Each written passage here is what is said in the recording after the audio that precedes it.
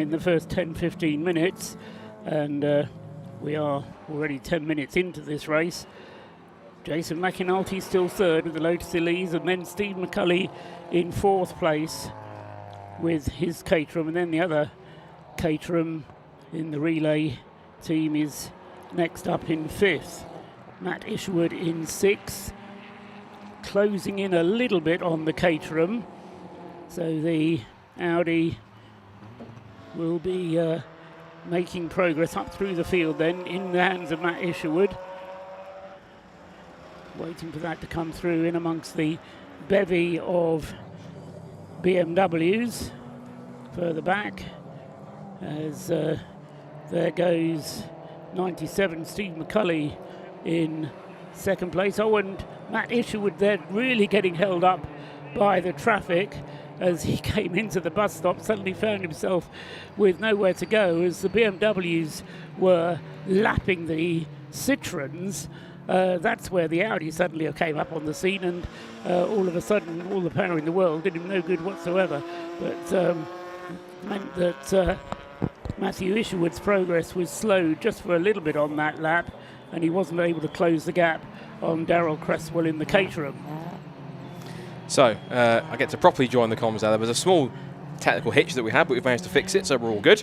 But the race now already progressing into its first kind of 15 minutes, and so far it does appear to be BMW ahead of the two Lotuses with Caterham, the Caterham. So it's all down to Lotus, BMW and Caterham at the moment in these early stages. In terms of the different class leaders, of course we've got Class D being led by the overall leaders, Class C being headed, and what I think is going to be a race-long battle between two teams that have been pretty much rivals all the way through the Supersport Endurance Cup season this year, which was the Clapham North Rob Boston Racing team, which has got Will Blackwell Chambers at the wheel, and Paul Wooding, who is, and the Stuart Humphrey racing car with Stuart Humphrey at the wheel.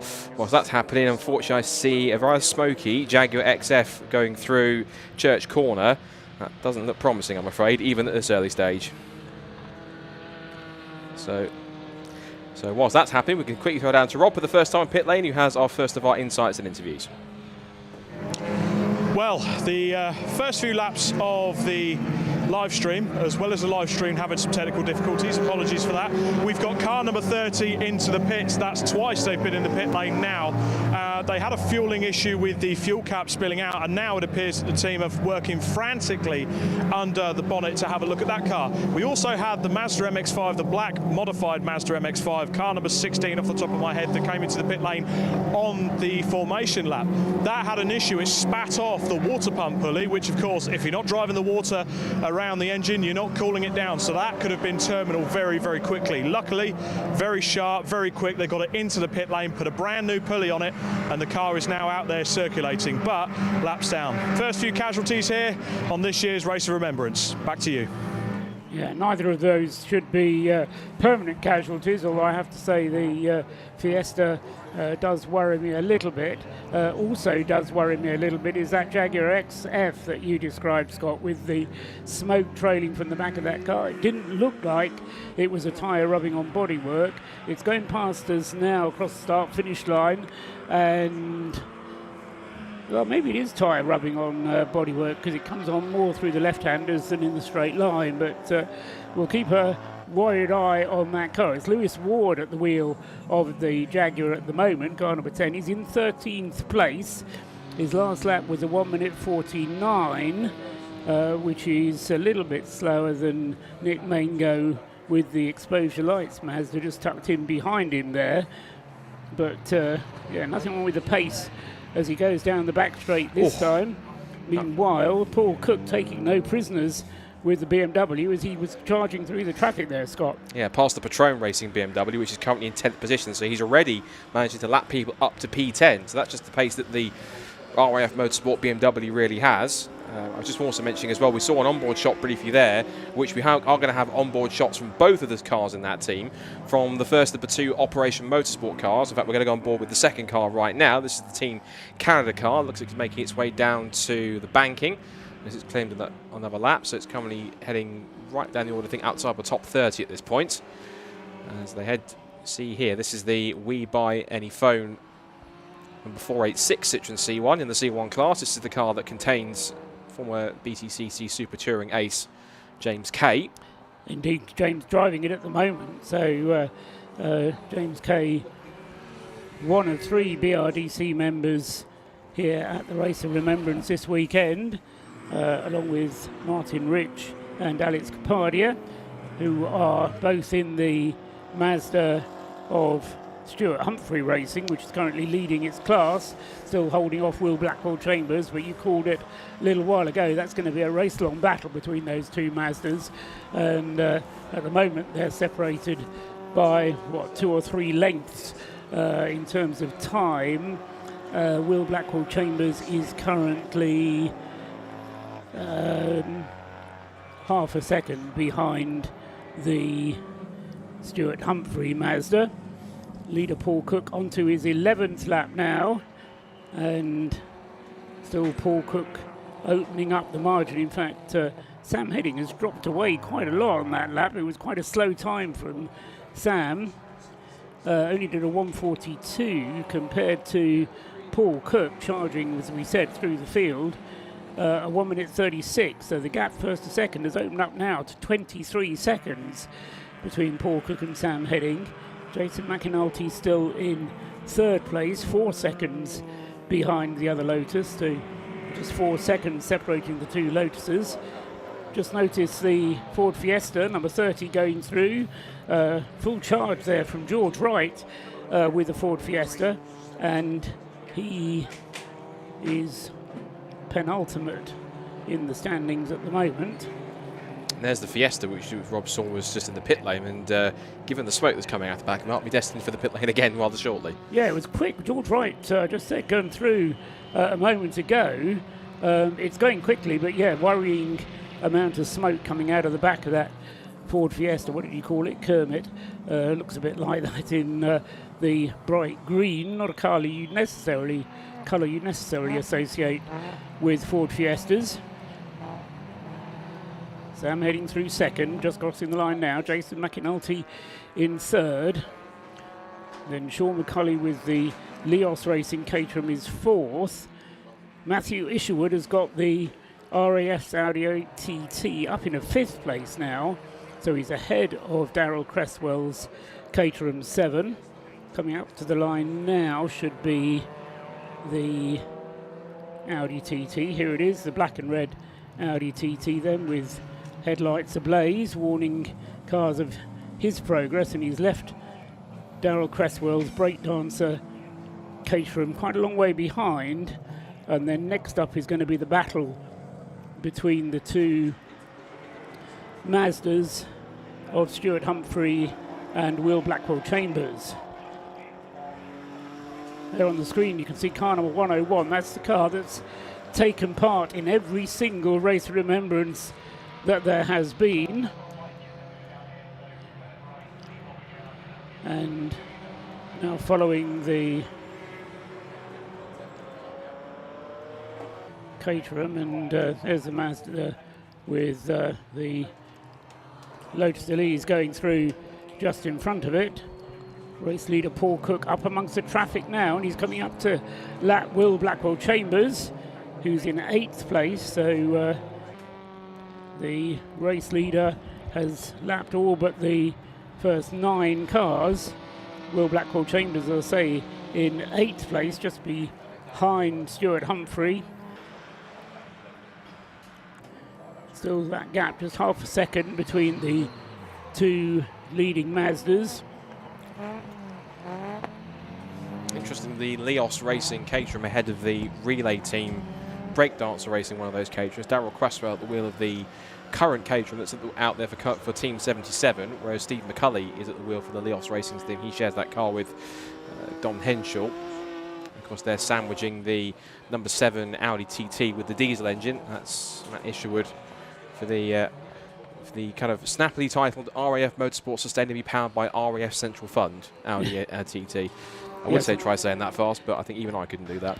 I think the emphasis is on sustainability, isn't it? As Chris Slater was pointing out to you, the truck that brought the car to the race is running on biodiesel, sustainably farmed bio form of diesel. The car itself runs on the same fuel, And the idea is they load the car into the truck at the end of the race and take it home sustainably as well. So that car, number 7, up into 5th place. As I say, Matt Isherwood had an issue on the first lap of the race, but since then the car's been running strongly. I say an issue, he had a spin. Wasn't a mechanical problem of any sort, but he just, I think, got into a little bit too much traffic as he tried to fight his way through. The pop bang colour Jaguar XF, car number 10 on the screens. J. Lewis Ward in 14th place now in the AFCN Motorsport entry.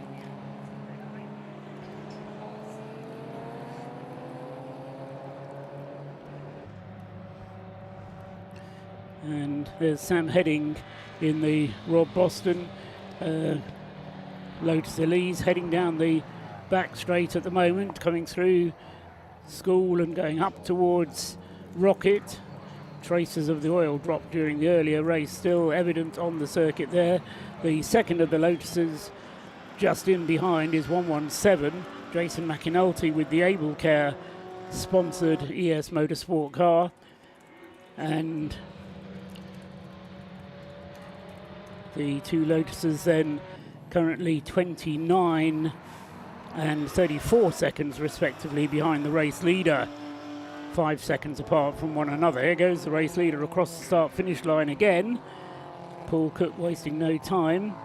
We've already had 20 minutes of the race, expecting these cars to run for, what do you think, Scott? Probably 2 hours on a tank full of fuel. I think the question is going to be for some is whether the tyres will last. Some cars using their tyres a little bit more aggressively than others, particularly the front-wheel drive cars tend to get through the front tyres a little bit more rapidly than the rear-wheel drive cars do. So the Lotuses, I suspect, are going to stay out longer. And as I say, the BMW, the number 27, the leading car from the RAF Motorsport team, apparently has quite a high fuel consumption from what I've heard. Don't know what your spies have been telling you in the camp.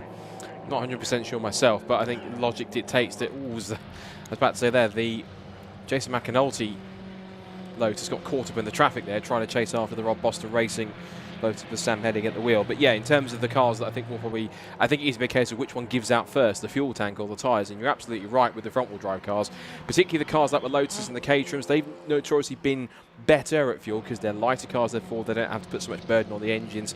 They can go a bit longer and they'll be a bit more better with fuel management as a result. The front-wheel drive cars are going to obviously struggle with their tyres. The rear-wheel drive ones obviously are going to be putting plenty of power through the rear wheels, so that means that ultimately there could be different wear rates on different ends of the car, but it will wait and see. This is the fun of endurance racing, as you well know, of course, for years and years, is that literally there's so many unpredictable elements that could come into this that it's all about who can get the numbers right, who can run the strategy as best as possible, and ultimately with endurance racing more than anything, who can just keep their nose clean and stay out of trouble, because sometimes it is the cars that do that make the best progress, because you can be the fastest car on track, but if you get caught up in incidents or have reliability problems, I think as the great Alan Moffat once said, if you're not there on the last lap, all the others count for absolutely nothing. Indeed.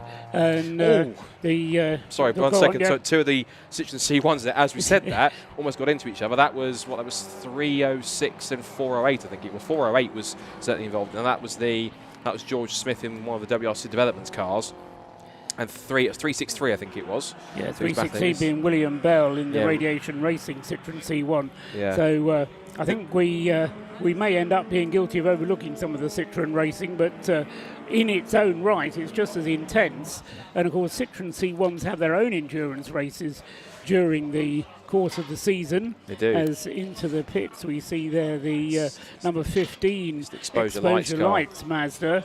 Running in Class C rather than Class B as was originally scheduled, and that's Nick Mango who's brought the car into the pits. It was running fairly well up earlier on, but now, as I say, losing time in the pits.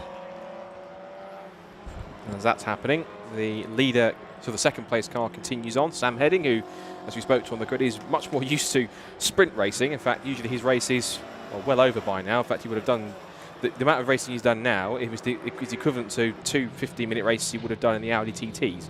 But he started off being someone who was quite prominent in the Mazda MX-5 Super Cup, then switched early on to the new Audi TT Cup Racing Championship, continued with Rob Boston Racing, and then now, of course, tackling with Rob Boston in a car that he has a lot of responsibility to keep clean and keep on the road, because, of course, it is the race-winning car from 2022. So it's certainly one to look for. While that car continues on in the lead, we're going to head back down to Rob in the pit lane, who I believe is going to try and find out the route of why the Exposure Lights MX-5 is in the pit lane. So, Rob, down to you.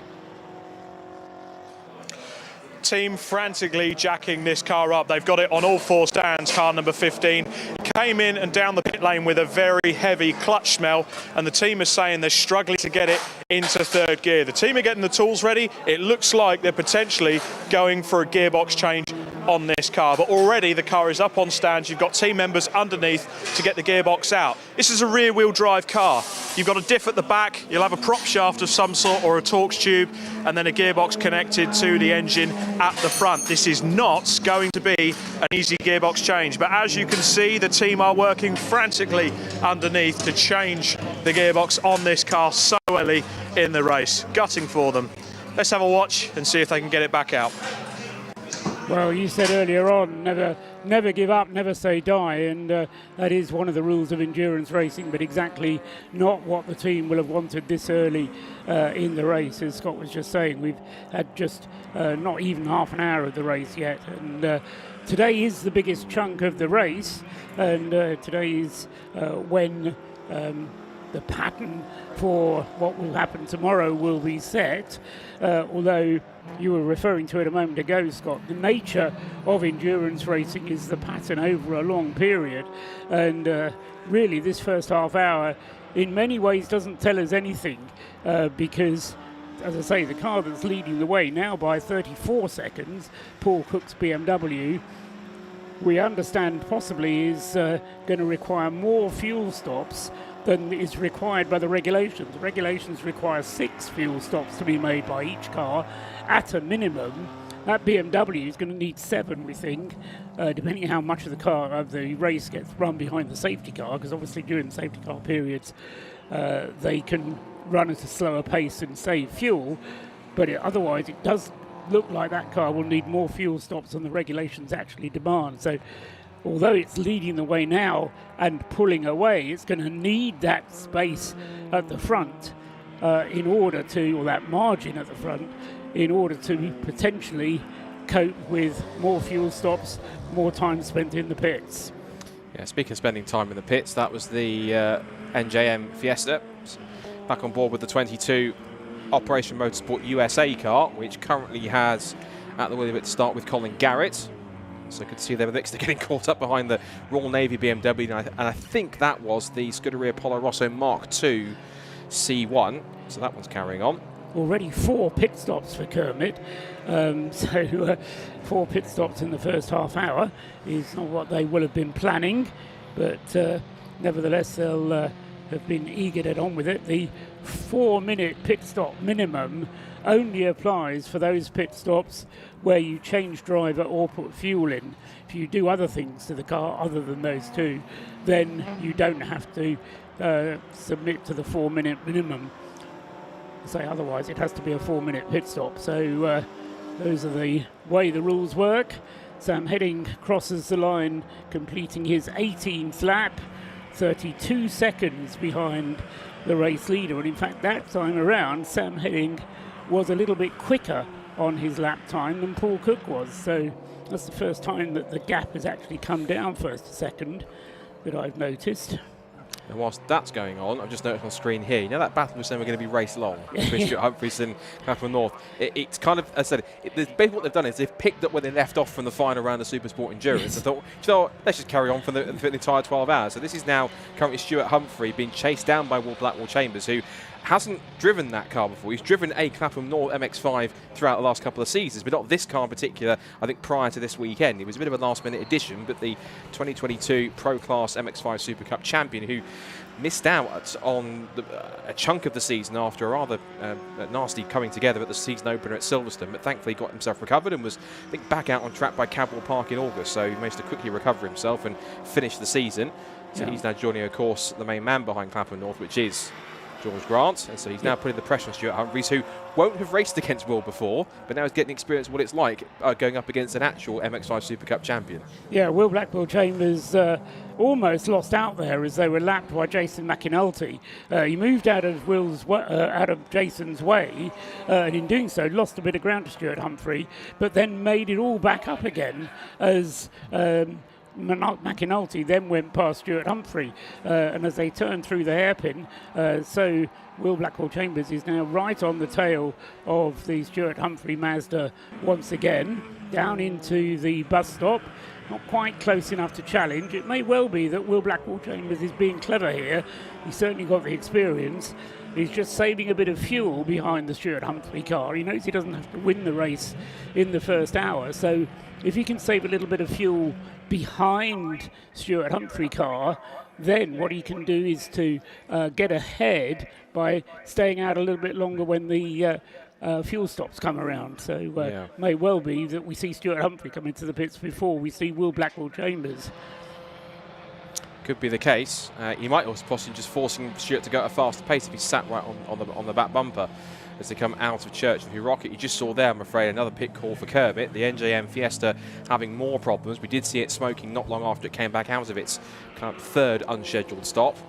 So that will hopefully get back on track. But then again, the comfort that they've got is it might well be out of contention, but they've still got just under 11.5 hours total to get that car and all the overnight work, because of course, as you rightly pointed out, there is no part firme in the suspended parts of the races. So I've even seen teams do entire engine changes. I think the Rob Boston race team did that once one year. I think the year they won it in 2022, overnight did an engine change and then went on to win the race to maintain that advantage. So that's the key thing, this one, because ultimately it is more of a race for fun rather than anything too serious for honours up for grabs. Yes. So of course they are allowed to be a little more lax in the rules in that sense.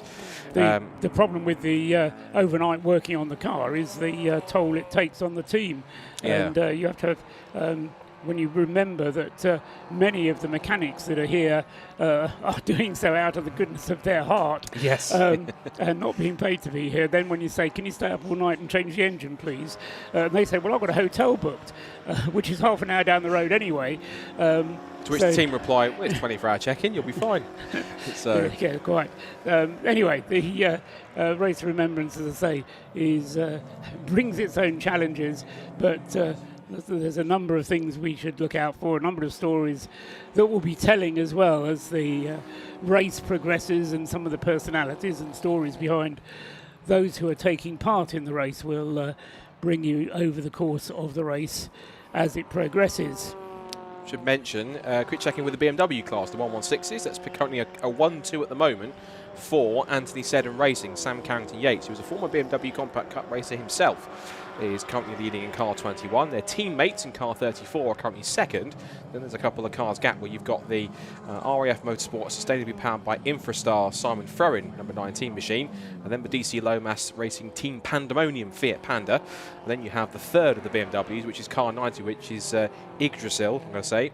Give a go at that, and that's Crichton at the wheel of that car in car 90. So that will be Tim Crichton, who's showing that car with Rob Mallet and Freddie Tatham at this point. Do you know about Yggdrasil? I don't, but enlighten me. Okay, so Yggdrasil is Norse mythology, Norwegian mythology. It's the tree at the centre of the universe, around which everything else goes. So if you know your Norse mythology, look it up on Google. I do now. I did. That was before I came here. But it's based on that. I thought it was initially something Welsh when I got here, but it's all based on the Norse mythology, and Yggdrasil is the tree at the centre of the world around which everything else revolves. Also, while talking about BMWs, Mac Mackenzie Priestwood in the number 34 Anthony Seddon racing car, only 19 years of age. If you get a chance when you're down in the pits, talk to him, because he is a driver who has ambition, quite clearly, and quite where he might go, having cut his racing teeth in the BMW 116 class. It's a good place to start racing. But he's driven a Brscc GT car already in a test, and has great hopes. And one on the subject of Anthony Seddon Racing, the other thing I'd like you to do, Scott, when you get down into the pit lane, is talk to Simon Yates as well, because There was a racing driver back in the 80s called David Yates, and I think he might be related. I remember he raced this my Production brain goes. saloon cars. Ford Sierra Sapphire, Yeah, Cosworth, blue that's one. right. I think it was white, but I hope you forgive me saying that. The only reason I know that's because he's appeared in 1 or 2 crash compilations videos I used to have, so that's the only why I know from that car. Maybe it was after they crashed the blue one that he then became the driver of a white one. Anyway, Possibly. so whether he's related or not, I'm not sure, but there was also a Carrington in their name, which is why I think there might be a link back to him. So that's apropos of BMW, but certainly Anthony Seddon Racing has arrived in the Race of Remembrance very much as the team to beat, and is at the moment showing everyone else how to do it. First and second in the BMW class, ahead of the Yggdrasil car which Tim Crichton is driving, car number 90. Car coming into the pits at the moment, and that is number 14, and that's coming in, that's another Mazda, the Peter McNichol Lancaster Insurance Auto Test car, which is one of the quicker cars in the class.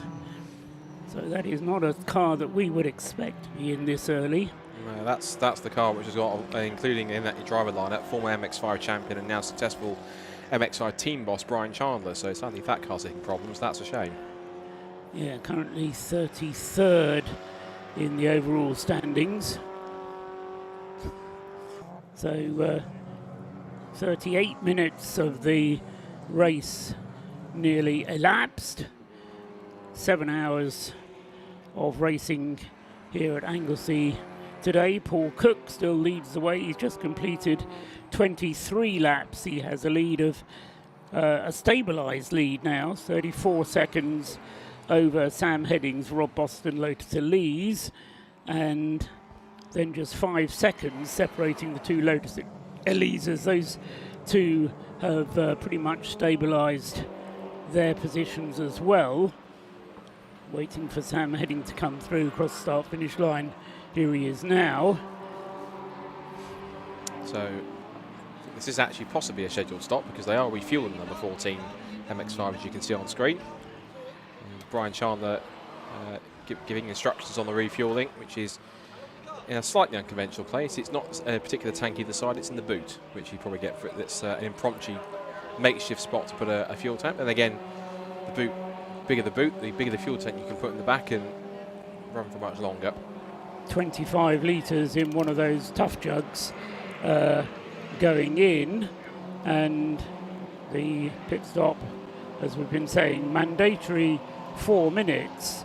But if you're allowed to put 2 tanks of those 25 litres in, so you can put 50 litres in altogether, but actually getting a full 50 litres in and getting the driver then strapped in, because you have to do the refueling with the driver out of the car, and when that is all done, it does take quite a while and can very quickly get up to 4 minutes elapsed once you've done that. So they have to be a little bit sharpish on the pit stop.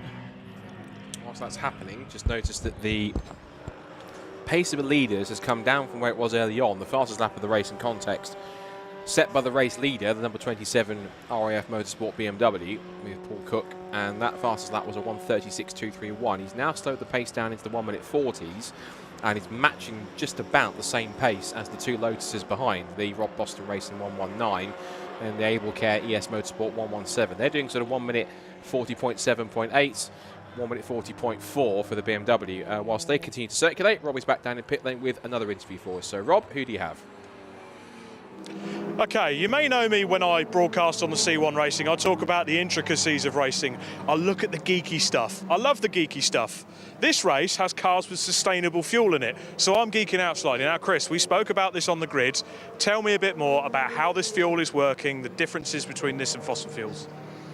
So I can't say much how it's working because I've not done any of the technical work, but these boys from Darksider we've partnered up with this weekend to test it. But the Air Force has been using this type of fuel, which is HVO, so fossil-free diesel, in some road vehicles. It's just coming to an end, and there's some fuel available that we could get hold of. to take the information that the guys have used when they've tested it on a dyno to feed it into that report. So as we progress through getting towards the end of fossil fuels, and we have the information that we need to make the best decisions possible. Now guys, so you're the technical guys, you're going to give me the information I need now. So first of all, introduce yourselves. You're from Dark Side Developments. What's your roles there? I'm a general mechanic, and then spare time I get a help him out in race workshop. But yeah, he's one who builds cars. And yourself, sir? Yeah, so I'm main race mechanic at Dark Side. I'll do alt cars and that, so build these ones that come today and run all the stuff for them. So talk us through this sustainable fuel. How does it work? Honestly, it's the same as diesel. Like, there's pretty much no difference. It's got the thing that's the worst bit about it is it smells different. It smells like vinegar, so that's probably the worst thing. But actually, like burning wise and in the combustion chamber, it's pretty much the same. We had it on the dyno with cylinder pressure monitors, and obviously our dyno gives a graph at the end on torque and power and horsepower and stuff, and it was pretty much exactly the same as regular diesel would be.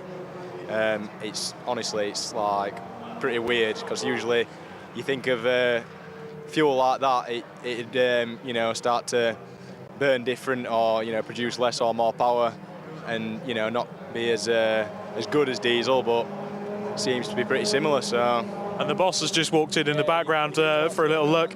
I mean, the work that Team Darkside are doing with the RAF, you're bringing a sustainable fuel into motorsport. Essentially, could you say the work you're doing is helping to make motorsport last?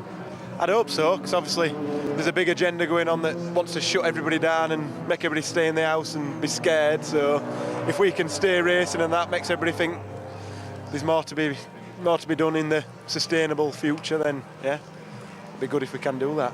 There's a lot of work gone into the sustainable side leading up to it. What more work is there to come? I think with the diesel side, it's behaving exactly the same as it would on a fossil fuel, so there's nothing else really to be done with that side of things, I don't think. And running the TT as a diesel on it this weekend, is there anything you've had to change on the car at all to run this sustainable fuel? No, if people watch our video, like and subscribe, I don't normally do that. If they want to watch our video there, we've literally drained the fuel out of our truck into the car. So, and the truck drove to the RAF base and got filled up from their Bowser. So there's no change to the truck, no change to the car. And I think the price of it were only about 10 pence dearer than normal diesel. So when that equalises, it's a no-brainer really. Fantastic, guys. I'm going to have to cut it short there, because unfortunately out on circuit there's 3 wheels on a 2CV wagon. So safety cars out. Let's see how they're going to get on with the recovery. Back to Scott and Paul.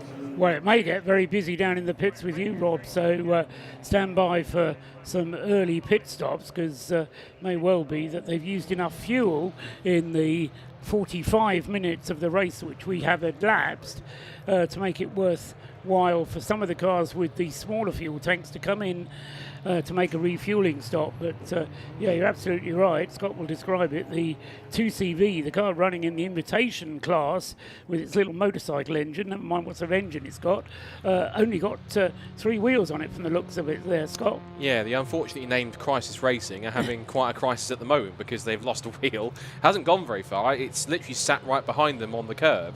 So it's just to the right-hand side of the shot there. But the Bentley Bentayga safety car will now head out on track, and quite fittingly, it's now just about picked up the race leader. So the number 27 BMW will basically form up the rest of the queue behind it.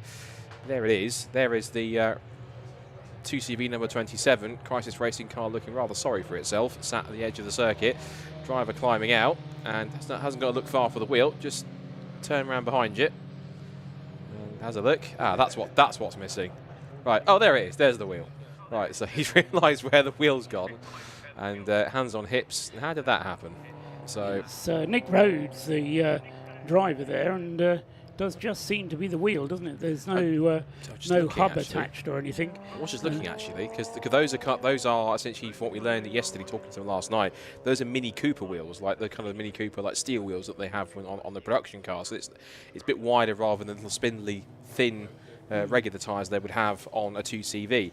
So whether or not that's simply just come off, whether it's a nut or a bolt, or simply it's just completely sheared off, not 100%. No, But it should be at least 4 wheel nuts holding it on, so wouldn't have thought it's just a nut shearing, but say there was no sign of anything but the wheel having come off the car. Anyway, from Paul Cook's point of view, the race lead, he'd got it up to very nearly a minute between himself and Sam Heading in the Rob Boston Lotus Elise, but of course this safety car is going to play entirely into Rob Boston's hands here, because it's going to enable Sam Heading to close right up onto the tail, well, not quite onto the tail, because there are many cars between Paul Cook and Sam Heading in first and second places, but it's certainly going to enable Sam Heading to close up quite significantly on the rest of the field and close that gap first to second.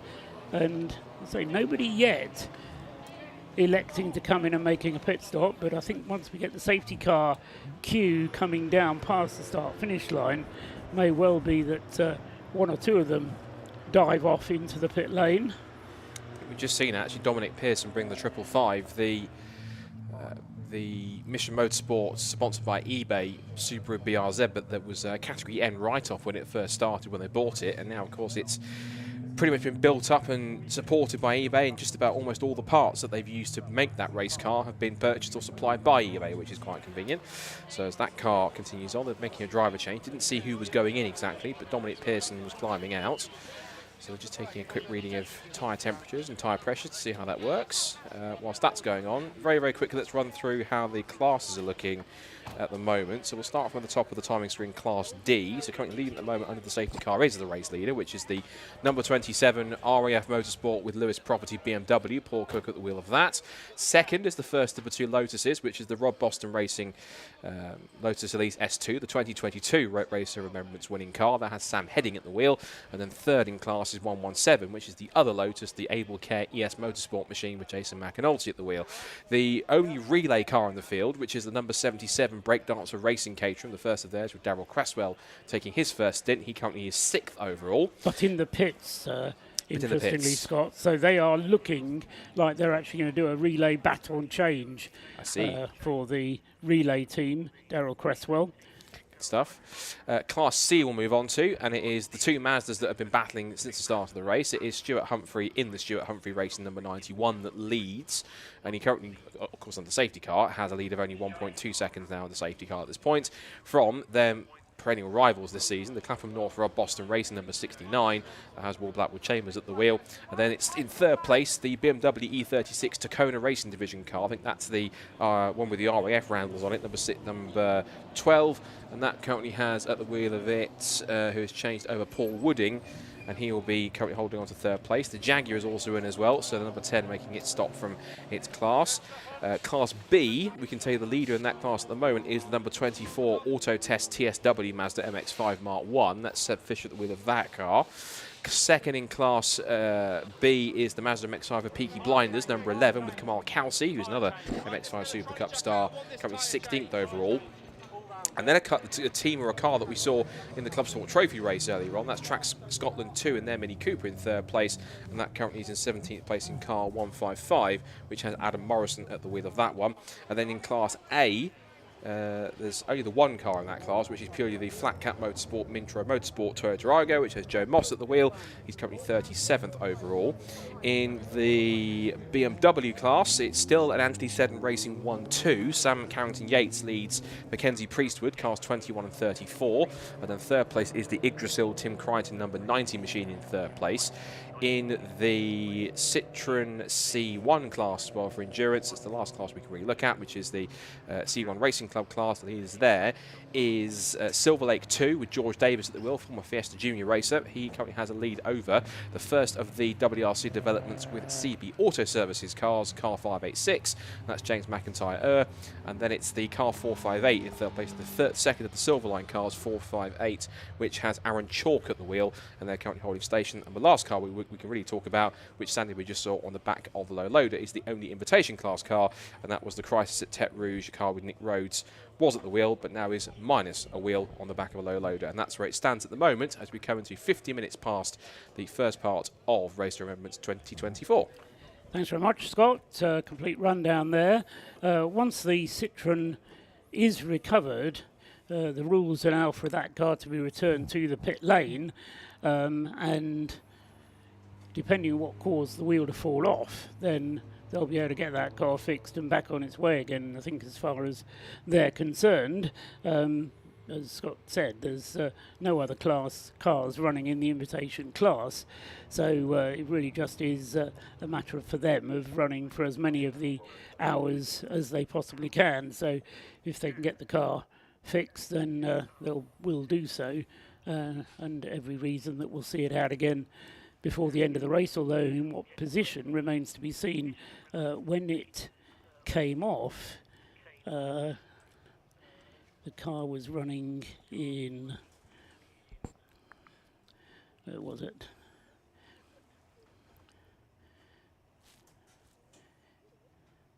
Here we go. It was up to 33rd place when it stopped, so it would be able to say 33rd out of the 55 starters. The Subaru BRZ having a change of driver, and bear in mind that all the drivers of that Subaru BRZ are wheelchair users. The car itself runs with hand controls, which actually brings, I won't say any advantages, but it lessens the complication because they don't have to change the car over from its manual settings to auto settings when an able-bodied driver gets into it, because they don't have any. And as one of the teams said to me, they've taken a written-off car of 4 written-off blokes and fixed them all up. And I love that, because that's what Mission Motorsport is all about. Yeah. And as I say, that Subaru looks absolutely the part in the Subaru colours, the traditional Subaru colours, car 555 on the side of it. And apparently Subaru were involved to give permission, as it were. They didn't just slap all the stickers on and say, well, that looks right, as so many of those Subarus that you see driving around the roads do with their gold wheels. But they went to Subaru and said, would you mind if we did this? And Subaru said, no, not at all, that's a great story. And as Scott was saying on the grid, that car, having been rebuilt from an insurance write-off, has then been supported by eBay, and many of the parts have been sourced through eBay. There's a little bit of an argument going on down the back straight at the moment, Scott, between one of the Citroen C1s, the Silver Lake class leading car, which isn't going as fast as the safety car is, unfortunately. And not going as fast as car 55 wanted to go to, hence the headlight flashing. That's car 55, which is... That's the 155. That's the Trac Scotland car, I think, isn't it? That's why it says 55, though. There are two Trac Scotland cars. One is 55 and one is 155. Ah, there it is. Yeah. So that's why you've got the confusion. There are two of them. Forgive me, I was looking further down the entry list than I thought it would be. So it's actually 19th. That's Michael Imrie, who's had a couple of appearances in the mix.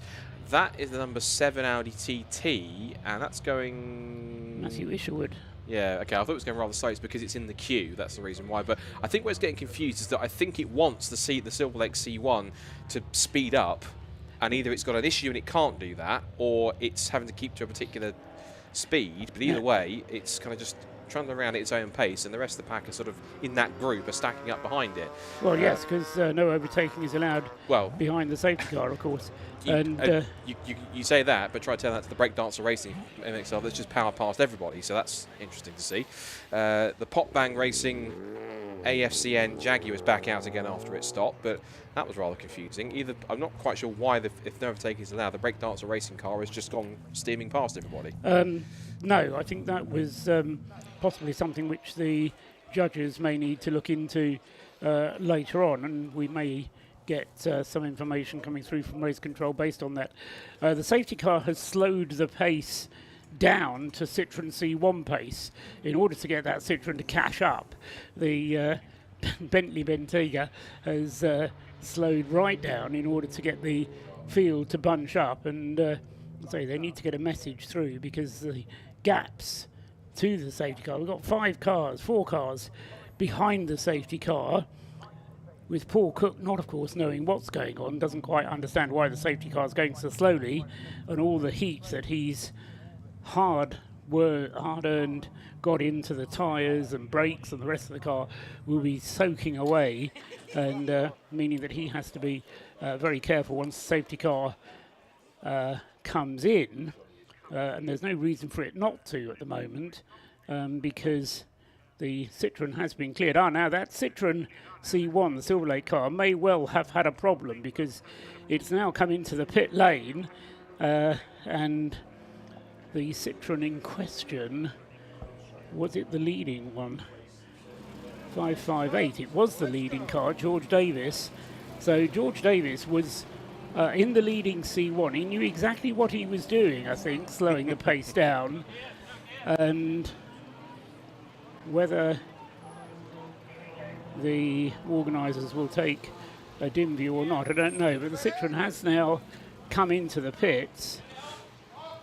Yeah. Whilst that's been happening, let's talk across. We just saw there the number 15 Mazda MX-5 was pushed back out of the. That was the Exposure Lights MX-5. Was pushed back out of the pit box. Realised that not all was right with it, and they've been pushed back in again. So they have to keep on working on that car. The Crisis Tech Rouge 2CV made it back to the pits as well. That's now been worked on to fit a brand new right rear wheel at least, and check everything else is as it should be. But the field continues behind the safety cars. We reach the first hour of Race of Remembrance 2024. This is this first of this 7-hour part 1, which will finish, of course, at 10 o'clock, and we'll get the rather unique red and white checkered flag, not a black and white checkered flag, because typically checkered flags means that a session's over. But it's not over, we're simply suspending it, hence the creation of the red and white checkered flag. We'll come on to that when we come to it. But yes. We'd also get a safety car out at the end of this evening's portion of the race. Another Citroen running slowly there, as we cut back to a shot of the work that's been going on in the garage of the number 50. Oh no, that's the 2CV. It may well have been a hub problem because it's not just a case of slapping on a new wheel. The Bentley has speeded up. We have now one queue of cars behind rather than two, because the Track Scotland Mini Cooper has now been able to close the gap on the rest of the field. So they are now going round, and the safety car lights are out. So we're going to get racing back underway again after, how many laps did we have behind the safety car there? Were you counting? I reckon it was 4 laps. This was the 5th lap behind the safety car. So 5 laps running behind the safety car will have enabled Paul Cook to have saved a bit of fuel, which is something that the team will have been keen for him able to do. And having saved fuel, he then uses it all up, accelerating out of the last corner and across the start-finish line. But full speed once again then for Paul Cook. The gap between himself and Sam Heading in second place, who now crosses the line in second place, has come down to 15 seconds. So that's a reduction of 40 seconds that Sam Heading has gained from between himself and Paul Cook, the race leader. Jason McAnulty is now just 2 seconds behind Sam Heading, and then Steve McCulley in the number 97 Leos Racing Caterham is in 4th place, and he is just 16 seconds behind the Jason McAnulty Lotus Elise. Then Stuart Humphrey and Will Blackwell Chambers absolutely nose to tail as they cross the line at the end of their 30th lap, so 31 laps complete for the race leaders, 30 laps completed for the Class C Mazda MX-5s, and 29 laps completed for Sebastian Fischer with the Class B Mazda, the Mark 1, in 10th place overall, car number 24. So racing back underway then, under green flag conditions, and now we're getting to this real point of the race where already lap traffic is getting key, and I think that was getting close between the two Lotuses. There's been a change for second place then. The ES Motorsport Lotus catching the Rob Boston racing car under the traffic, and Sam Heading unable to really capitalise on it, and he gets outfoxed by Jason McAnulty, and 3 went on the exit of the corkscrew down the Tom Price straight. And so the two Lotuses are still second and third, but they have now swapped positions. 117 ahead of 119. And we talked to Jason McAnulty. He's pretty much going as hard as he can from the word go, and he's certainly proving that as he gets onto the pit straight, and as he goes across the line, second place is now confirmed on the timing street, and already he's ahead by about a second and a half through this traffic. Exactly, and it's a big gap, isn't it? Because 2.4 seconds between second and third, and about 3 cars, I reckon, separating the purple Lotus from the blue one. So whether it was just that Sam Heading got himself a little bit caught up in the traffic, whether he didn't quite get the drop quite as quickly once the safety car had gone back. I mean, Sam will have had safety car restarts in sprint racing, but probably not after such a long interval. But he has lost quite a lot of ground though. But we go down to the pits to Rob Lewis.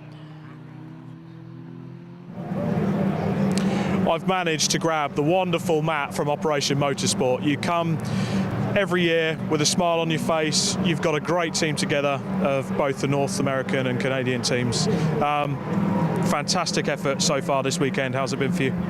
No, it's been really good. We've had a couple of good mechanical failures going into practice, but Rogue Motorsports, they've come in and helped us with it. But the guys have been just rolling up their sleeves and getting in there. It was pretty good. We're running a pretty good pace right now, overall. The yellow comes out. It's not really where we wanted it, but there'll be more. The admiring thing about it is you guys don't see these cars until the week before the race. Yeah, we communicate with Rogue on what we are looking for out of the race, what our goals are and our strategy plan is going into it. But no, we don't touch it at all. We don't see it until Wednesday, like 3 days before the race. And so it's quite the hype, and then we get back here and then you don't know what's been done, you don't know if it's been perfect or what, and then it's really interesting because then the guys just get to work on the wrenches. They get the car in the air and they're double checking everything, seeing what's new, seeing what's changed, and then out onto testing. And this, of course, is going to be the last year that Operation Motorsport comes to this particular race, because next year you guys are going to Virginia Raceway and you've got your own version of this race to do on the same weekend, right? Yeah, we're really excited to bring the Veterans Race of Remembrance down in Virginia International Raceway. We've had some great partners. USAC's come on. We have we have racing with Mustang Challenge is going to come in here. Our drivers are spokespersons for what we do and what these guys are giving and how they're recovering and all the effort they put into their recovery and how well the program is working. And so to have good quality partners behind us, like Michelin, it really helps us to come forward and put on a good race, and we're hoping that we're going to put on quite the spectacle. And you've got some hardcore racers in your cars as well. That helps. Yeah, we do. We kind of stack our drivers. We have a champion in Mustang Challenge. He came in second Mustang Challenge. We have a champion in TCR in Canada, and he came in third. We brought some stout drivers, so we're hoping to still put a good run on everyone around here. Matt, we can't wait to see how you guys get on, but thank you very much. From me, just my sheer admiration to you and to Operation Motorsport. You guys are absolutely fantastic. Before we go, he mentioned Rogue Motorsport.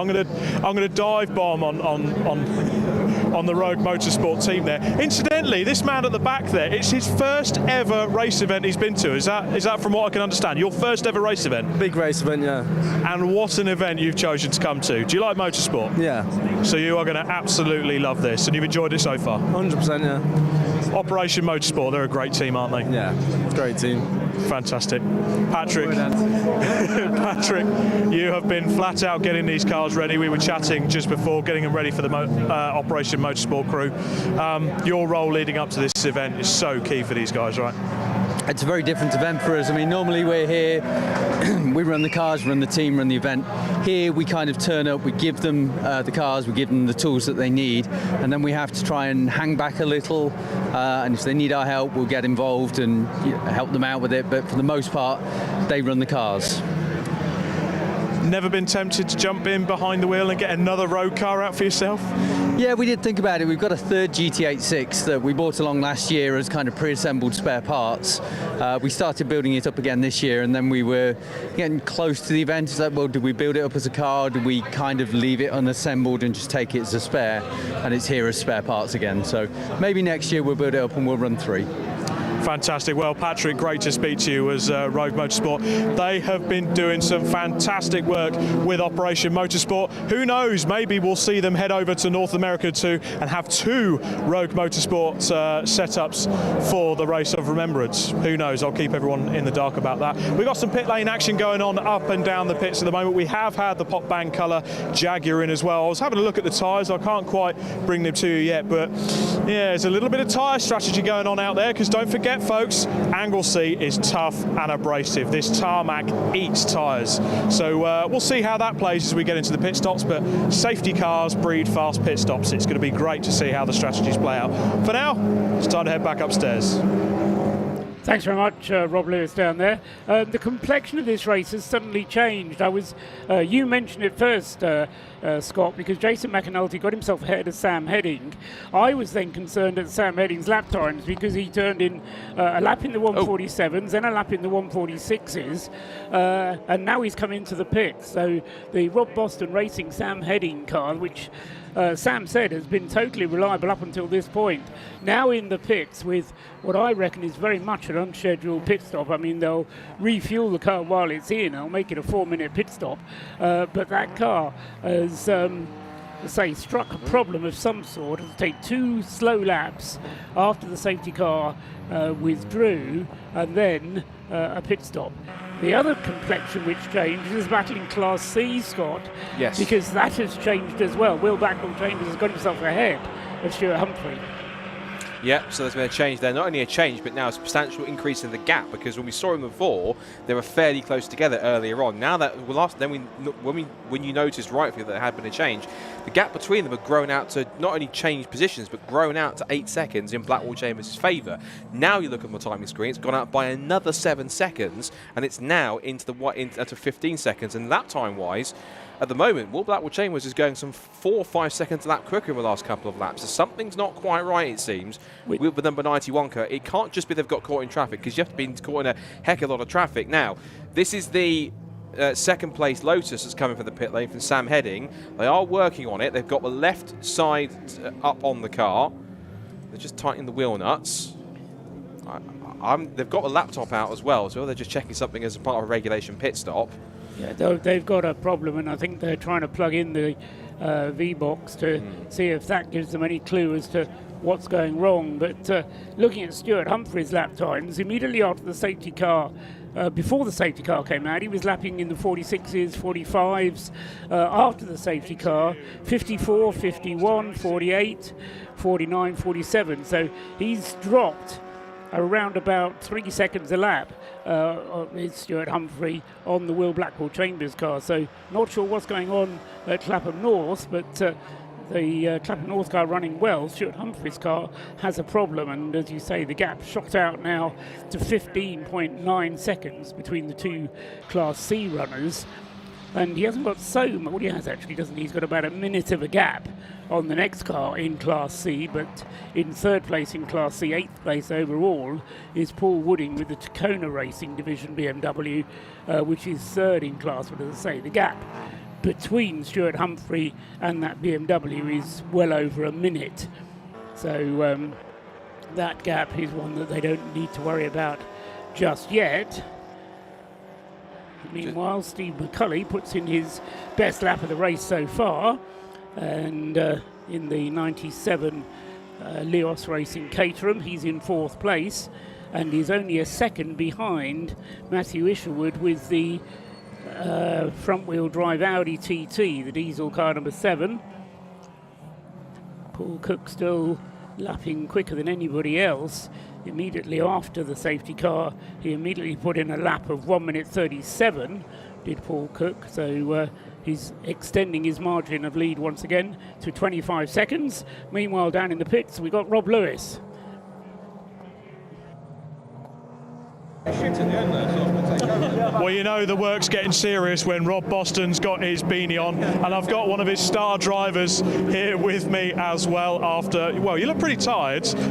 What was the issue there? Unfortunately, we got a slow puncture on the rear right, so I've noticed it sort of 4 laps to go, but I thought I'll just stay out, but it's got worse and worse, so yeah, I had to come in the end. The pace dropped off a bit towards the end, but has it caused you significant damage, or can you make the time up? No, the car should be fine. We'll definitely make the time up. I don't think the car's damaged at all. We were comfortably sitting in P2 ahead of the other Lotus, but yeah, it just got worse and worse, so hopefully it'll be sorted now.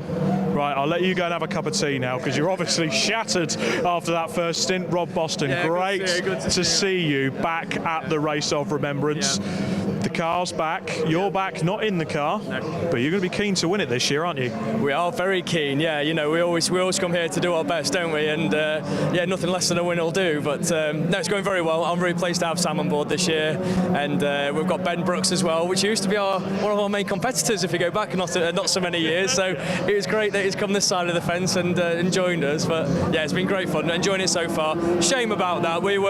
He was definitely struggling a little bit for a bit longer than he realised, I think, with the slow punch, and it only actually came in once it totally went down. So yeah, it was completely flat in the end, but yeah, I think he was probably struggling more than he realised before that. But that's kind of what endurance racing is all about, managing those little problems until it really drags you down. Yeah, you've got to keep going, yeah, until you literally have, right, this is going to stop playing next lap, then you come in, because yeah, the pit stops, you lose 4 minutes with an unnecessary pit stop, so we just had to get on with it. But yeah, a lot of racing still to do. A lot of racing still to do. I've heard a little rumour that you're having a little play in an MX-5 with Mr. George Grant, who's behind you. Just be, yeah, I'm quite looking forward to a little night stint. George and Will, obviously a two-driver team, and it just puts us in a sticky spot with pit stops when you can only do no more than 3 hours driving in a rolling 5 hours. And depending on pit stop times, it may put them in a situation where they go over their allocated or maximum driving time. So I'm just going in to do a middle stint, so it just takes that out of the equation.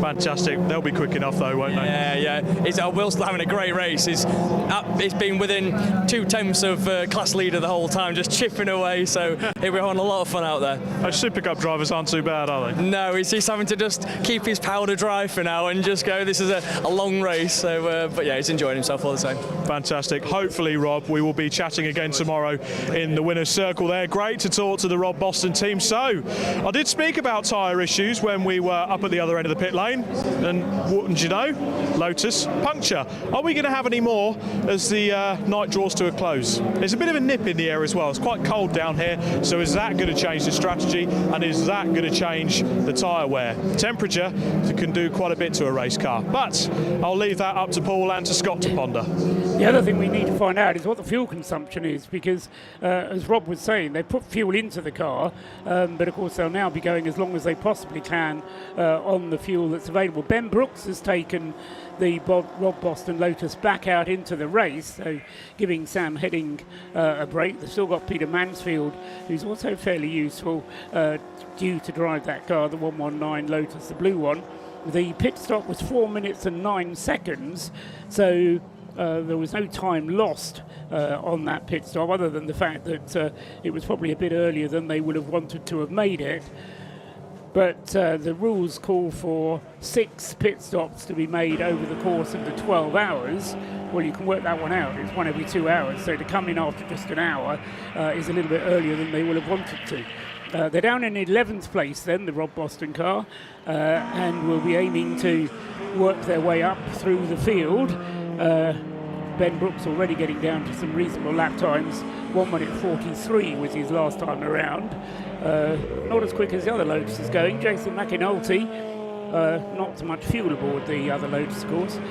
Jason McAnulty lapping in the 1 minute 40s and is just 28 seconds now behind Paul Cook's BMW, which is still charging on in the lead of the race, having opened up the gap from 15 seconds when the safety car withdrew, up to 28 seconds now. Paul Cook going through, completing his 41st lap as I speak. There goes Will Blackwell-Chambers crossing the line, completing his 39th lap, so now 2 laps behind the race leader, but importantly for him, 18 seconds ahead of the Stuart Humphrey car. So Rob was saying how Will was just chipping away behind Stuart Humphrey. Well, he's taken the class lead now.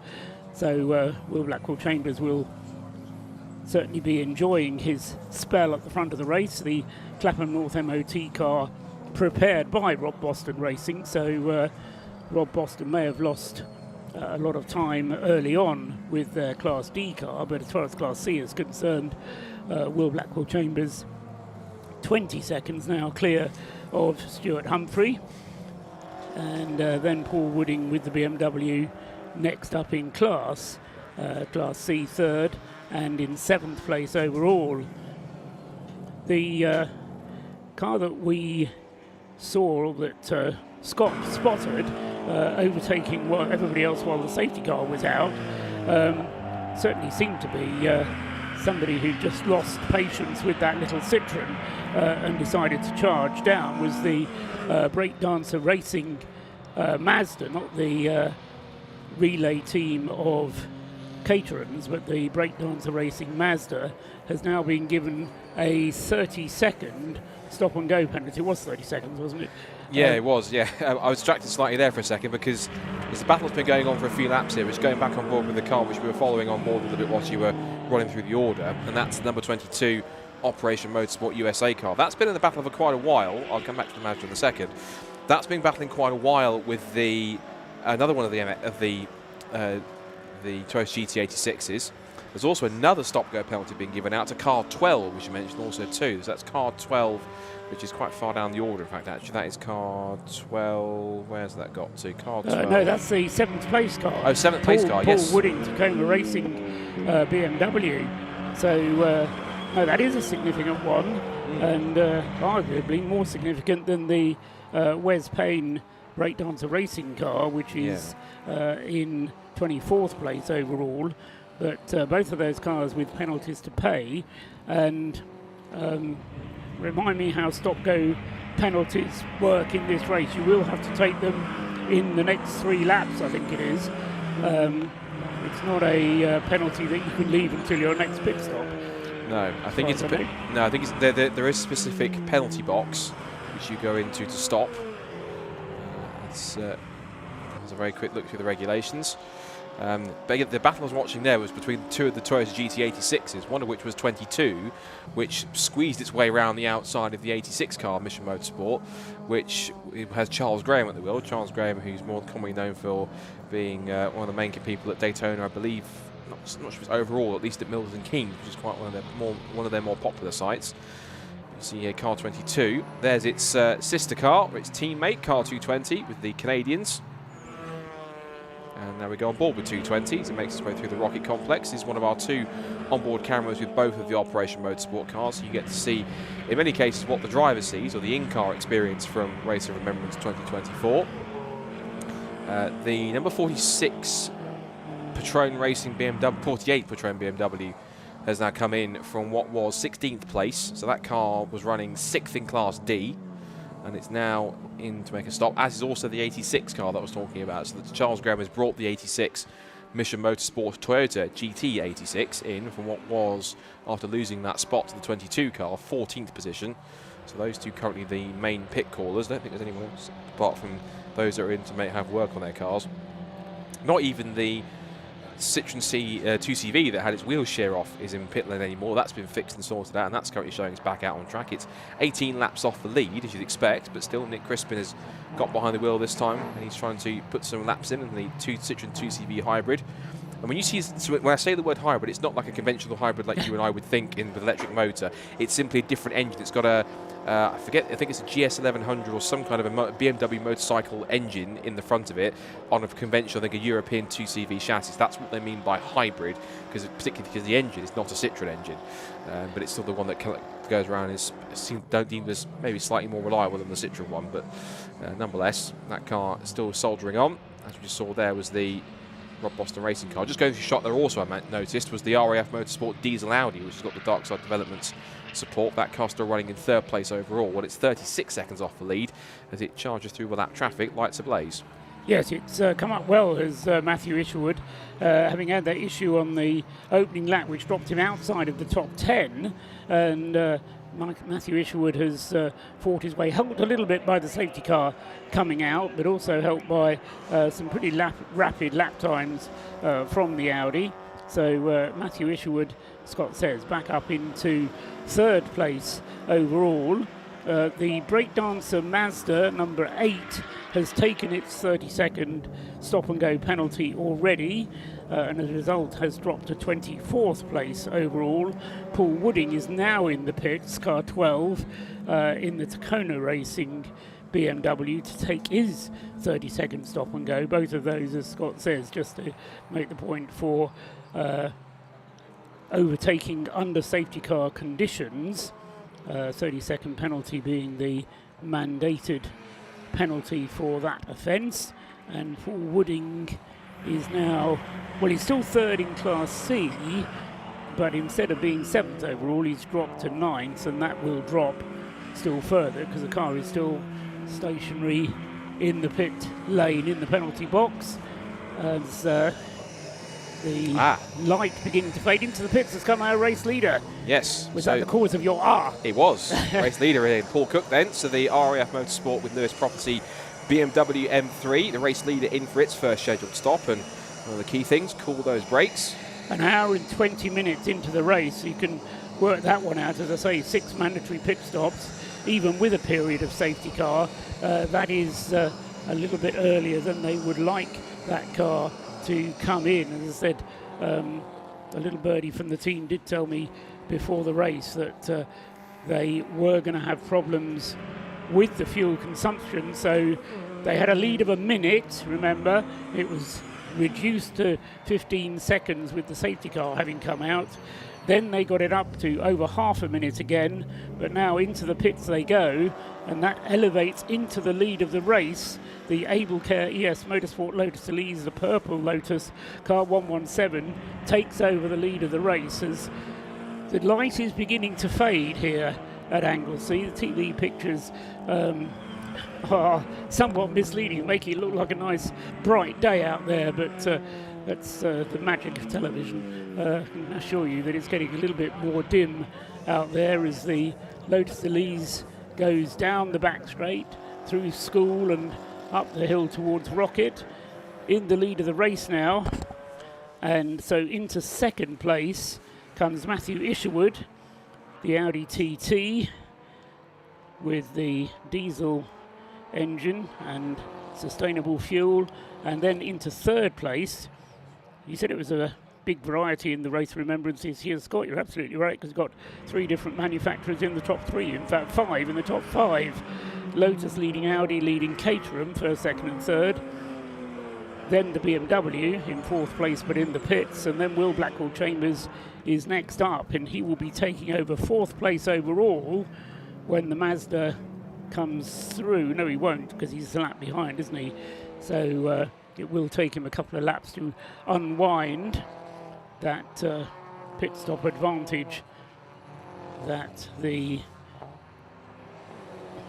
BMW 27 Paul Cook had. There goes Will Blackwell-Chambers across the line, completing his 44th lap, just ahead of Jason McAnulty, who's completed his 46th, though still very nearly 2 laps separating the first 2 cars. Into the pits comes the Fiat Panda, car number 25. Martin Walker it was who started that car. Jaguar XF still running strongly in, where is he now, number 10, having made a pit stop. 23rd place, Michael Burton, having taken over the wheel of that car. Its pit stop was rather longer than they will have wanted it to be at 6 minutes. Paul Cook's car is still in the pits. They'll almost certainly be having a driver change there.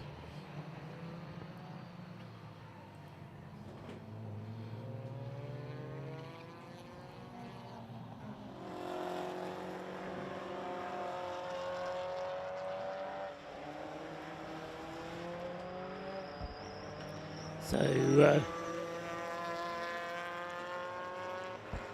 the Jaguar, as I say, in the hands of Michael Burton. It having been started by Lewis Ward. As the sun set here at Anglesey, due at 4:30, but haven't seen anything very much of the sun since lunchtime, certainly not whilst the race has been going on. And is that Chris Slater standing by waiting to get into the car? I think it might be, actually. I'd expected Wayne Lewis to be getting in second, but I think Chris Slater is getting in.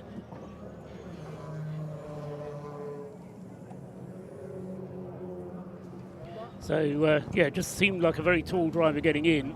And as I said earlier on, Chris doesn't quite find himself comfortable in the car because of his size.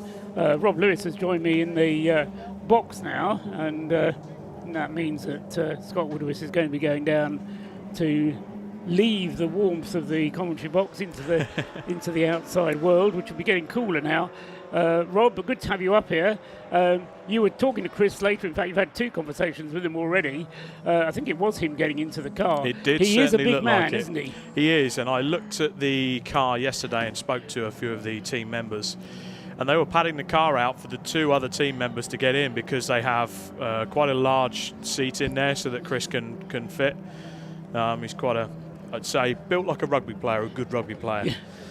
And they're just getting him strapped into the car there. The good thing is, with the minimum pit stop time, little adjustments like this, as long as they can do it within the allotted pit stop time, it works. The key thing you just said there, Rob, is as long as they can do it within the allotted time. Yeah. Chris was telling me that actually with the refuelling, they're not quick, and with getting him strapped in, it does take a little bit longer.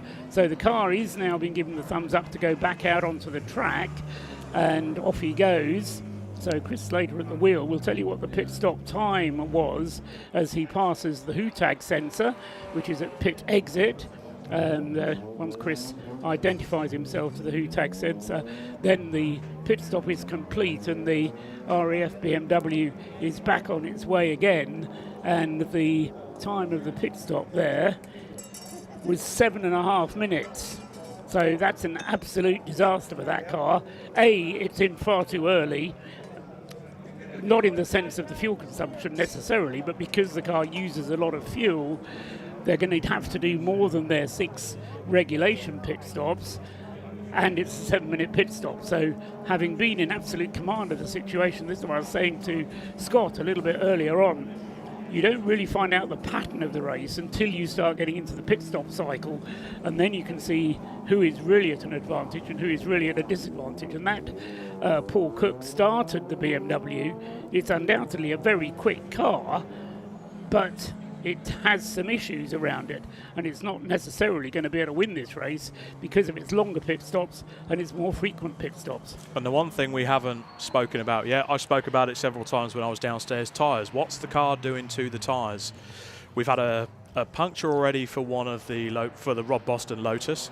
We don't know if that's due to conditions out on circuit, whether it's just a bit of bad luck, it's picked up something, or maybe a tyre defect just from the factory in that particular tyre. We don't know. I suspect the cars that are going to have the tyre issues are going to be the front-wheel drive cars. The rear-wheel drive cars are more balanced. It's the front-wheel drive cars which eat up their tyres, particularly the Audi TT. So the number 7 car, Matthew Isherwood, with the Audi TT, the team told me that the car will go further on its fuel than the tyres will allow it to go. It's a diesel, it's economical, diesels are. They've already told you that their diesel produced from corn oil or whatever it is performs just like ordinary diesel. The trouble is that there's so much torque on that Audi, all going through the front wheels, wears front tyres out very quickly. You're going to tell me the rear tyres get worn out on the rear-wheel drive cars, are you?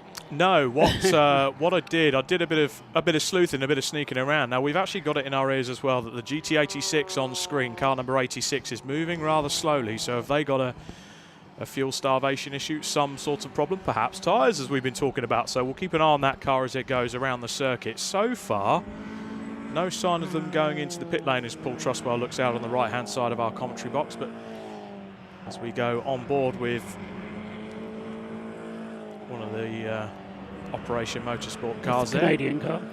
That's a Canadian work Canadian wheel work going on there, just coming up on one of the C1s in the field, one of the many C1s in the field. But yes, back to the conversation we were just having regarding tyres. So I was down in the poppy bang colour Jaguar pit, and I had a look at the tyres that came off from their pit stop. Now, the set of tyres they had, I think the team manager was just dealing with some bits, and they wouldn't let me quite do a piece to camera yet, but I'm sure we can bring something to you later on. That's the car on screen there, car number 10. So as soon as that car came in for its last pit stop, they changed the tyres. And the interesting thing was they were running a pair of tyres on the back that did 30 laps on the front yesterday, and the front left tyre has worn so much, so they've done 30 laps on the front yesterday, they've then moved it to the back, and that started this race, and already it was delaminating the tyre, and that was a Pirelli P0 track tyre.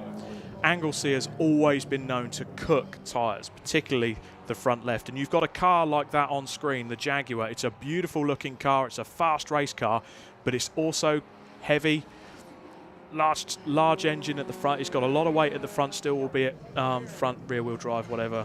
It's heavy because of all that paint on it. Well, modern cars traditionally are more heavier. They've got, if you convert a modern road car to a race car, you have all the modern crash protection and everything, so the chassis are naturally heavier, and that becomes a problem out on a race circuit. Yep. So anyway, we'll see how they get on with that Jaguar. It's certainly not a typical rear-wheel drive car, I would suggest, but it's certainly nice to have the XF here. In the pits there, we were getting a shot of the Operation USA, Operation Motorsport USA Canada. Operation Motorsport USA car having its pit stop. That was car number 22. That's the better of the two North American cars, but a lot of these cars coming in then for their first scheduled pit stop a little bit earlier than perhaps they would need to. But of course, one of the things that you mustn't forget is because there's no Parc Fermé overnight, there's nothing to stop the teams refueling the cars overnight. No. So the idea will be to treat this race very much as a 7-hour race rather than part of a 12-hour race. There are some race meetings where a 12-hour race is split into two parts, where you're putting Parc Fermé conditions overnight. That means that you want to try and top the fuel up before the end of part 1. No point in doing that in this race. You want to you want to get to the end of part 1 with as empty a car as possible, so that you can then go in, you have to say, refuel it and get the maximum advantage out of that refueling situation overnight. So that's kind of a free pit stop. So coming in short of 2 hours is not necessarily a problem. And what some of the teams will be trying to do is to get 4 pit stops out of the way today and do the second 2 pit stops during the second part of the race tomorrow. So expect to see 4 pit stops happening today, 2 pit stops tomorrow. And the other thing that we haven't probably not spoken about yet is the weather. Today is the dry section of the race. Tomorrow, the forecast isn't looking so favourable, which, again, changes the fueling, changes what happens with the tyres. You're not going to go as fast, so albeit you've got the mandatory pit stops to do, you can make those stints last a lot longer if the conditions are wet. Are you going down into the pit lane again later on tonight? That's the plan. Okay, because I've told that it might start raining around 9:30. I'm not going back into the pit lane tonight. Sorry, Scott. So we'll No, see what I happens. See what happens. But there is rain overnight for sure, and it is forecast to rain into tomorrow morning. As we look onto the into the distance from our commentary box, it does look a little bit murky out in the distance. Perhaps the Irish Sea is bringing the rain to us. It's looked murky since, well, Thursday was a nice day. Since then it's really been a bit cloudy. Anyway, let's worry about the weather when it arrives, but certainly, as you were suggesting, Rob, it does give more complexion to this race that we need to think about. The other thing to think about, Jason McAnulty still leading the race in the Lotus Elise, 117, but he's being closed upon now by... Sorry, I'm just being distracted by some antics on the pit wall, which I'll come back to. So Jason McAnulty being closed upon by Matthew Isherwood. The last lap time for Matthew Isherwood in the RAS Audi was a 1:39.2. Last lap time from Jason McAnulty at 1:40.6. So the gap first to second has come down now to just 36 seconds. Will Blackwell Chambers overall is up to third place overall. So the Class C leader having a great run, yet to make a pit stop, and the next car up has also yet to make a pit stop, being Stuart Humphrey in the other Class C Mazda. But Stuart Humphrey has dropped now to 34 seconds behind in second place. As into the pits comes Jason McAnulty, the race leader. So number 117, the Abelcare ES Motorsport Lotus Elise, into the pits. Now their garage is behind the pit lane. It's actually where I happened to park when I first got it, and I had to move before Brscc towed me away. But so they're parked just behind the pit garages under a little awning. They do the work on the car there, which is somewhere that we can't see it at all, and neither do we have a camera which can get there. So Jason McAnulty in for his first pit stop. He'll be handing the car over to David McAnulty, I'm guessing, but I'm presuming they'll do a driver change. They're limited to doing 3 hours over a period of any 5, is the way the regulation works. But Matthew Isherwood then, having been outside the top 10 at the completion of the first lap, has now fought his way back up to second and now up into the lead of the race. So RAF Motorsports, they led the race with the BMW in the early stages, and they now lead the race with their Audi after, what have we had, an hour and 37 minutes of the race.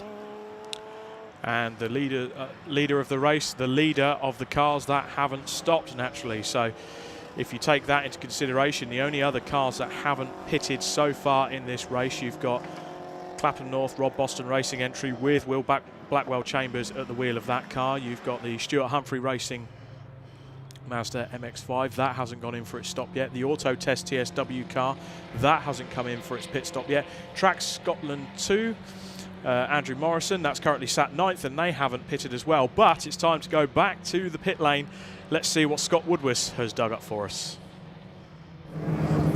One of the battles that we saw just before we switched over between me and Rob was the great battle between the 86 and the number 22 car out in front of the two Toyota GT86s. The man behind the wheel of the 22 car was Colin Garrett. Colin, great to see you here at Race of Remembrance. As a first stint, how did you rate that? Yeah, thank you for having me. It was pretty exciting. All of it was a blast. I had a lot of fun.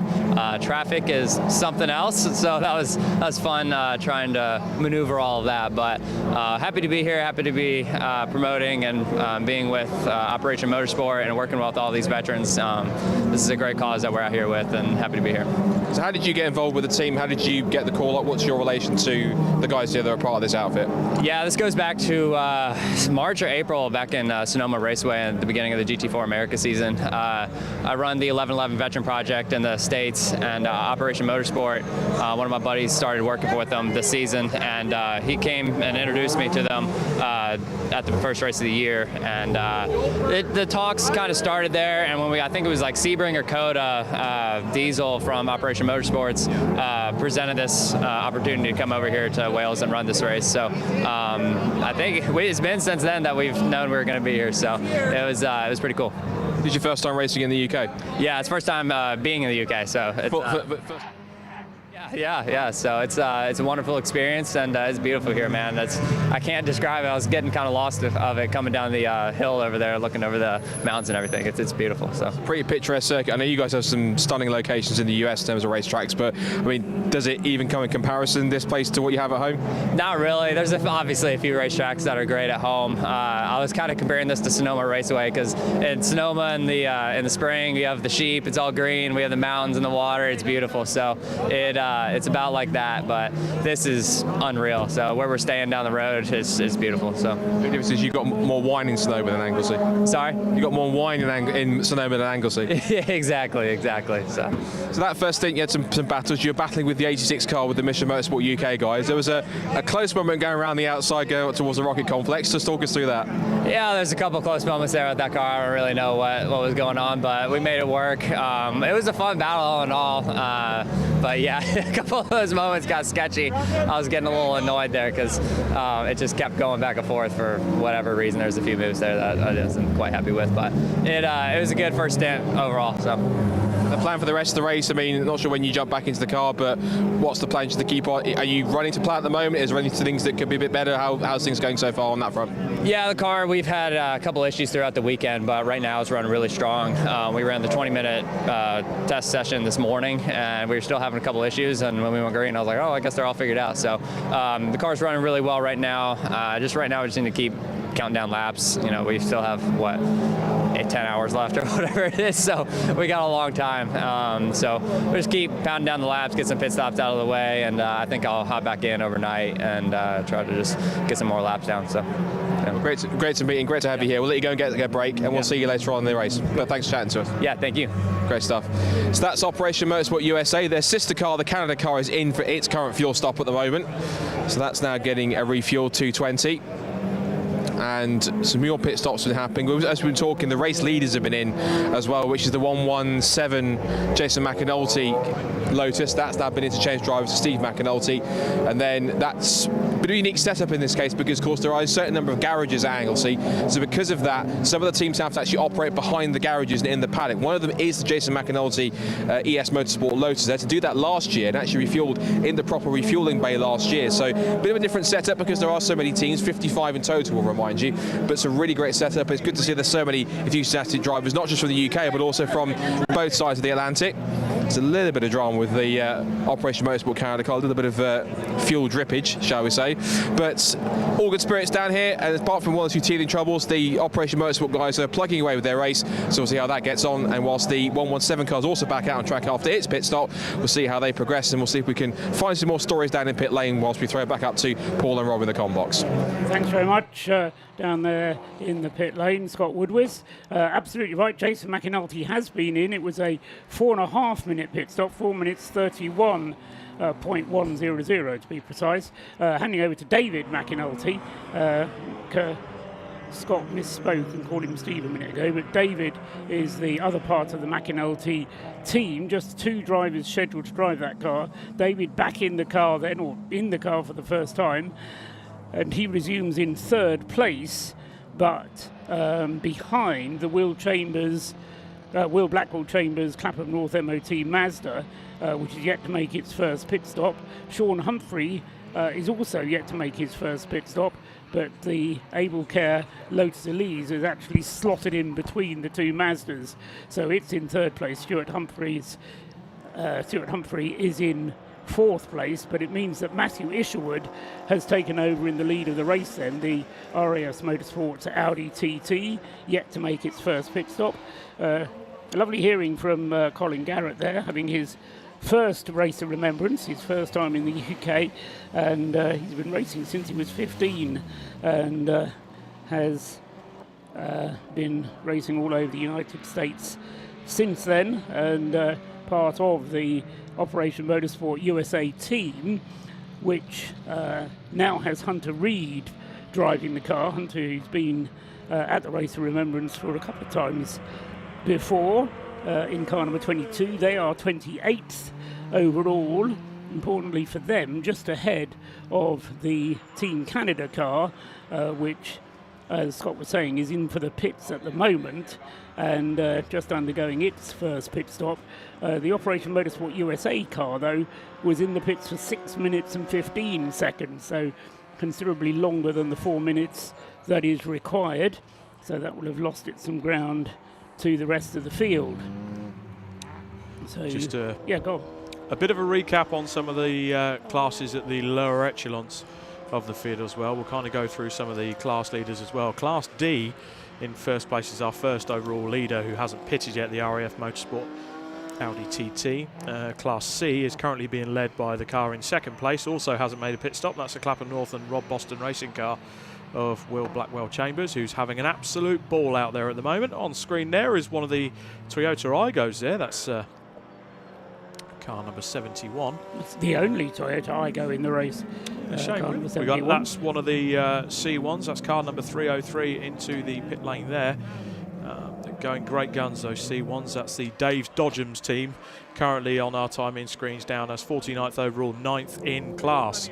But the big drama from the C1 class so far is the Silver Lake entry, car number 558, which was on pole position in the C1 class by nearly 2 seconds. That's currently at the hands of George Davis.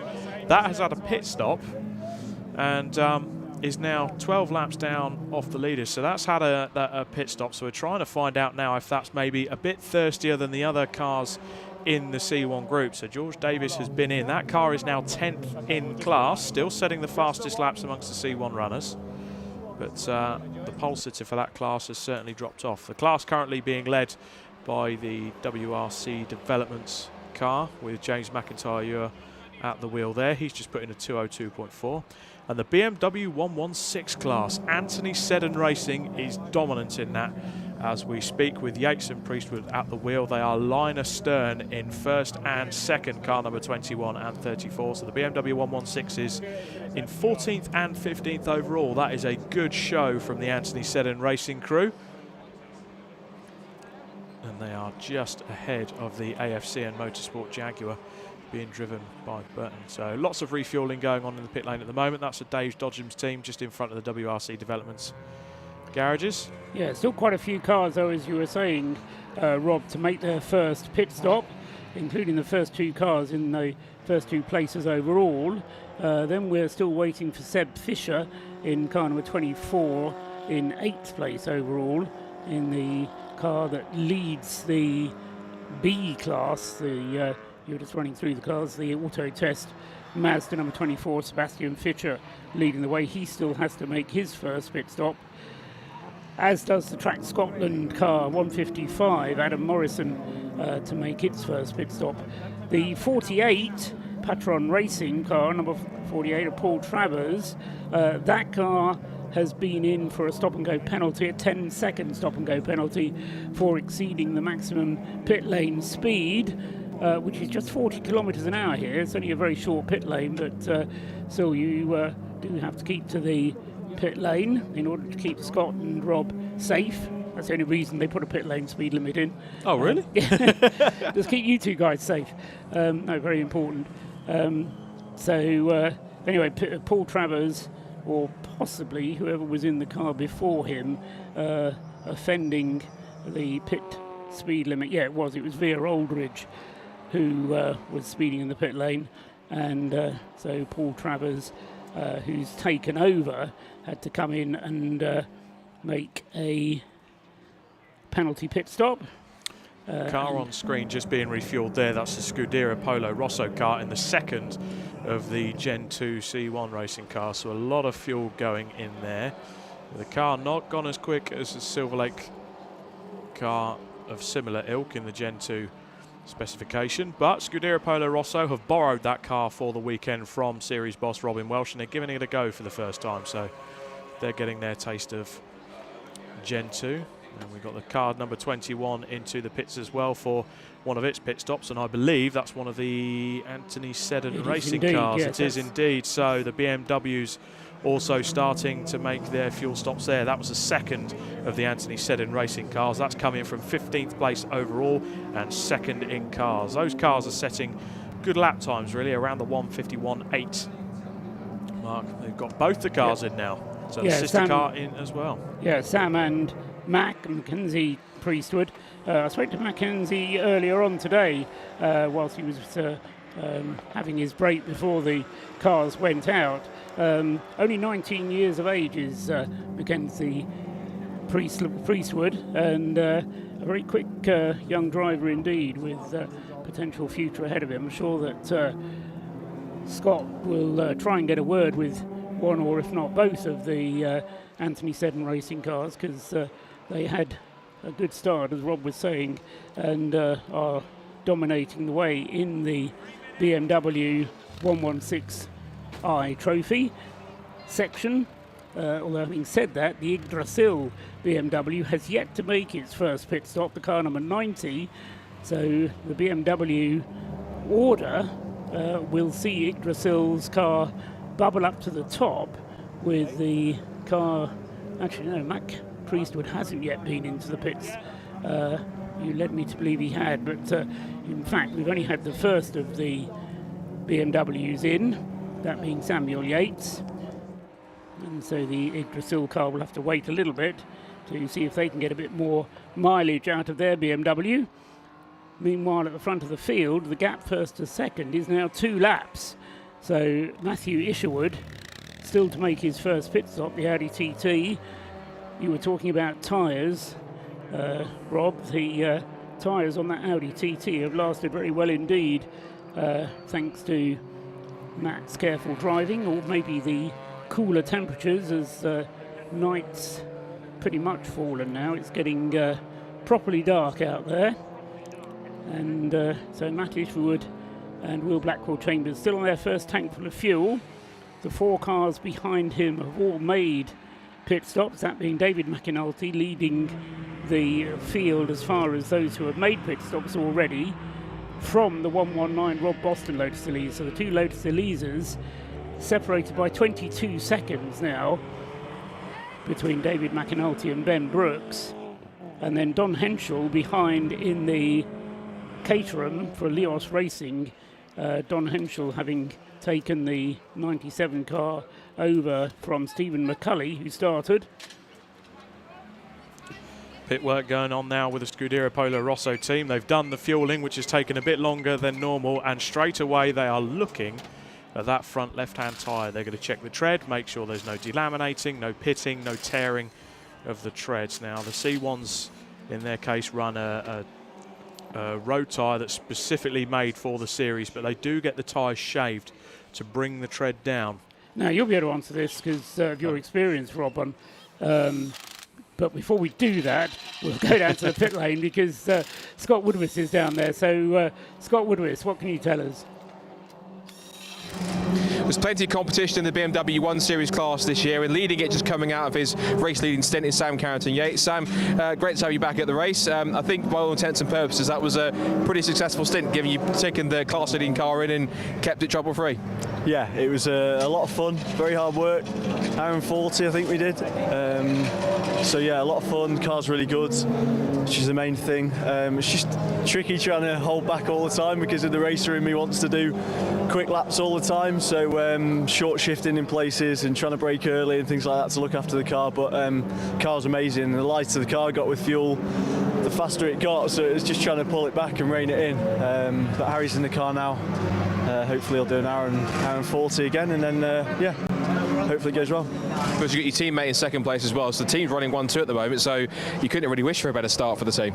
Yeah, exactly. Mac's in a different car this weekend to normal. Normally we're a little bit closer, but he still sort of keeps me honest. He's a really quick driver. He'll probably do a little bit more than me in the car this weekend over the 2 days. But yeah, he's a quick lad, as you know. Is that an interesting dynamic? Because when you've been battling each other in either arguably different teams or different cars, but now you have to kind of come together to collectively make sure the 2 cars run as smooth as possible. Is that interesting in that dynamic, or is it just simply just you guys know each other from the paddock, so you just work together naturally?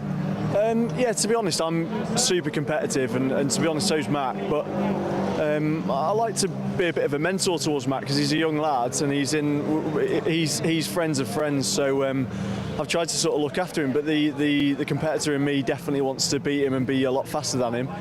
And I give him stick about trying to slow down and things like that. But no, the dynamic's good. The team's really good. The boys are on it here.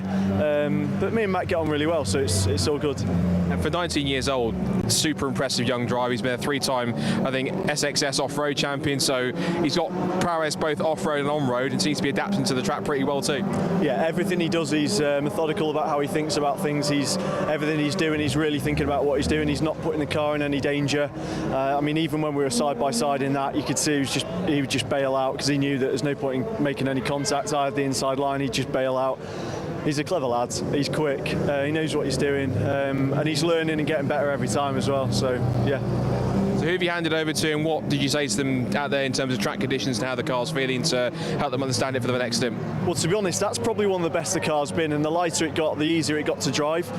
the rear end got a little bit looser, so as he gets in the car it'll probably feel a little bit more like the start of the stint. So it was really just about looking after the tyres, and obviously the car's going to be heavier because it's full of fuel again now, but the car was great, so there wasn't too much to say.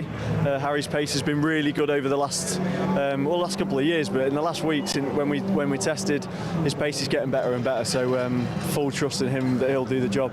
Of course, you guys have your own class as well, so obviously there's bragging rights to try and win the class within this entire race on top of that as well. It's a nice competitive field on top of that too, with some of the regular teams returning, so it's obviously going to be satisfying to win. Everyone wants to win, of course, but how satisfying is it going to be to try and work towards that result? Yeah, I mean, we've not had a lot of luck this year in the 116 trophy. We've had a couple of places taking offers for things that are in and out of our control, and really frustrating year, to be honest. So the competitive boys are still here. You've still got Tim, who's come back into it this weekend, who's racing in the 90 car, and then you've got some of the quick boys still from, I think 2 of the top 4 boys are still here from the trophy, so we want to win. We want to be at the front come the end of the race. You put in a great mega stint to start off. Well done. And we'll see it later on in the race, but thanks for chatting to us. Great stuff. Stan Carrington-Yates there, bringing the class-leading 116 after his first stint. Car seems to be looking pretty well. The team's working, pretty good synergy. So at the moment, all is well here, and it's some of their best luck that they've had all season by the sounds of it. A couple of things we did notice, that one of the Silver Lake cars was dropped down from about 11th place. I was going to try and head to the far end of the paddock to try and find what's happening with them. And also to notice Scuderia Polar Rossa have also come in, who are in the pit box next to us here. They've just come in for their pit stop scheduled as well. We've also had the 555 car, if you want to swing around here for a second to have a look as they go past. So the 555 car, which is the Mission Motorsport Subaru, is also into the pit lane as well. But we're going to keep on roaming the pit lane, see what else we can find, and I'll see if we can also find out some info on what happened to the Silver Lake car as well. But for now, let's throw it back up to Paul and Rob in the com box. Thanks very much, Scott, down there. You let me down, Scott, because you were supposed to ask Sam Carrington-Yates about his father, who is David Carrington-Yates, the David Carrington-Yates, who is a BRDC member, so he gets a mention, and a racer from the 1980s when he raced in production saloons. And so if anybody remembers David Carrington-Yates, Sam is the son of David, and so if David's here, then it might be interesting to have a word with him as well. Note for you, Rob, for later on, perhaps. You can fill him in on, or he can fill you in a bit on a bit of racing history as well. When the race, long before the Race of Remembrance was even thought of, I'm afraid. But great to hear from the team there, from Anthony Seddon Racing, because that car going extremely well. That Sam Carrington-Yates has handed over now to Harry Ormerod, who is out in the BMW, but of course having had the pit stop, it was well timed, 4 minutes and 8 seconds. He's dropped down now to 5th in the BMW class, which is still being led by Mac Priestwood in the other Anthony Seddon Racing car, which has yet to make its first pit stop. But then the Yggdrasil team, which Sam there rightly recognising is a potent force. Oliver Cottam now at the wheel of the number 9 Yggdrasil BMW, and then the number 90, which was the one that Sam was referring to there, currently in the hands of Freddie Tatham, having had a pit stop of 4 minutes and 12 seconds, slightly longer. Still waiting for the first pit stop though from this diesel-engined Audi, living up to its reputation of being very economical, and now completed 66 laps without a pit stop then, nearly 2 hours of driving, just coming up to 2 hours now.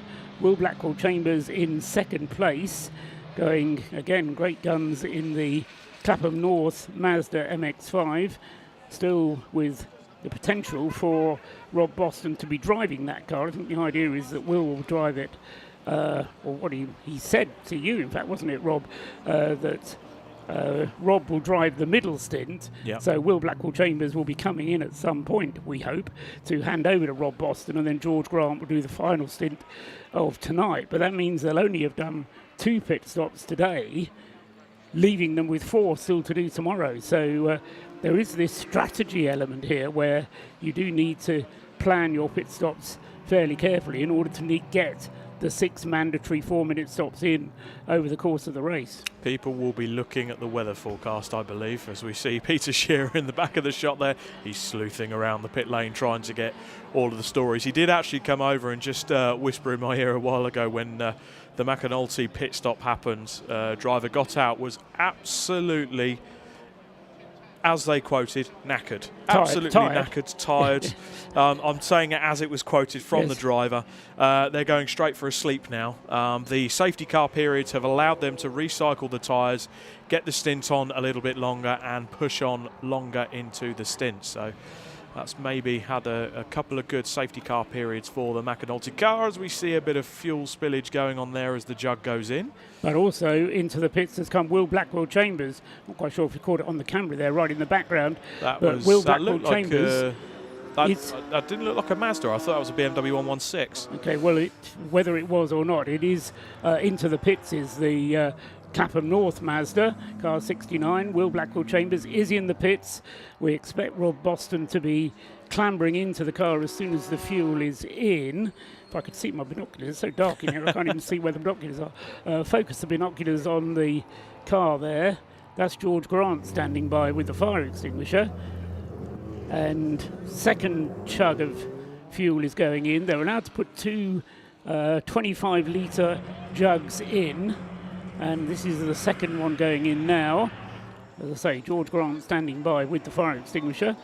And that was a very quick 25 litres. I wish Tesco's would put it in that quickly. Takes me about 5 minutes to get 50 litres into my car. Anyway, I just don't have the pumps. The George Grant, having stood by with the fire extinguisher, is now getting into the car. So it's not Rob Boston, it's George Grant getting in. And it's a bit of a struggle at his age, bless him.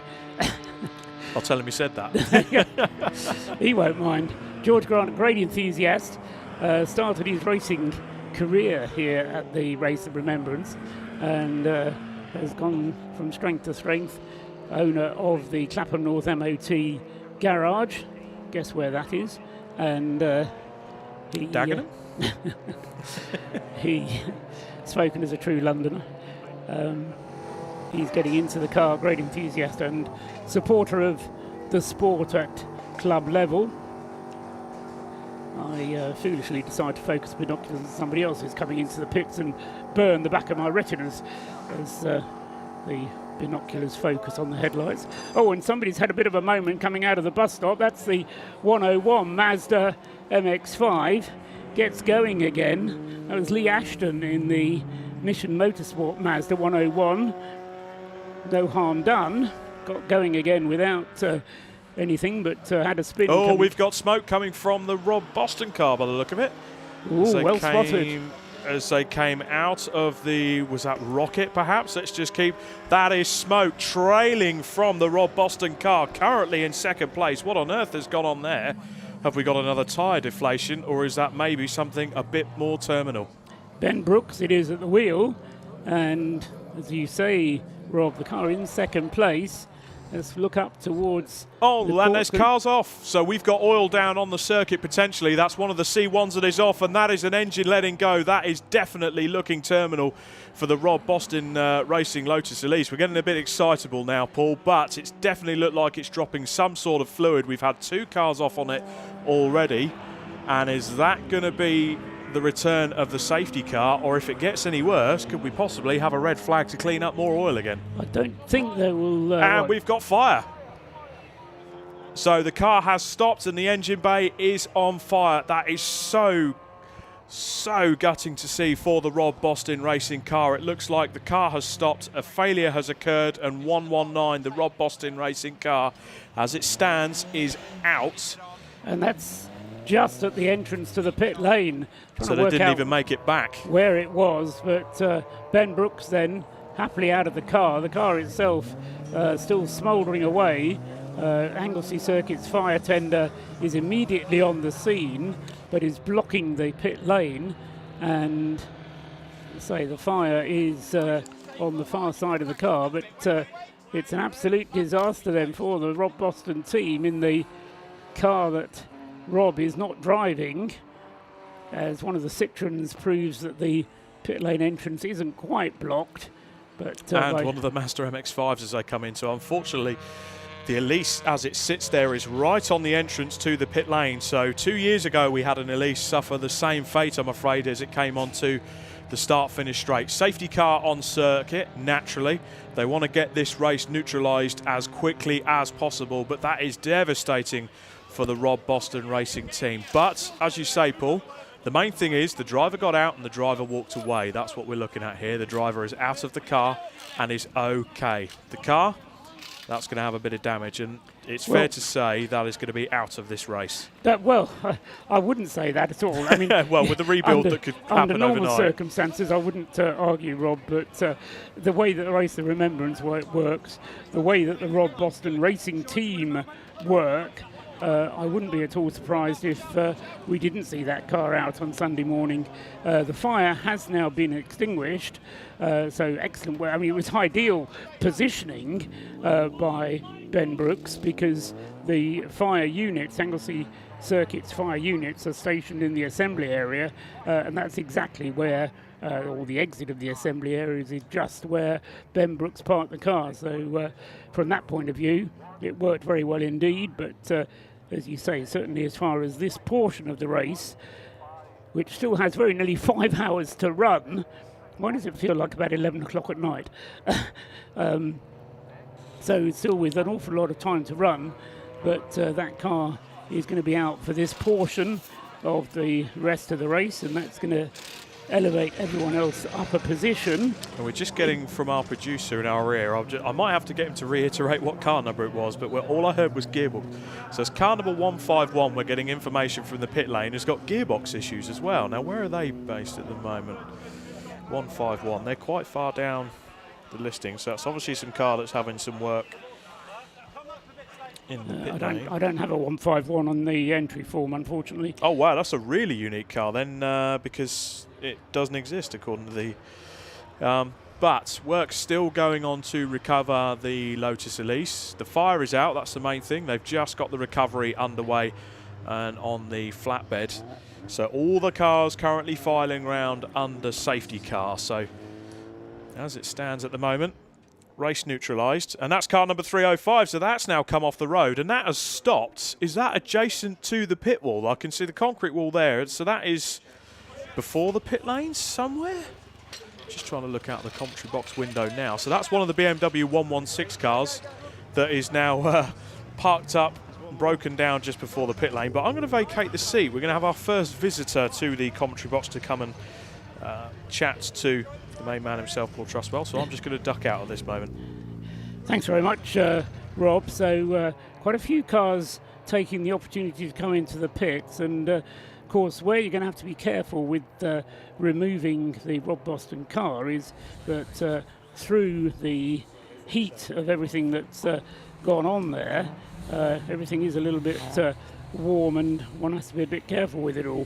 Anyway, as Rob has now vacated the seat, I've been joined up here by Paul Wooding, who was out in the car from the start of the race in the BMW from Tacona Racing, which is his entry. As a result of his pit stop, the car has now dropped to 13th place overall. But more importantly, from your point of view, Paul, you're presumably just looking at things from the point of view of class. You're still third in class. We are indeed, and I think so. We're one up from where we started, so that's a good effort. So very happy. Although I have flagellated myself over the safety car error, so suffered a pit stop-go penalty, but we'll recover for that, I think. Yeah, I was watching you in night qualifying last night. I think it was mainly Paul Travers who was out in the car. But I think in the night practice session last night, your car did more laps, or very nearly more laps, than anybody else. You seem to be out the whole time. No, there must be a transponder error, because we were completed our night qualifying within the hour, and we were on the way to the oyster catcher. So first in the pub, I'm afraid. That was us. Yeah. Car number 12. Yeah, no, maybe it was another one that stayed out for the whole time. Anyway, we can go down to our pit lane commentator now with some more information from the pits. Scott Woodworth. Ladies As you can tell, it's no surprise. It is an absolute hive of activity down the pit lane, up and down, with people making their scheduled stops, probably being aided a little bit by the safety car. Really unfortunate situation, of course, with the Rob Boston Racing Lotus catching fire. Of course, that's the car that won in 2022. It was going to be a front-running favourite. It was running strongly at one point. It had that puncture earlier on, which Sam Heading had to bring it in early. Ben Brooks was at the wheel, and unfortunately, it had this issue which hopefully hasn't put it totally out of the race, but it's going to give its chance of winning. Really severely cut it down by quite a margin, so we'll have to wait and see how that rest of that plays out, but fingers crossed, driver's okay and the car's not too badly damaged from the fire that they had. The Comer 15 car that we just got in the pit lane here, it's been in for a couple of times. Apparently it's a gearbox issue, I think, so they're currently working away the back of the car, particularly on the rear axles and on the rear hubs, to try and get it going. Well, let's quickly just have a look and see the work that's going on at the moment. So you can just see a little bit here. Try not to get too invasive, but we'll have a look and see what's going on. Yeah, might have to quickly just move our camera and go out of the way, because there is a gearbox being ready to go into that car. There's a full-on gearbox is going to go back in. Either that's the same one which they've managed to put a fix in, or they've been able to do something else. Now, another car which I had a request to find out some information on was the Silver Lake car, which came in 558, if I'm correct. Now, I talked to the team. The reason why they came in is that the car simply went into limp mode. So they brought the car in, gave it a bit of an ECU reset, took about 5 minutes or so. It was out of track there for about 5 minutes, 40 seconds, whilst they tried to fix the issue. Sourced it out, now it's back out in the race. They think the car's now all good to go and it's okay, running just fine. But obviously, it's a long race to go, things can happen. As I said, as we're walking down here, massive flurry of pit stops, lots of teams coming in to make scheduled stops for fuel, for driver changes, and any other potential repairs on top of that. So lots going on as you'd expect down in pit lane. It's kind of, as we've been talking, cleared up a little bit now. Most teams are going to be behind the safety car at this point, but initially, it's one of those endurance races where really attrition can start to bite. And one of the big hitters for this race, sadly, has hit problems we've seen before it even really gets to 2.5 hours, which is a real shame. But I hate to say the phrase, but that's motor racing. So I'm going to have a quick wander up and down to see if there's any more people to chat to. I might see if I can possibly check in with Scuderia Polo Rosso, and maybe also with the guys at Mission Motorsport in the Citroen C in Toyota Aygo, because Joe Moss has just stepped out of that car. I've just seen Andrew Payne, who I believe is going to come and see you guys in the com box in about an hour's time or so. But I'm going to see if we can have a quick chat to Joe Moss, and also I think Scuderia Polo Rosso, because of course they're having their first race in the Mark II C1 after that's been making its debut in the C1 Racing Club so far this season. So we're going to have a quick wander down the pit lane, see if there's any other stories to pick up. But until now, let's head back to you guys in the com box, as we are under safety car because of the very unfortunate fire for the Rob Boston Lotus. Fingers crossed, all's okay. Thank you very much, Scott. And Rob Lewis has also headed back down to the pit lane as well to see what he can find out about the damage to the Rob Boston Lotus Elise. Paul Wooding, meanwhile, is back up, or still up with me here, and has put me right on my confusion as to what happened in night qualifying last night. Let's not worry about that for the moment, Paul, but as you say, you're up in the second in the class. But there's an awful long way still to go, isn't it? It's sort of one of those things where it feels like, you know, we've got into the night now, but it's hard work, isn't it, doing races like this? I think it is. It's that patience, if you like, and the beauty of endurance racing, that it's never about one thing. It's never about the driver. It's never about the tyres. It's never about the brakes. It's about everything. It's about that team, and it's a beautiful thing. It is very much a thing to do with teams. As you know, I've been involved in endurance racing for a long time, and in some ways, the drivers actually get the easiest side of it, because it's the team, it's the mechanics, it's the guys who are in the garage for the whole of the time, the whole of the race, who's making the plan. You say, how long have I got? They go, oh, you've got 2 hours off, Paul. You can go and have a relax and just unwind. Whereas for the team itself, there's that constant niggle. Maybe the car will come in. You know, is the oil pressure all right? You know, it's hard work, isn't it? It's very hard work, and you're absolutely right. As the driver, you get plugged in, you're isolated, you're in your own world. Obviously, you're concentrating on what you're doing out there. But it is a very selfish space to be in, but it's a beautiful, beautiful place to be. And then you come back in and all the worry and stress for all the teams still going on. But, you know, you just go out there, do your own thing, try and preserve the car, early thing. We've still got 10 hours to go, and but it's, you know, absolute joy. Through the night, how does the circuit change? I mean, especially somewhere here like Anglesey, because somehow there are some circuits that are built for night racing, but Anglesey isn't one of them, is it?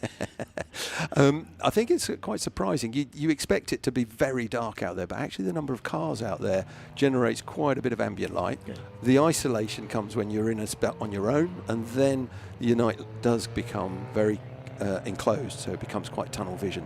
But I was just talking to one of my mechanics, John Coombs, who's done the car for us, and he was just explaining, the car drives itself. After you've got to a point, you're then into the peripheral vision aspect of what's going on. And I think in the night time especially, that's where the concentration starts to Do you enjoy it, or are you just so concentrated that you don't have time to enjoy it? No, it's a mercurial thing that you feel. It's quite magical that you're in this silence or in this cocoon, and I just love the ability just to be there with other racers, knowing what we're doing individually, but somehow communing almost telepathically about where are we going to go. I'm going to go in the inside, you're going to go on the outside, and we're going to leave each other alone, and we're going to respect each other. And I think, the years that I've done this race, it never staggers me about the respect that this track, from all of the drivers, just offers. It's just beautiful. Everybody is here to make sure that all these cars get across the line towards the end. It's just a great place to be. Yeah, and so obviously making plans for what you might be doing next year. There are, yes, very many and very wide-ranging. Obviously, next year we had the announcement from Diesel that Operation Motorsport are going to be running the equivalent race 5 hours behind, obviously, in Virginia International Raceway. I've had a look at those. I should tell the long-suffering Mrs. Wooding that maybe she might need to pack her bags for Virginia next year. Who knows? That would be a nice change from North Wales. But to be honest, I think the weather we've had here this weekend, it's absolutely staggering. But yes, you're right. Lots of plans, lots of ideas, and they always come out of this race that you want to do more. It's just, so lots of plans. Just to keep people informed, the safety car is leading the train through the pit lane, which, apart from safety factors, just wanting to keep the cars off the racetrack where the Rob Boston car caught fire, puts my analysis into absolute chaos, because this counts as a pit stop as far as the timing screen is concerned. So if you're in a position where you can see TSL's live timing and scoring screens, you'll see them being credited now with a pit stop, because the safety car has come down and led everybody through the pits. This is not a proper pit stop, though, because they're not allowed to stop. So it's going to lead to some confusion, because although the pit stop counter is now showing one pit stop for the race leader, for example, he hasn't actually made a pit stop. He's just led the field through the pits. That's a bit of a diversion. It must be very special to be here, Paul, for the 10th anniversary Race of Remembrance. Were you involved back in 2014? No, sadly not. I was a bystander looking and cheering on Mission Motorsport from a fairly early age. Yeah, but you were involved with Mission Motorsport at that stage. I was, yes, I was in another charity at the time, supporting and applauding the work that Jim and his team were doing. And as he said yesterday, 2.5 people were running this charity 10 years ago. Most of those are still here. So yes, it was this is a charity that does an amazing thing, and you only have to stand on the grid, do the grid walk, and just look at what a community you've got here. And the racing community is a very special community. It brings people together. It talks about what's going on. Mission Motorsport have really emphasised that, put a big beacon on it, and pushed it out there. And I think, hats off to Jim and the team who've done that over the last 10 years. That's a big feat to keep it going. What they've done, which is remarkable from my viewpoint here, has been to really to the benefit of the beneficiaries, and that's constantly the focus. Yes, we have a motor race, and people like myself and the other Anoraks get excited about who's winning and what the strategy is and blah-de-blah. But more importantly is the messages you hear from the wives and girlfriends of ex-servicemen who suddenly say, do you know what, they've really changed my husband's, boyfriend's, son's life. Absolutely. And that's where you think, actually, you're doing something worthwhile here. Absolutely. And Alex Westrop with us in the car in the GT86 last year, and his wife Laura, who works for Mission Motorsport. There's a couple there and a family that have seen a huge benefit from what Jim's catalyst, his acorn, his seeds have created, and that is massively rewarding. And other than the beneficiaries that we bring into the teams with us, we're bringing other people from outside the military community, typically in a racing community, but may not even be for that, and they're seeing that impact and they want to do more. And it's just an ever-building network of interest and commitment. And it need not be race car driving, need it? Because it's all to do with finding a job in the garage that's at the level that your particular individual is at a level to do, and letting them get on with it. Absolutely, and that empowerment, it creates a space where people can start to blossom and they can find a sense of purpose again.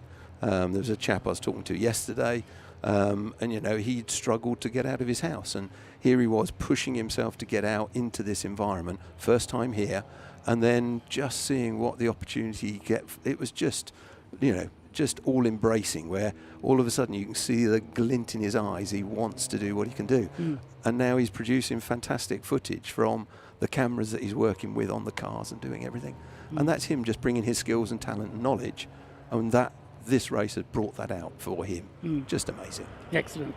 So tonight, early night, hopefully, relatively. We've raced through until 10 o'clock tonight. Are you back in the car before the end of tonight? I am indeed. That's the plan. That's the plan. Obviously, a plan, rarely survives the first contact, but so far, so good. Plan is I jump back in to finish off. We've got Martin Greaves in at the moment, another man of a similar seniority as myself. Then we've got Max Watt, a little bit of a star in the making there, I think. He's the quick guy, isn't he? He's the quick guy, but don't tell him that. Oh, okay. Come on, calm down. It's an endurance race. We tell him that. Yes. Poor old Paul Sweeney, who's getting in after him, might not have any brakes or tyres. Who knows? Anyway, it'll be fine. And then take over from Paul, and away we go. And we must mention that car is Dave Russell, RAF Senior Chief Technician. He's raced that throughout the season in AFRC. There's a man who's just arrived here. I'm not going to name him, but next year that car is going to be very much on the podium and winning that championship. So, Mark Chalky, you're laughing away there, but it's all about the community. So his car, he's brought that to the race. We've prepped it and got it ready for him. He will then have that car ready to go next year. So that's another sort of beneficial output to a military serving person, getting him back in and out to do more next year. So that's lovely. The last person, Mike Spence, I must say thank you to him. He's a chum who labours hard, keeps us under control, tells us what to do, gives up with all of his time freely to us, and absolute star. His wife and child are at home, and he's up here. So that's him. And finally, Mrs. Wooding, the long-suffering Mrs. Wooding, sitting at home and allowing me the freedom to come and do this, play about with cars. I think we all have wives to thank for the freedom to come and do whatever our role is. Paul Wooding, it's great to talk to you. Thanks very much, and I hope it goes well for the rest of this evening. Tomorrow morning, don't forget, whoever finishes the car tonight has to start tomorrow morning with a brand new car potentially, because you can work on it overnight, or at least you can refuel it, put new tyres on it, and then we pause at 10:30 for the main event, which is what makes this event so special, the Remembrance service, and then the final few hours, which takes us through to the end of the race. But you've gone from third to second. Who knows what's going to happen between now and the end of there. Let's leave it at that. Before we jinx anything. Thanks very much, Paul Wooding, and good luck for the rest of the race. Paul, absolute pleasure and honour to talk to you. Thank you very much for having me. No problem at all. Thank you. So that was Paul Wooding, who is in the Class C BMW Tacona Racing Division, currently in 11th place overall, but as he says, third in the class is what he wants to be, and he's the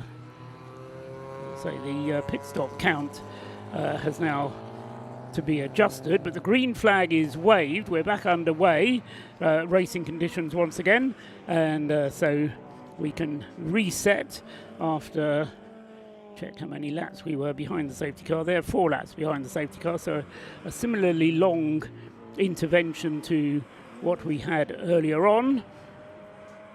And the race leader, meanwhile, has been in for his mandatory pit stop as well as having to drive through the pit lane. And we can just check out the pit stop times.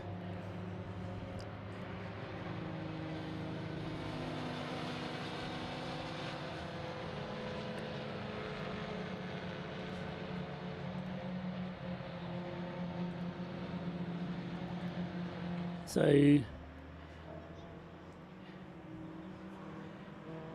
yeah, it's a 25 seconds down the pit lane, but a 4 minutes and 23 pit stop for the RAF Audi TT, completed whilst the safety car was out. So very efficient use of the safety car by the RAF Motorsport team, and that car then has been handed from Matthew Isherwood over to Ryan Parkin, who's now the driver of the car, and it has now completed one of its mandatory 6 pit stops.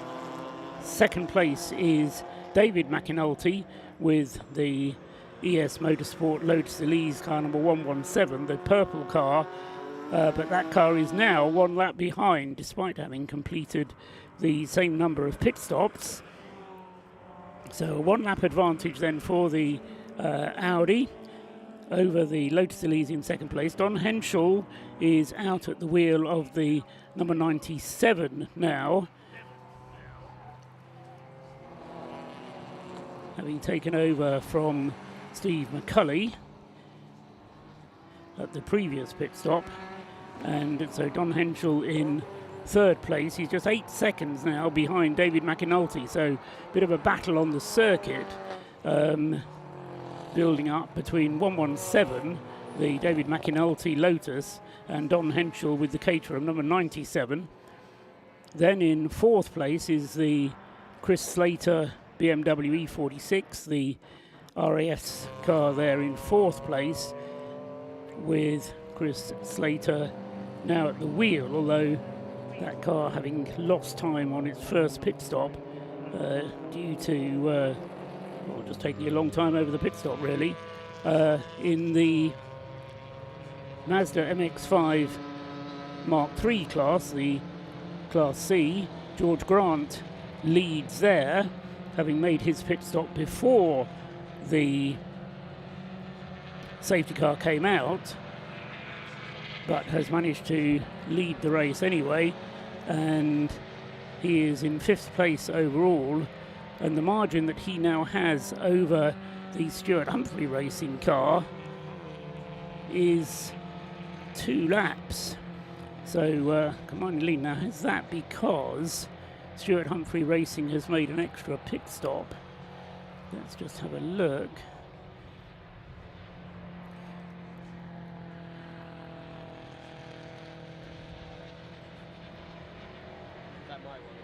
No, it's just 2 pit stops. So Stuart Humphrey has now made 2 pit stops with the Mazda. And so the Clapham North Mazda has just made the 1 pit stop. So Stuart Humphrey having dropped back a little bit. They've put Martin Rich into the car now. And so as a result of that extra pit stop, they've lost a little bit of ground to the overall lead, where they do have now a pit stop in hand.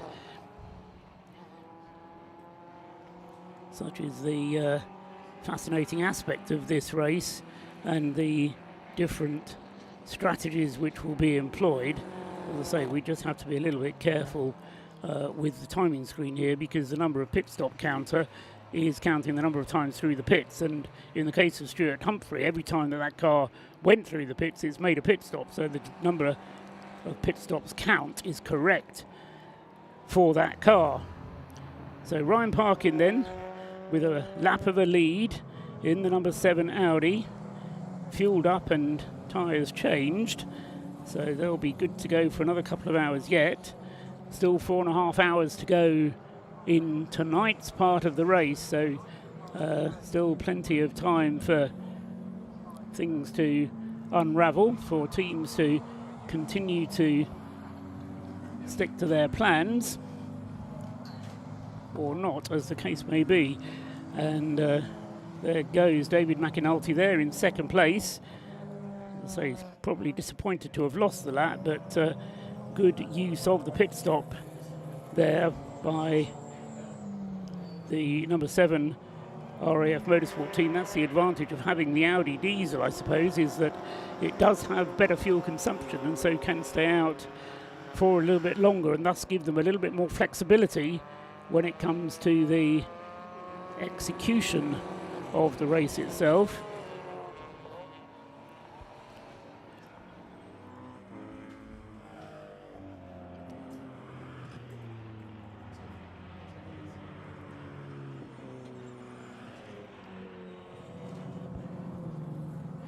The number 7 car having just gone through and completed another lap.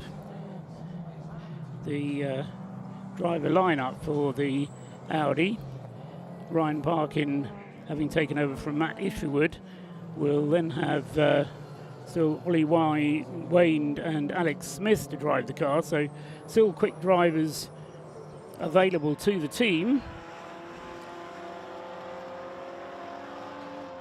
George Grant in the Clapham North Mazda leading the Class C in 5th place overall, car number 69.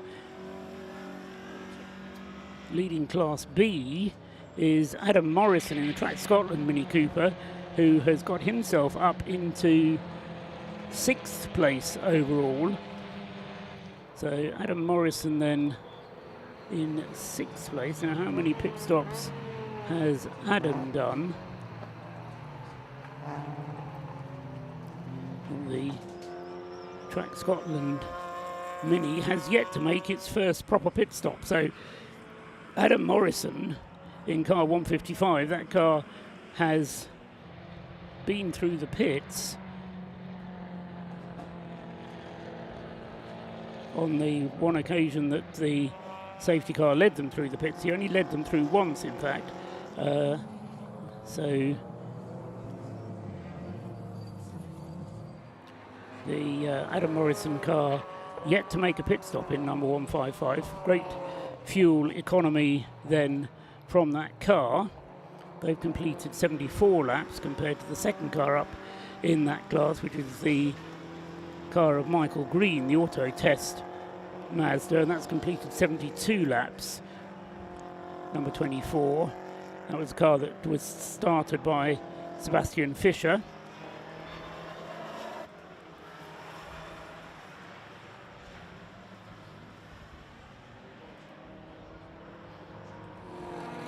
As far as the BMW class is concerned, that's now being led by car number 34, the Anthony Seddon Racing car, which was started by Mac Priestwood, now in the hands of Toby O'Reilly.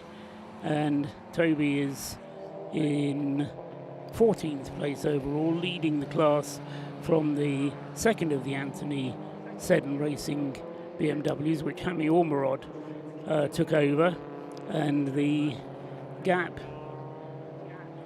between those two, the two Anthony Seddon racing cars, is about a minute and a half, so 3/4 of a lap separating those two. And then third in the BMW class is the Yggdrasil car of Freddie Tatham, and he is in third place. As far as the C1s are concerned, things are falling in favour of the WRC Developments team. Finley Edwards now leading the way in car 586, having taken over from James McIntyre. And then second in the Citroën C1 class is 386, Darren Ball at the wheel of that car at the moment, ahead of the Silver Lake car 458 with Michael Chapman leading. That's the situation in the Citroën C1 class. I've been joined by somebody else here. Who are you, sir? Hello there, my name's Mark White and I'm the Operations Manager for Mission Motorsport. You are Mark White, who is not only the Operations Manager for Mission Motorsport, but an aspiring racing driver, I'm told. Someone's clearly been very kind. Yeah, I've done a little bit in the past, but nothing here today. I'm just here to support the guys from Mission Motorsport. But, I mean, that's part of the part of what Mission Motorsport is about, isn't it? It's the enthusiasm that people like yourself have for the sport, and expressing that in terms for the charity. Actually, before you answer that, we'll just go down to the pit lane because Scott Woodward is down there, I believe, and he can bring us a pit report. So over to you. Oh, it's Rob Lewis. Rob, over to you. We're here with the rather charred remains of the Rob Boston Racing Lotus. Now, I'm just going to go around the back of the car, hopefully not hear myself over the PA. So the team are just looking in this side pod here. The fuel filler is on top. And what we think has happened is a piece of debris, something as small as a piece of body trim, has been fired up into this vent here and has nicked one of the fuel fillers here and started that small fire. Now, the team are just deliberating at the moment whether to get this car back out for the race. I'm going to speak to Mr. Rob Boston. Rob, he didn't want it to end like this. No, we didn't. Yeah, it's really disappointing. Yeah, we just got the lead of the race after our first round of pit stops, actually. So, yeah, really disappointing. The guys were putting in a great effort, and yeah, too early to end this one. We really felt like there was another win in there, but very disappointing. There's two positives out of this, though. Number one, driver's okay. Yes, he's all right. Ben, yeah, obviously didn't waste his time getting out of the car, but yeah, he's all right. In fact, he's just here. Where is he? He's just here. Where is Ben, actually? Let's bring the driver over for a quick chat, actually. I was going to say the second thing out of that, the drivers absolutely fantastic and fast as well. But Ben, the main thing is you're all right. Yeah, absolutely. It's obviously not the way we wanted to end. As we got into it, things were going all right. You know, we just settled into a bit of a rhythm and things seemed to be going well. And I saw the MX-5 accident, thought, oh, okay, this is going to be a safety car. Radioed through, and as I turned in at the end of the pit lane here, the car rotated and it was obviously throwing fuel over the back tyres. And yeah, then there was a few flames and I bailed out. Bailed out quite quickly and quite well as well. So, Rob, are you going to try and get it out? We're assessing it now. The lads are just pondering over what we need parts-wise to get it out there. There's not a lot, but a few awkward things. That's the problem. So we'll see what we've got. We'll give it everything. Yeah, perhaps some Lotus compadres from ES Motorsport that have just driven past would have some parts they could borrow. But guys, thanks for talking to us in such critical circumstances. The team looking over the car at the moment, and a new nickname for it, perhaps medium rare. Back up to the commentary box. Thanks very much, Rob Lewis. Yeah, sad news from the Rob Boston team there. But Mark, I mean, we were about to talk about the passion that you bring to motorsport. There's an awful lot of disappointment that goes with motorsport as well, isn't there? And it's learning to deal with the highs and the lows, and that's a lot of what you're doing anyway with Mission Motorsport, isn't it? Yeah, absolutely. So I've probably been behind the wheel since maybe 2016. So I know exactly how it feels, how good it feels to put a helmet on and go and do some silly stuff in a car. It's just it's healing, it's restorative, and it's just something that a lot of people don't get the opportunity to do.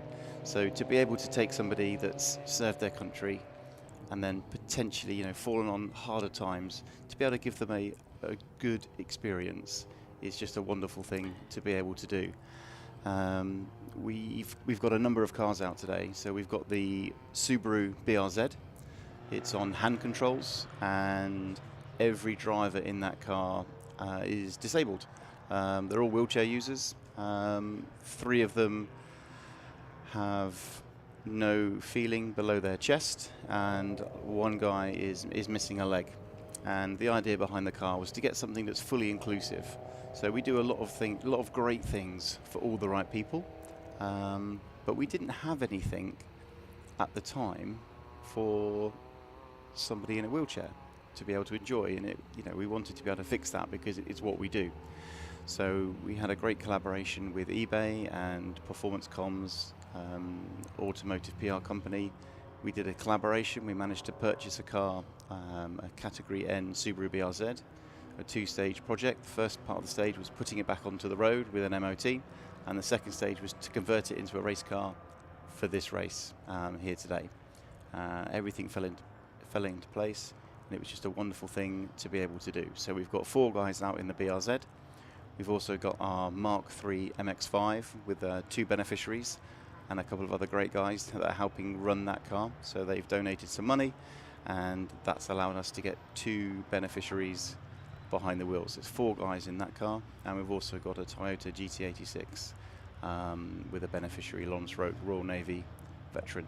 And they're all going really well. We had a great year getting the guys their ARDS license, getting them some training, getting them some track time. And here we are today. I think there's still a couple of them that haven't actually taken part in this race, but they were out in testing on Thursday, and obviously the practice yesterday, and day and night quali, obviously. There's still plenty of this race to go. Is there any way, Mark, over the years that you could, I mean, this is the 10th anniversary, time to look forward as well as looking back, but how many ex-servicemen have you helped over those 10 years? Not just in terms of getting them drives, but in getting them into the garage to give them other jobs to do. You know, over the years, can you estimate how many that's been? It's a tough one for me to answer. I've yet to be with the charity for more than 2 years, so it'll be my 2-year anniversary in February. If as long as today goes okay, I think we'll be all right. It's got to be close to 10,000, if not more, by the time you include their family. Because I think if you can take a veteran, a service leaver, and if you can give them a good time, there's a great chance that by the time they get home and speak with their family, their family are going to have a good time because their partner's probably in a better place. And also the things that we do, it's open to anybody really from the armed forces community. So we're quite flexible and dynamic like that, where we're not necessarily just looking for that service person. We also do great things for their family as well. Obviously, yeah, I'd kind of not really thought about that extended element to it, but absolutely valid point. And at the end of the day, and we all do this for the weekend, but Monday morning comes around and Jim sometimes goes up and climbs up Mount Snowdon or does something equally mad. But at the end of the day, you reflect on the motor race and you don't worry about who won the race or who came second. It's all about the people, isn't it? Absolutely. So I think we've got around 10 people supporting each car. And it genuinely, it isn't about the racing. It's not about the competition. I don't want to say it's about the journey. But, it's just about community and getting together over a weekend and just being part of a team, feeling needed, and just doing great stuff around motorsport. And it's not necessarily about the motorsport, but it's a pretty shiny carrot that you can dangle just to get people together, just to form that community, which is largely what it's about for us. And it's a great distraction as well, isn't it? It sort of gives you something to talk about, which is not just about yourself, as you said, it's about the team. So I think in total today, so when you include the fundraisers, the car parkers, the people that were helping us support Biathlon of Foolishness, helping with Supercar Saturday, we've probably got close to 70 beneficiaries and volunteers here supporting us today. We're only a really small team of staff that are here this weekend. There's probably only 6 or 7 of us. We're fortunate that Brscc lean in very heavily. They do all the hard work. So, yeah, they do. And all the marshals that are here, that really help make this happen. But we couldn't do it without our volunteers. So a massive shout out to those guys, because they're just brilliant. We're a very small cog in comparison to these guys. Okay. But yeah, we get some really great support, and 60 to 70 people helping us put this on today is just amazing. Great. Thanks very much, Mark. Mark White there from Mission Motorsport. We've got a safety car out again for the BMW from the Royal Navy team, which has come to grief. The Royal Navy BMW 116i trophy car. Car number 116, Ben McLaughlin, was at the wheel, and that car has come to grief for reasons I'm not quite aware of. But anyway, it's being hoisted onto the back of a flatbed, and so whilst that is being done, the safety car is out again. This is for the third time. We had 5 laps behind the car behind the safety car earlier on. Then we had the incident with the Rob Boston car, and now the third safety car to recover this Royal Navy car from the BMW 116 trophy, which Ben McLaughlin, as I say, was 10th in the class, so wasn't one of the leading runners, but that car, as I say, now being recovered. Give us an opportunity to welcome another guest into the commentary box. And I'm sorry, sir, I don't recognise you.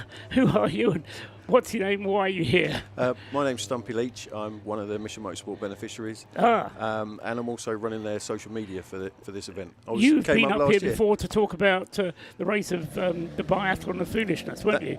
That's the one, yeah. Yes, quite. You've grown a beard since then. That's what threw me there. Good to have you here. We've already spoken to Paul Wooding and to Mark just now. Obviously, this is a big event for Mission Motorsport, but it's all about, apart from all the things that it's really about, but it's this shared passion for motorsport that kind of underlies it, doesn't it? It brings people together. Yeah, it's the weird thing is, like when I was struggling, my wife sent me out to a Mission Motorsport event, and I didn't want to talk to anybody, but because there were cars there, you start to talk about the cars and that kind of stuff, that which then opens you up to other things. And much the same with this race as well. If you're struggling a little bit, there's the cars here to look at and to get involved with, but also there's people to talk to as well, people that you may not mix with normally, or people from different services and that kind of thing.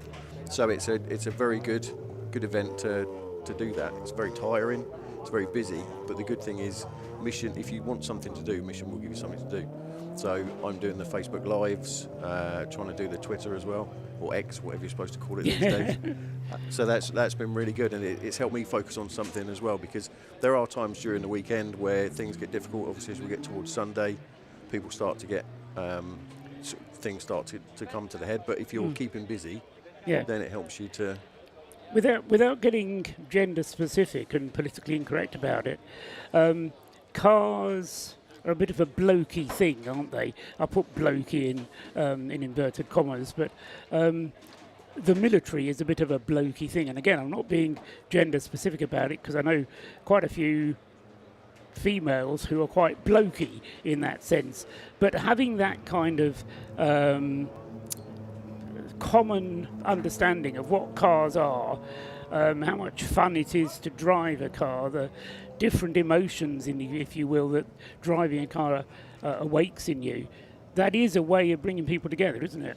Absolutely, yeah.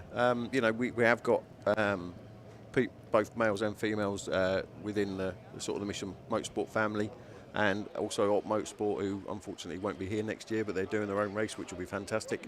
But yeah, it is very much a way of getting people together and get people to focus on something, and then hopefully the wider sort of restorative aspects of that come to the fore. So, like I say, when I first went to an event, the fact that the cars were there gave me something else to focus on, rather than just turning up and going, "Hello, my name's Stumpy.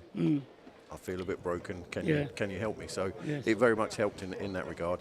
And what I'm trying to do this year is something that I've called Faces of ROR. So trying to get people to tell me who they are, what they're doing here, but also what Race of Remembrance means to them. Yeah. Obviously, we're on the 10th anniversary, or the 10th running. So that's what I'm trying to do. And if anyone out there wants to see me wandering around, the guy with the beard and the gimbal that keeps fighting me all the way, then I'll be happy to talk to you and take your thing and share your story. And so how has the engagement, I think that's the term you're supposed to use, with social media in general been this year? Have you noticed a rise in interest this year? Absolutely, yeah. As people get to know more and more about Race of Remembrance and Mission Motorsport, the engagement is always getting higher and higher. I've noticed that the number of likes and interactions with the social media posts are always going up, which is a brilliant thing, because it's helping to spread the word, sort of awareness of Mission Motorsport. But also, if there's service people out there who are struggling, if they see it through someone else, they can go, "Oh, actually, I might quite fancy that." And then they can go on to the Mission Motorsport webpage and see where the events are, and hopefully they can engage and begin the journey that I've been on for quite a while. And like Mark was saying, it's the wider families as well. During COVID, unfortunately, my wife became seriously ill, but the Mission Motorsport family got together and helped me, helped my daughter, helped my wife to get around to places when it was difficult, and really sort of help us get together, because my wife had supported me all through my struggles, and then Mission stepped in to help when we were all struggling. So that was amazing. Yeah, who helps the carer sometimes? Who cares for the carer? No, exactly that. Just to keep you informed of what's going on the racetrack, the safety car has now returned to its base. We've gone back to green flag. The race still being led by the RAF Motorsports Audi TT, then by a lap from Don Henschel with the Leos Racing Caterham in second place, and then Jason McAnulty back at the wheel of the 117s. They've squeezed in their second pit stop of the race. Don Henschel still having only done one pit stop with the Caterham. So Jason McAnulty squeezing in a second pit stop under that last safety car, which obviously if they can get through 4 pit stops through this evening, then that will be their aim, and to do so whilst the safety car out is obviously easier to cope with. Stumpy, do you follow the race as such? You know, I'm going on about what the gaps are and what the strategies are. Do you follow it at that level, or are you more from the point of view of the people that are involved and how they're doing? It's a bit of both, to be fair, because I've got friends and beneficiaries that are actually racing in the race. Dusty Binns, who's driving the 555 car, Falcons veteran, all-round good guy, but don't let him tell you a story, it'll go on for hours. So people like that, and also the Panda team. Yeah. How that came about was during COVID, we started a Mission Motorsport Xbox racing thing on Thursday night. And over time we got talking, and then Dean Lomas, who is the boss of Acer, who's one of the racers, got involved and started the car. And obviously last year it was the blue one, this year it's grey and it's smashing around. So I try and keep up with the race, but obviously because it's an endurance race, if you're dipping in and out, it's sometimes a bit difficult. So you have to go on the TSL and have a look, and or listen to you when we can. I'm sort of trying to do both. I love motor racing, but obviously I've got friends that are in the race as well, so it's a thing. And also Scott Hughes in the Track Scotland car as well. Yeah. I love the Subaru. I have to say the BRZ looks the part. You don't have to look at it for a second, and you know it's a Subaru. It's not a Toyota GT86. It's a Subaru. And I love the story that one of the guys from the team was telling me about it on Friday when I got up here, and actually whatever it was, earlier in the week when he was telling me about the story of how they built that car and how they took, and it's the line of the weekend for me, that they took a written-off car of 4 written-off blokes and they went about fixing all of them. Absolutely. And they've gone out and they're racing, and I think that's captures the spirit of Mission Motorsport. In one car, in one entrant, they're out and they're racing. 100%, yeah. And also Aston, who is the workshop manager for Mission Motorsport, he is a Subaru guru and he loves them. So this has been a real good project for him, and he's really enjoyed it. And the proper old school WRC colours is just perfect. It's great, isn't it? We'll get down to the pits again. Rob Lewis is there, and we'll find out what he's got to say right away. Ben McLaughlin has quite literally drove the wheels off of this 116 car, and he's collected a load of Anglesey's finest turf in a pile there. Ben, that is a really good effort. What happened? I had a slight vibration, and then got on the radio. I was like, I've got a slight vibration. Are you happy to continue? I was like, no, I've got to come in this lap. 2 corners later, wheels off. So is it just sheared the studs? I think so. Well, hopefully, because that should be a relatively easy fix. But relatively easy. Well, it could have been worse. At least I didn't hit anything. Were you enjoying the stint before the issues? Stuck behind the safety car for ages, so when we finally did get going, I don't think I got that many laps properly.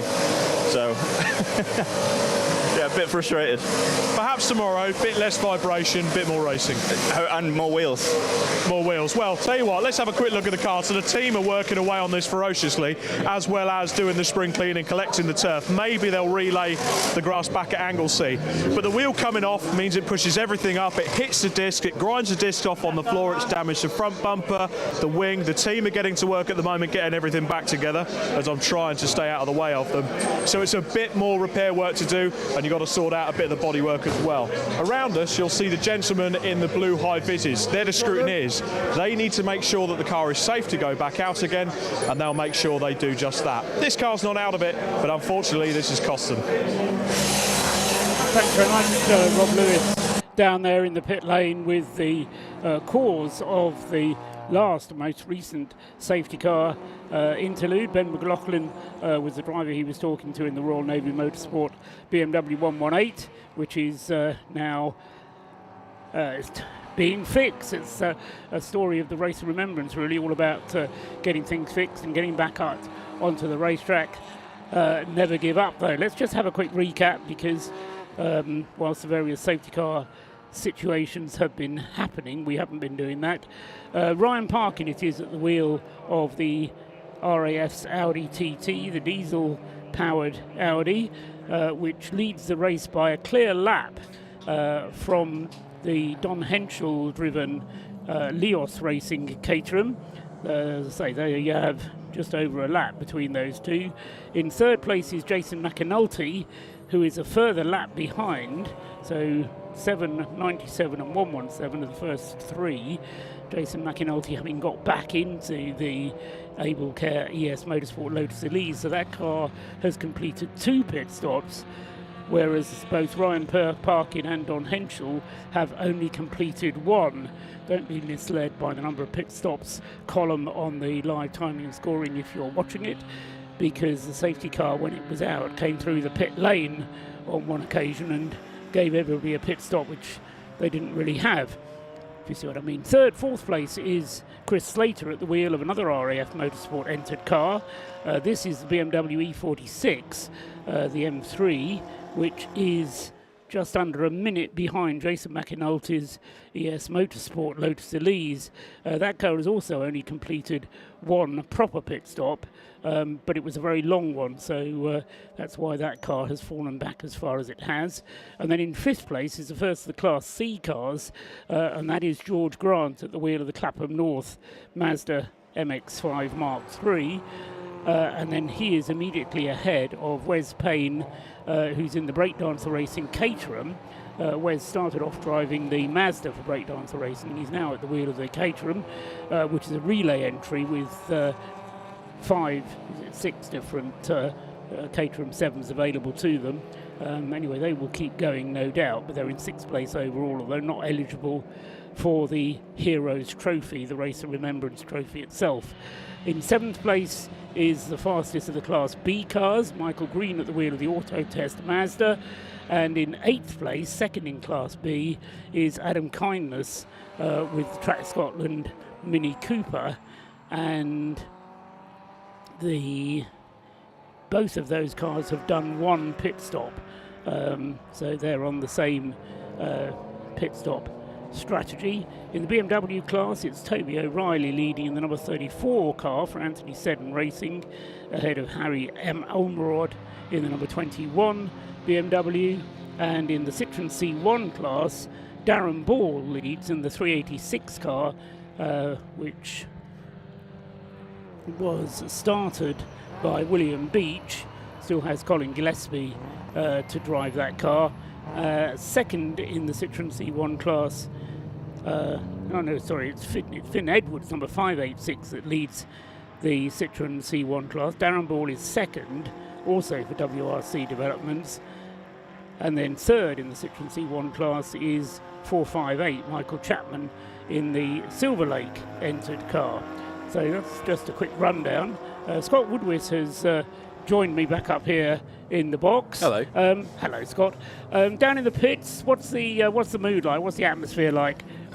Just you expect with any Race of Remembrance at night at this time of the race. There's something magical about motorsport at night, as I'm sure you know, having done many endurance races over the years.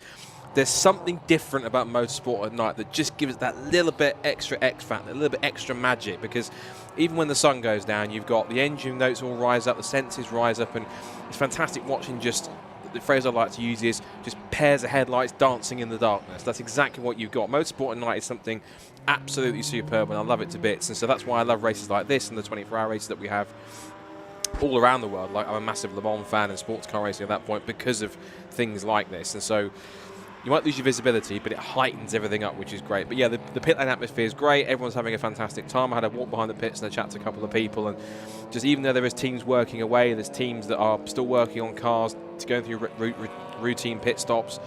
Everyone loves the vibe. Everyone's enjoying themselves as they should do for an event like this, and it's no surprise that not only has this race reached its 10th anniversary and its 10th running, but it's still as popular as it ever was, in fact more popular than ever, and we've got so many quality teams here. And again, even though we've got the number 7 Audi that's ahead by a lap at the moment, that could all still change in the blink of an eye. As we saw, case in point, sadly the Rob Boston Lotus having an issue where it caught on fire, which was completely gutting, but it just proves that, you know, it's, even though people mostly make their own luck in motorsport, it can still just be something just happens that doesn't go their way. And it, unfortunately, luck hasn't been smiling down on the Lotus at all, but it has for some of the other teams, and they're certainly trying to plug on as much as they can. It is 4 Class D cars that are on top of it, and I have to say, really impressive run so far in P5 from the Class C leaders, which is Clapham North Rob Boston Racing, which of course is George Grant and Will Blackwell Chambers. Because George in for his current stint at the moment after Will did a fantastic opening job. Just seeing on screen here, one of the longest standing, in fact, arguably the longest standing car in ROI history, the 101 Mazda, which has been involved ever since the very first race. I don't think it's arguable. It is. It's the only car that's actually participated in all 10 races of remembrance. It's quite a history. There was a great battle going on, just I'll mention it as well. There's a great gaggle of cars that was all going through the same complex together through Rocket and Peel all together, and the little 2CV was getting in the mix amongst some of the bigger and faster cars in that field. But this is the great bit. Even there's lots of lappery, and there's kind of cars that are some 8, 9, 10, 11 laps down. There's battles within battles, not just class, but also on overall running at that point. And just, yeah, there's something about this race, something about endurance racing like this that I could whack to Liverpool for ages, because as I tend to do being a commentator, as we do being commentators, but it's magnificent to see. And even that Mazda MX-5 with the blue neons, just unique touches that help to make each car stand out and give it a little bit of an extra personality of its own. It's yes, a magnificent event and a magnificent time of the day to go racing, I always find. Yes, I think the Race of Remembrance is fairly generous in their allowance of identification lights on the cars, including allowing cars to actually have colours which change. The front of the Jaguar, I don't know if we've had any pictures of it recently, but it's got little discs at the front that rotate, and as they rotate they change colour, which, as I say, is very confusing, because you look at it and you think, oh, it's got blue light, oh no, it's got green light, oh no, the red light's on the front of the car. I think the effect's called chroma key. It's like a chroma key light that spins round on both where typically where the fog lights would be, but it's like a little light that spins around like an LED, and it's quite a nice little touch. Yes, and certainly the others highlight the A and B pillars. Some go all the way around to the C pillar. Quite a few of them this year have got those little lights underneath the car which actually illuminate the track. You can see on that Caterham there, just going past one of the BMWs. The Caterham has little red lights underneath it to illuminate the track. But apart from just being a bit of a joke, it does help the team on the pit wall to identify which is their car.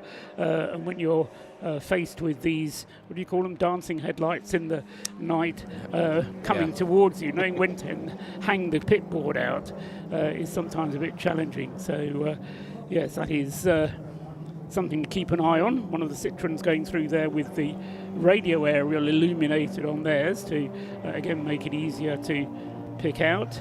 You were talking briefly there, Scott, about the Clapham North MOT Mazda, George Grant having got that car up to 5th place overall, which is indeed a great performance. What's happened to the Stuart Humphrey racing car, I hear you ask, because we were talking right at the start about how that was going to be a battle royal between those two.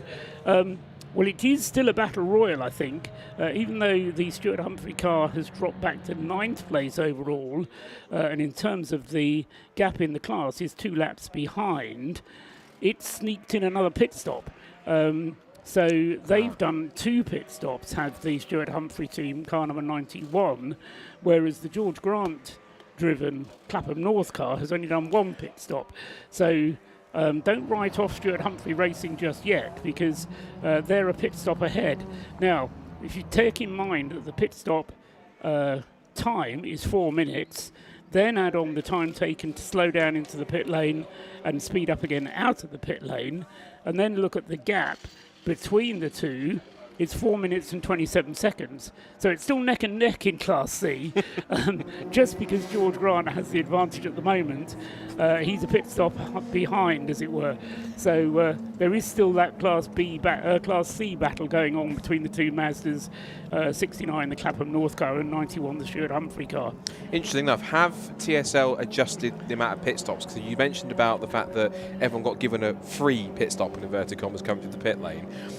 I'm just figuring out whether or not if they've actually adjusted it on TSL to kind of take away what they think is a pit stop because of having to come to the pit lane. No, so what you see on TSL timing, which is available throughout the world on tsl-timing.com, and I thoroughly recommend it because there's all sorts of screens available there, including a tracker, which gives you the positions of the car on the circuit, so that if you're not here, at least you can visualise where your car is and simulate what they're doing. Anyway, the TSL timing screen counted everybody into the pits when they made their tour through the pits behind the safety car and counted it as a pit stop.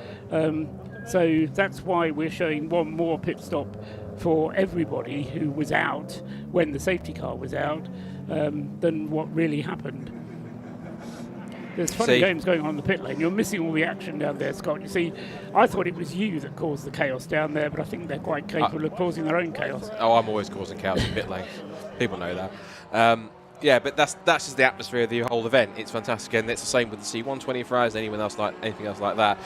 Everyone enjoys themselves because it is that kind of event. It's yes, there's an element of seriousness to it being racing, but ultimately everyone enjoys it, everyone loves it, and I'd expect nothing less from the Flying Haggis team because they are perennial jokers in the pit lane. They were going to, I might be spoiling something here, but they were going to show us that they take health and safety very seriously and reference a 90s hit song where they said that when they take their jam, they pump it up. So they're simply going to put some strawberry jam on a jack and just pump it up to kind of go with that. I think I follow.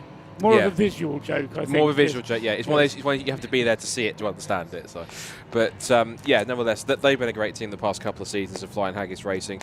Sometimes not had the best of luck, but their number 44 Honda Civic seems to be just plugging away and doing what it used to do. It's currently sat at the moment in whereabouts is it now? It's outside the top 30 at the moment, I think, the 44 car.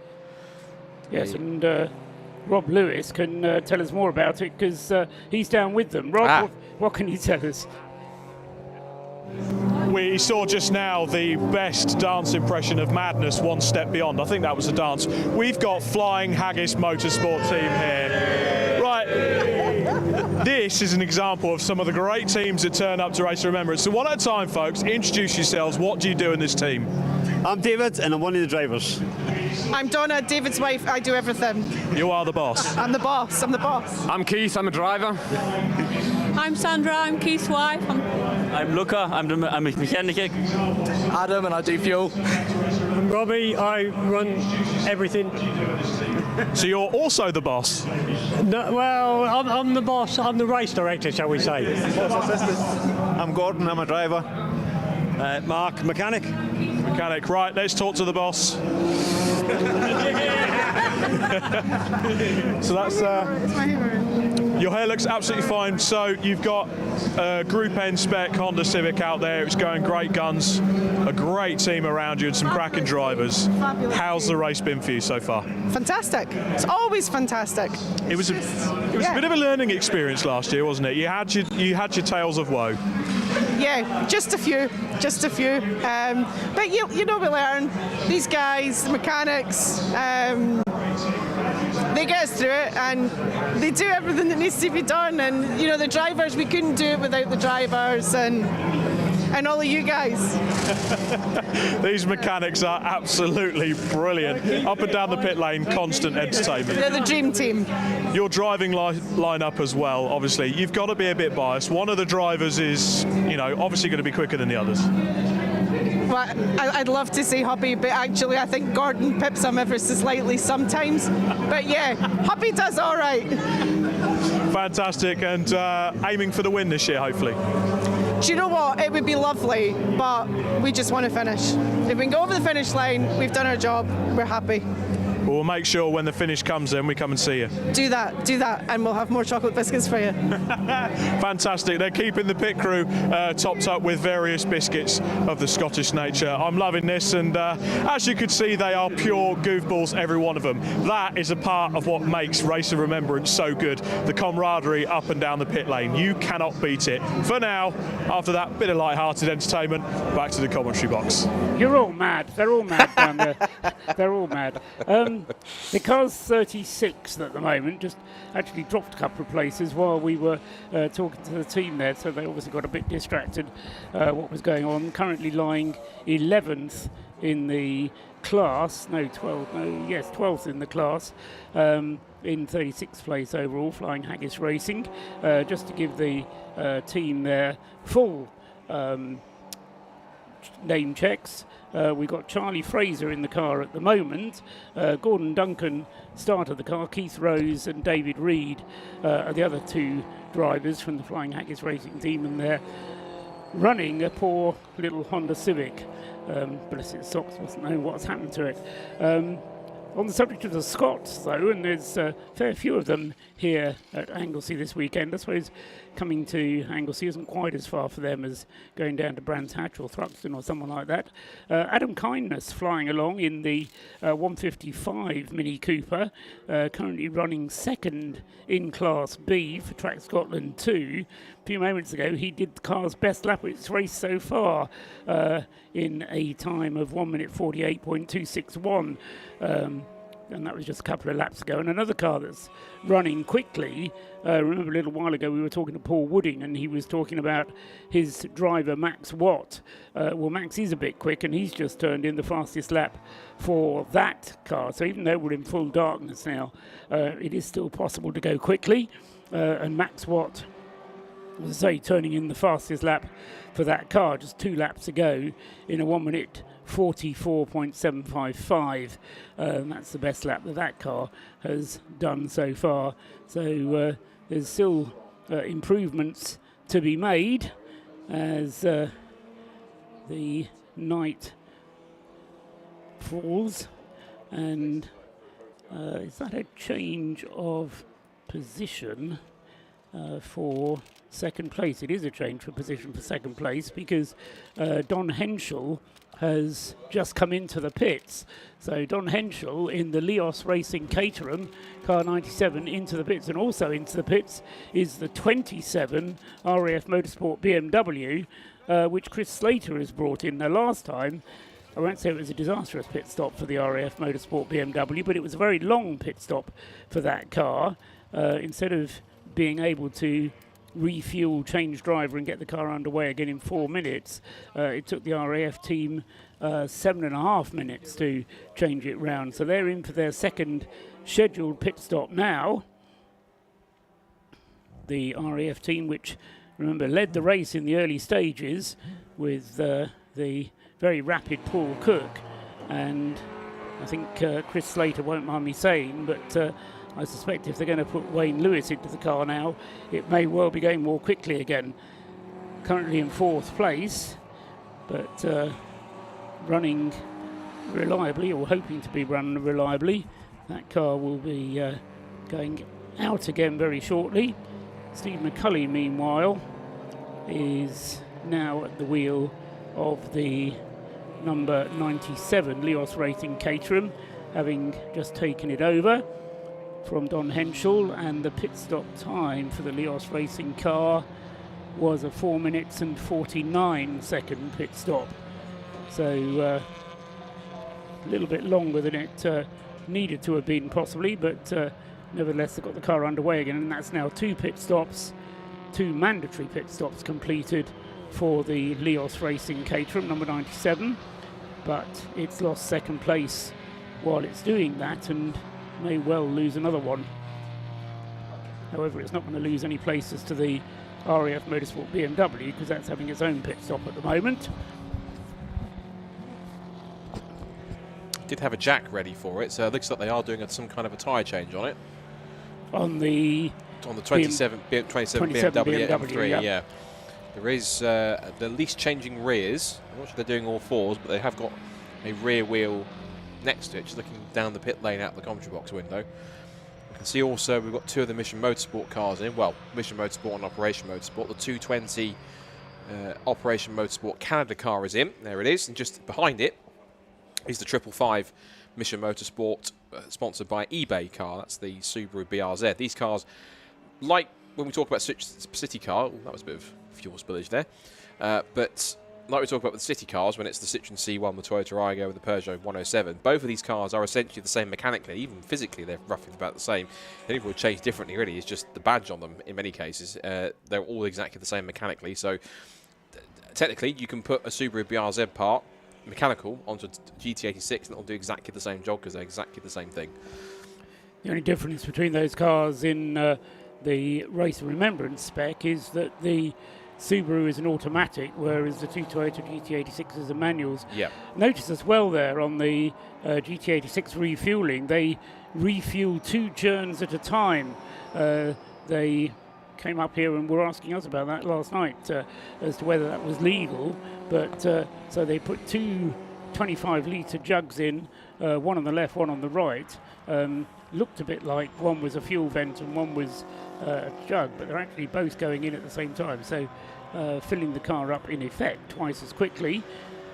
Of course, they're still limited to 4 minutes, but as I say, if they can get the fuel in quicker, it means they can do the other jobs on the car in slightly more relaxed circumstances. The GT86 equipped with 2 fuel intakes, at least in that form. Just going across the start-finish line there was the leading car, Ryan Parkin with the Audi TT. Still lapping pretty quickly. That last lap was a 1:45 and not actually lapping as quickly as Jason McAnulty is doing at the moment in the Lotus LEs in the second place car. And I should also point out as well, we have hit the 100 lap mark, 100 laps completed by the leader, so we're into treble figures for the first time. Yep, with some 3¼ hours of the race now elapsed. 3 hours and 15 minutes had elapsed as Ryan Parkin crossed the line for the 100th time. If I was really good at mental arithmetic, I could tell you the average speed. I'm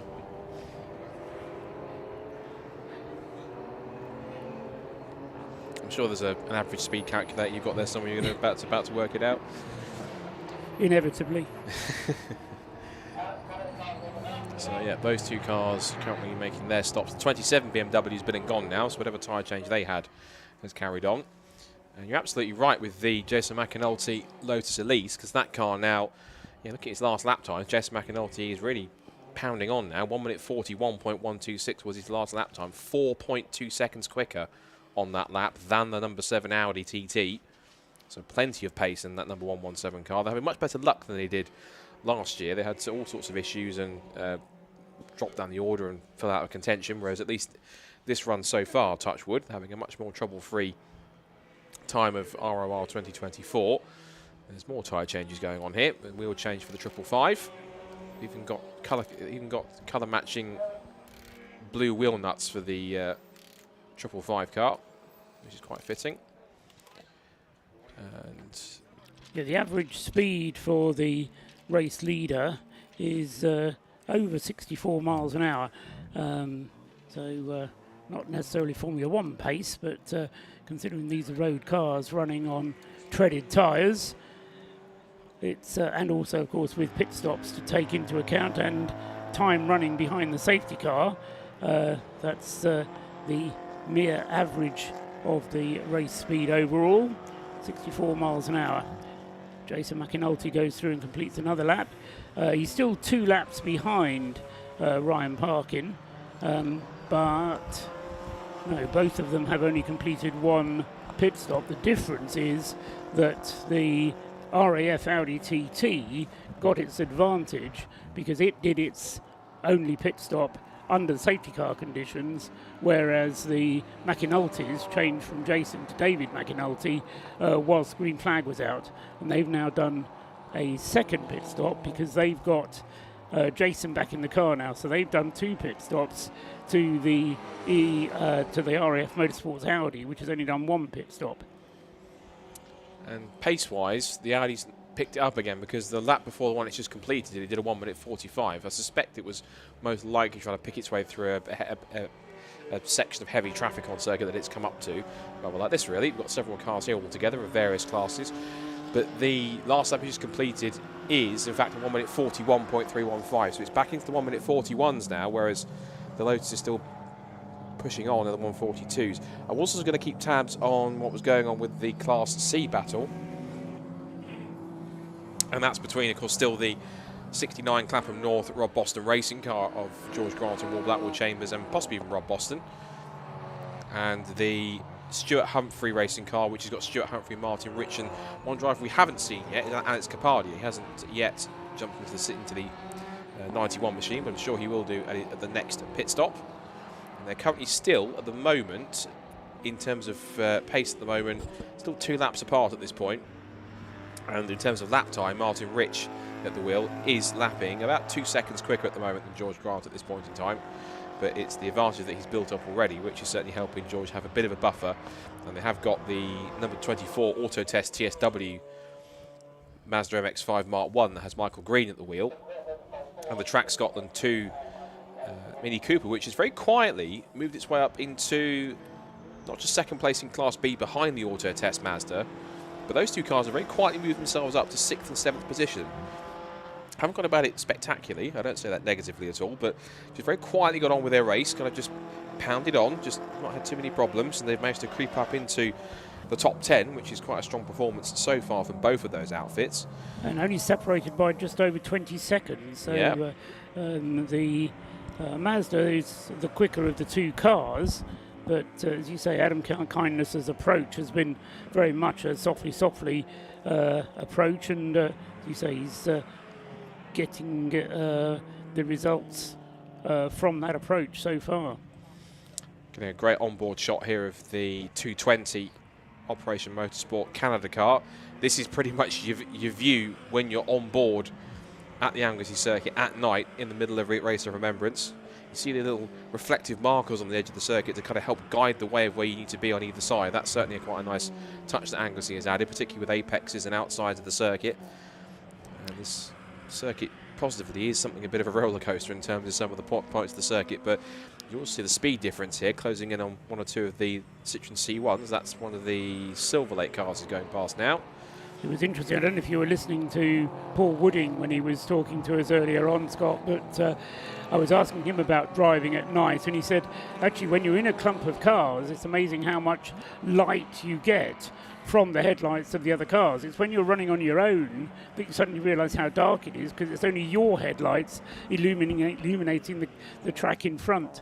It's a bit like when you're driving down a country lane, and it's very much more easy to follow somebody than it is if you're in the front and you're having to kind of pick out where the road goes. So yeah, it's interesting to have that feedback from the driver himself about what it's like driving here at night, because there aren't any illuminations. There's no street lighting around this circuit at all. So, as I say, once you're on your own, then you're relying totally on your own headlights. But nonetheless, I think there are some drivers who, crazy enough, actually prefer racing at night or very much enjoy it. I mean, I have to say, even looking from that onboard viewpoint, I think probably I would in many cases, because you get such a great... It must be such a fantastic experience being behind the wheel of a race car at night. Some might find it terrifying, particularly if you're in a section of track that there's nothing but your headlights illuminating the way. Imagine places like Le Mans, for example, when you're going down the Mulsanne straight at its speeds of 180 mph plus in, let's say, a hypercar, for example, and you're in pure darkness. And it might even be raining at the same time, and all you've got is your headlights to try and figure out exactly where you're going. Some thrive on it, some are not so keen on it, but ultimately, that's just part of endurance racing and an element of motorsport when it comes to these long-distance epics. Here's a fan favourite. This is the DC Lomas Motorsport Fiat Panda. Good to see that back here this weekend, and made its debut at Race of Remembrance last year. They loved it so much, they've come back for a second crack at it, and they've given it more of an Italian tricolor-style livery on that car too. Do we know if it's actually the same Fiat Panda or is it a different one? I presume it's the same car. Right. I think they may have built a second one, but ultimately I think if not, they might have just taken the wrap off it and just put some different decals on it to make it look good. It's certainly a very different looking car from last year's Fiat Panda, and I suppose you have to face the fact that there are an awful lot of Fiat Pandas out there as potential donor vehicles, which the team may well have used. But yeah, the Italian flag on the bonnet of the very small bonnet of the Fiat Panda. Where is it in the list at the moment? Currently in 28th place overall. At least it was when it came into the pits. And lost, well, it was actually 26th when it came into the pits. Now lost a couple of places whilst Dean Lomas hands the car over to whoever his next co-driver is going to be.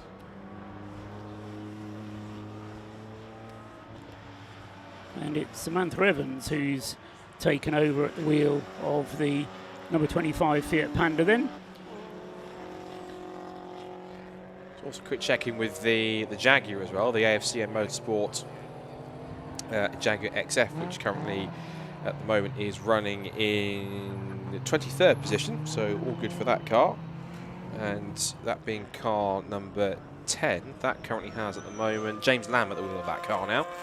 So he's now getting out there. They're currently sat at 8th in class. The next highest car they're going to try and chase after, the 7th in, 8th in class. 8th in class in Class C. No, 7th in class. I'm getting confused with Class B. Right, 7th in class is the Jaguar. That's the line. Its next car to try and chase is the Porsche Motorsport number 3 Mazda MX-5, which currently has at the wheel Lucas Pugnali. And we can go down to the pit lane, because Rob Lewis has somebody else that he can interview. Rob. WRC Developments have 4 cars out this weekend, one of which is the WeBuyAnyPhone.com racing team. We, of course, have royalty in the motorsport world, James Kay. We've got Darren and Charlie racing alongside this weekend, all put together by Mr. James Poulton. He's not going to get away with being mentioned on the live stream there. Guys, welcome to the Race of Remembrance. It's a very unique event to be a part of. It is, Rob, for sure. Absolutely, 100%. A fantastic cause, and so far we're really enjoying the day. C1s are rather unique to drive as well. They're not like any normal race cars. No, they're definitely not like any race car I've ever driven, and I've driven a lot. But they're still a race car, and everybody's doing the same, in the C1s. So it's just a matter of enjoying, what you're sat in, really. And enjoying the occasion. Absolutely, and what a fantastic cause. So what's the story behind the team and getting you guys together? Well, I think it probably is, as you said, the work of James Poulton, but, well, it's been a bit of an opportunity to try out a new experience, get a team together. I suppose we're going more than that. This is Charlie's first ever race, okay? Which is incredible what he's done so far. Mitch the same, he's out there now. Darren's only ever done 2 races before, so it's a completely novice team, and that's what this event's about. Getting everybody to enjoy motorsport in a good name, good cause, and everything else. So, and long may it continue. So, what's the goals for the team moving forward? Are you looking to sort of grow, or is this purely something to do amongst a group of friends? As a blend of that, to be fair. At 61 years old, I've come into racing about 40 years, a bit too late, but we've been doing a bit this year in GT4, and we're going to do some GT3 stuff. For Charlie and Mitch, they work with us at We Buy Any Phones. They both got their racing license, never actually been involved in a true race, so it's an incentive for those guys to see if we can make them work harder and earn me more money. And James, obviously, over the years, you've raced so many things around the world on the highest pressures. Is it nice to kind of go into a motor race with your friends, teach them a little bit, pass a bit of the sort of knowledge on, and just enjoy the occasion? Absolutely. I mean, I wouldn't be here, if that wasn't the case. So, what we're doing now is we're as I say, we're as a completely novice team, and we're building We Buy Any Phone racing as a brand as well. So we're doing GT4, we're going GT3, and with the 2 boys, maybe we can bring them on through what we're doing. Now for the bit of playful needle. James Poulton, JP, he's got the team together, but he's in another car, so is it going to get a bit spicy out there later? Well, they've been doing it for a lot longer than we have, so I'm not sure we're necessarily at the same level of speed as those guys yet. But if we can take him off, we will for sure. Yeah, definitely, James. Absolutely, definitely. But we'll all be in the bar later. Definitely in the bar, taking each other apart later. Guys, fantastic. Great to speak to you there. Welcome to the Race of Remembrance, and hopefully we'll see you at the C1 24 Hours next year. Yeah, look forward to it. Maybe. Fantastic. Thanks, guys. Great to see James Kay and this wonderful team. The car looks so smart out there as well. Great to see them out there and fighting in the C1 class. I'm going to go and find some more suitors to go and interview and maybe get the backstories of some of these teams up and down pit lane. But for now, back to Scott and Paul in the commentary box.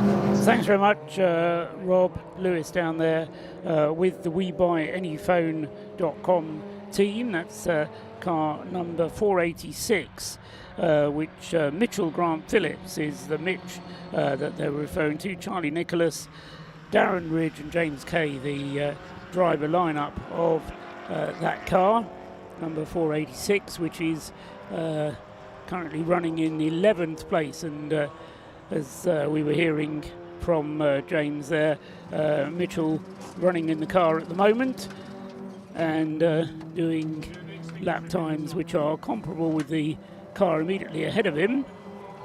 And yes, he says the other Citroens running much nearer the front of the field, but that's as you would perhaps expect given the experience of the other teams. But the C1 class always very fiercely competed for, even though they're a bit slower than everybody else who's out there, but they certainly provide their own intensity of the race out there. And who's to say that WeBuyAnyPhone.com with certainly some pretty high ambitions there, Scott. Especially with the driver's talent they've got, particularly a certain James Kay, of course, is just about raced everything, I think, in many cases, from British touring cars and the Super Touring era, and he's done quite a bit into GT3 and GT4. You pointed out the com box. What have you seen? Yeah, we've got a car on the grass, which is 378, which is one of the Citroens. And it's facing sideways, which it shouldn't be. It is under power. It is trying to get going again.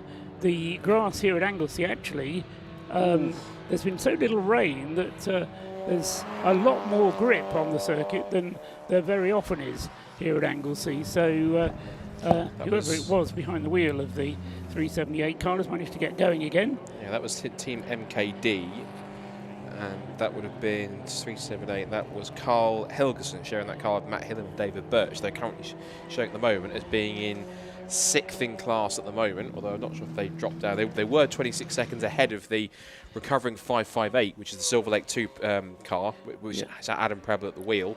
Alan Preble at the wheel. I think they will have lost that place because it took me a couple of seconds to spot them, and then I still reckon it took them 30 seconds to get the car going again. But you'll remember how bad the grass can be here at Anglesey when it gets wet. It really does get very boggy out there, but the conditions, as I was saying, have been relatively dry up here in North Wales for quite a few weeks now, so the grass not as damp as sometimes it is, and Helgeson was able to get the car going again and resume without losing too many places, but I think he will have lost ground to at least that Silver Lake car that you were referring to. We're over halfway through this segment of the race. 3.5 hours of the 7 have elapsed, so only 3.5 hours of tonight's racing still to go. Just to recap, we've had 3 safety car periods so far.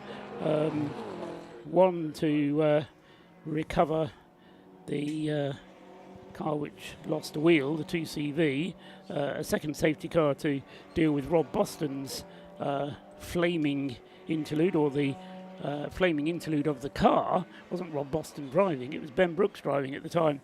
And then the third safety car to recover the BMW from the Royal Navy team, the 116 car, which stopped out on the circuit. So those are the 3 safety car periods that we've had, and the cars that we are missing therefore the Radiation Racing Citroen C1, car number 363, has not gone round for a while, over half an hour. Ben Brooks has been out for an hour and a half since he had his issue, but those are the only two, I won't say known retirements, because 363 may well still be repairable, but as I say, the car has been missing for over half an hour. Yeah, it was at the back of the garage when I last saw it, but that was a little while ago on that side. The NJM 4 Fiesta was having its own issues from the start of the race. That visited the pits, well, it says a total of 6 times, if you want to, if TSL is to be believed. And then the exposure lights car was having a gearbox change the last time I saw that car.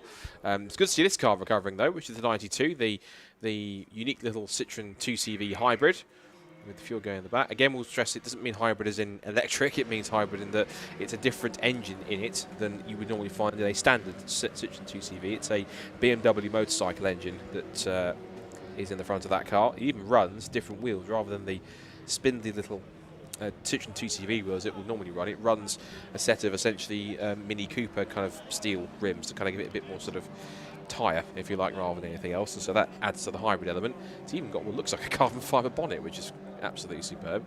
Even that's carbon fibre effect, like a wrap, it actually is carbon fibre. If it is carbon fibre, I'd be quite impressed by that for 2CV. Out on track goes the 116 Royal Navy car. That was having problems after it caused a safety car earlier on. It's good to see that car's back up and running and back fighting fit again. Louis Tyson looks like he's ready to jump into the 92 Citroen 2CV at this point. And of course, we mentioned we're halfway through this segment of the race. In the next 24 minutes' time, we'll be a third of the way through the race itself. We'll have passed the 4-hour mark in this 12-hour Race of Remembrance. Of course, remember, it's 3 parts. Of course, we do the first 7 hours, started back at 3 o'clock earlier on this afternoon. It's now currently, time-wise, around about 25 to 7. And of course we go to 10 o'clock tonight where the race will be suspended. So when the race, they'll throw the safety car out right towards the end to bunch everyone up, and then they'll throw not the checkered, well, the checkered flag, but not the one you'd expect. It's a red and white checkered flag, which was kind of invented in many cases or produced purely for this race, because we put the checkered flag out, but we're not ending the race, we're simply pausing it overnight and suspending it. A reminder that there's no parc ferme either, which means that teams can and do work on the cars overnight if they need to, and then get them back out there. So teams maybe like Boston Racing, where if the car is still salvageable to race, it's still mostly intact, but it's all there in that case. We can go down to the pits. Rob Lewis is working hard down there, moving around, keeping himself warm. What have you got for us this time, Rob? Now, anyone that knows me, including Scott, knows I do bang on about these cars because I love 2CVs. I started my racing career off in them. And one man that was on the grid when I was certainly racing these 10 years ago was Mr. Crispin, Nick Crispin, that we have here with us, who is racing this brilliantly unique 2CV BMW hybrids. Nick, tell us a bit about that car. Well, apart from the fact that it's not like a normal 2CV, it's just unreal. To drive in a race like this is great fun. You've got lots of power, obviously, and because it is a 2CV, we still take different lines to other people. So we're coming out of corners with so much torque, pulling away, and then obviously the other cars get us on the straight and everything like that. But no, it's great fun. It's certainly a unique car in itself, very unique earlier on, and for a brief moment it turned into a Robin Reliant. What happened? One of the rear arms, one of the weak points if you run the curbs a lot or get on the inside of a curb, is the rear arms do have a tendency to just sort of snap, and unfortunately that's what happened. Have you managed to recover the arm and hub? The arm, hub, everything has been recovered. Half of it's back on the car, just change of arm and that's it, send it out. It's great for you guys to come into this race. You're almost racing yourself because unfortunately you're in a class on literally by yourselves. Yeah. Do you just come for the experience? No, we come for the fun. Come for the fun, come to support the event, obviously, primarily. I mean, I've done it, this is my 4th time of doing it. I've done it in Clio and I've done it in the 2CVs, and it's a great weekend. And I know it's 10 years old.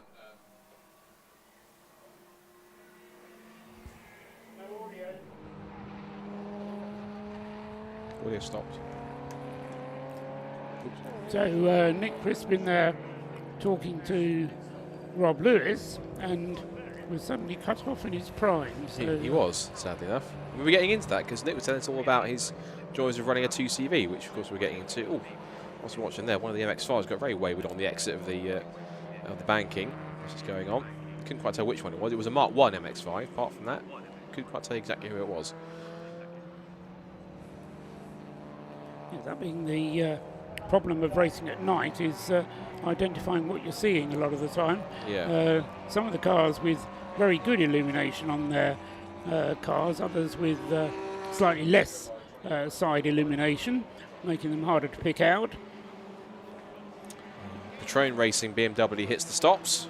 Car 48 is in, which means that is going to be that car, which is it's 11th place at the moment, so just outside the top 10, 5th in Class D. Next car it's going to try and catch, if it can, is the RAF Motorsport with Lewis Property E46 M3, which started on the front row of the grid and led early on.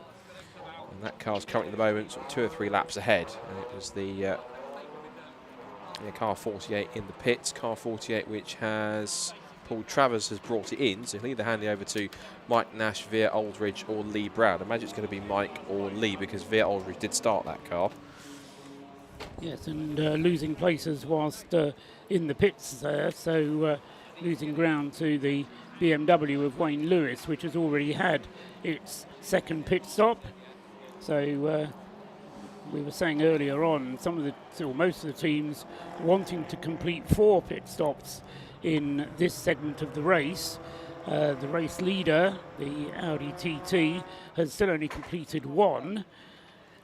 The 117 Lotus Elise in second place has completed 2 driver changes, so 2 mandatory pit stops, as has the third place car, the 97 Caterham, which has Steve McCulley back at the wheel now. He started the car, that car, just as the McInulty is ahead of it with just 2 drivers, which means that they have slightly less flexibility when it comes to their driving time, but they should be able to share the driving between them. The one thing they do have to be careful of is that by the end of the 12 hours, so it's not a worry at the end of this segment of the race, but by the end of the 12 hours, they have to ensure that no driver has completed more than 60% of the race. So you have to do 40% of the race with one driver and no more than 60% of the race with the other driver.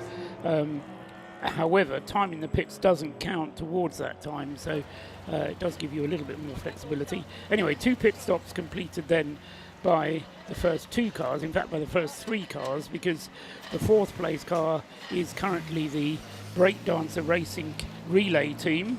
Wes Payne out in the Caterham 7 in 4th place, and that car, as I say, has also completed 2 mandatory pit stops. 5th overall is the Clapham North MOT Mazda, which has only completed 1 pit stop, as has the car behind it, the number 24 class leading car in number 24. Tell us about the smoke, Scott. That's unfortunately, Kermit's having more problems again. It's the NJM Fiesta, which once again is smoking on its way through the corkscrew and up onto the international loop. So Not the first time that car has had smoke, is it? No, it's not. And in fact, happening again, and not in a circumstance that you wanted, particularly in the evening when it's adding to even. It's difficult enough to see when you're racing at night anyway, but added smoke in there is not going to help out one bit. And well, the thing that concerns me with things like that is if the smoke is oil, then coating the circuit in oil when you can't see the track is very difficult for everybody else. But it depends if that car is oil smoking or whether it's a tyre smoking. My temptation is to suggest that it's oil rather than tyre. It's coming into the pit lane now. Yeah. The lights are very bright, as I can see through the binoculars, and it turns left as it comes into the pit lane and heads to its garage, which is immediately behind the pit lane. So garage is probably a bit of a exaggeration. It's more of an awning where they're working on that green Ford Fiesta. Anyway, it's back in the pits again, and that is the 7th pit stop for that car. If there were a prize for the most pit stops, then that car would be winning it, the NJM Ford Fiesta. has completed just 41 laps now, compared to the leader's 116 now under the belt of Ryan Parkin with the Audi TT. The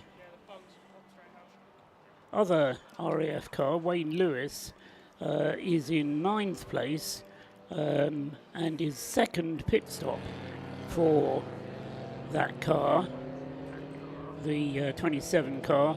Remember, the first pit stop was 7.5 minutes. Well, they've got it down for the second pit stop, 6 minutes 43. But again, although the car is very quick when it's on the track, it can't really afford to be losing that amount of time in the pits. So Wayne Lewis, who's currently driving it, his last lap was a 1:46, which is not as quick as any of the first 3 drivers. When Paul Cook is at the wheel, it's a very rapid prospect indeed, but Wayne Lewis not as quick as Paul Cook, or he isn't being at the moment.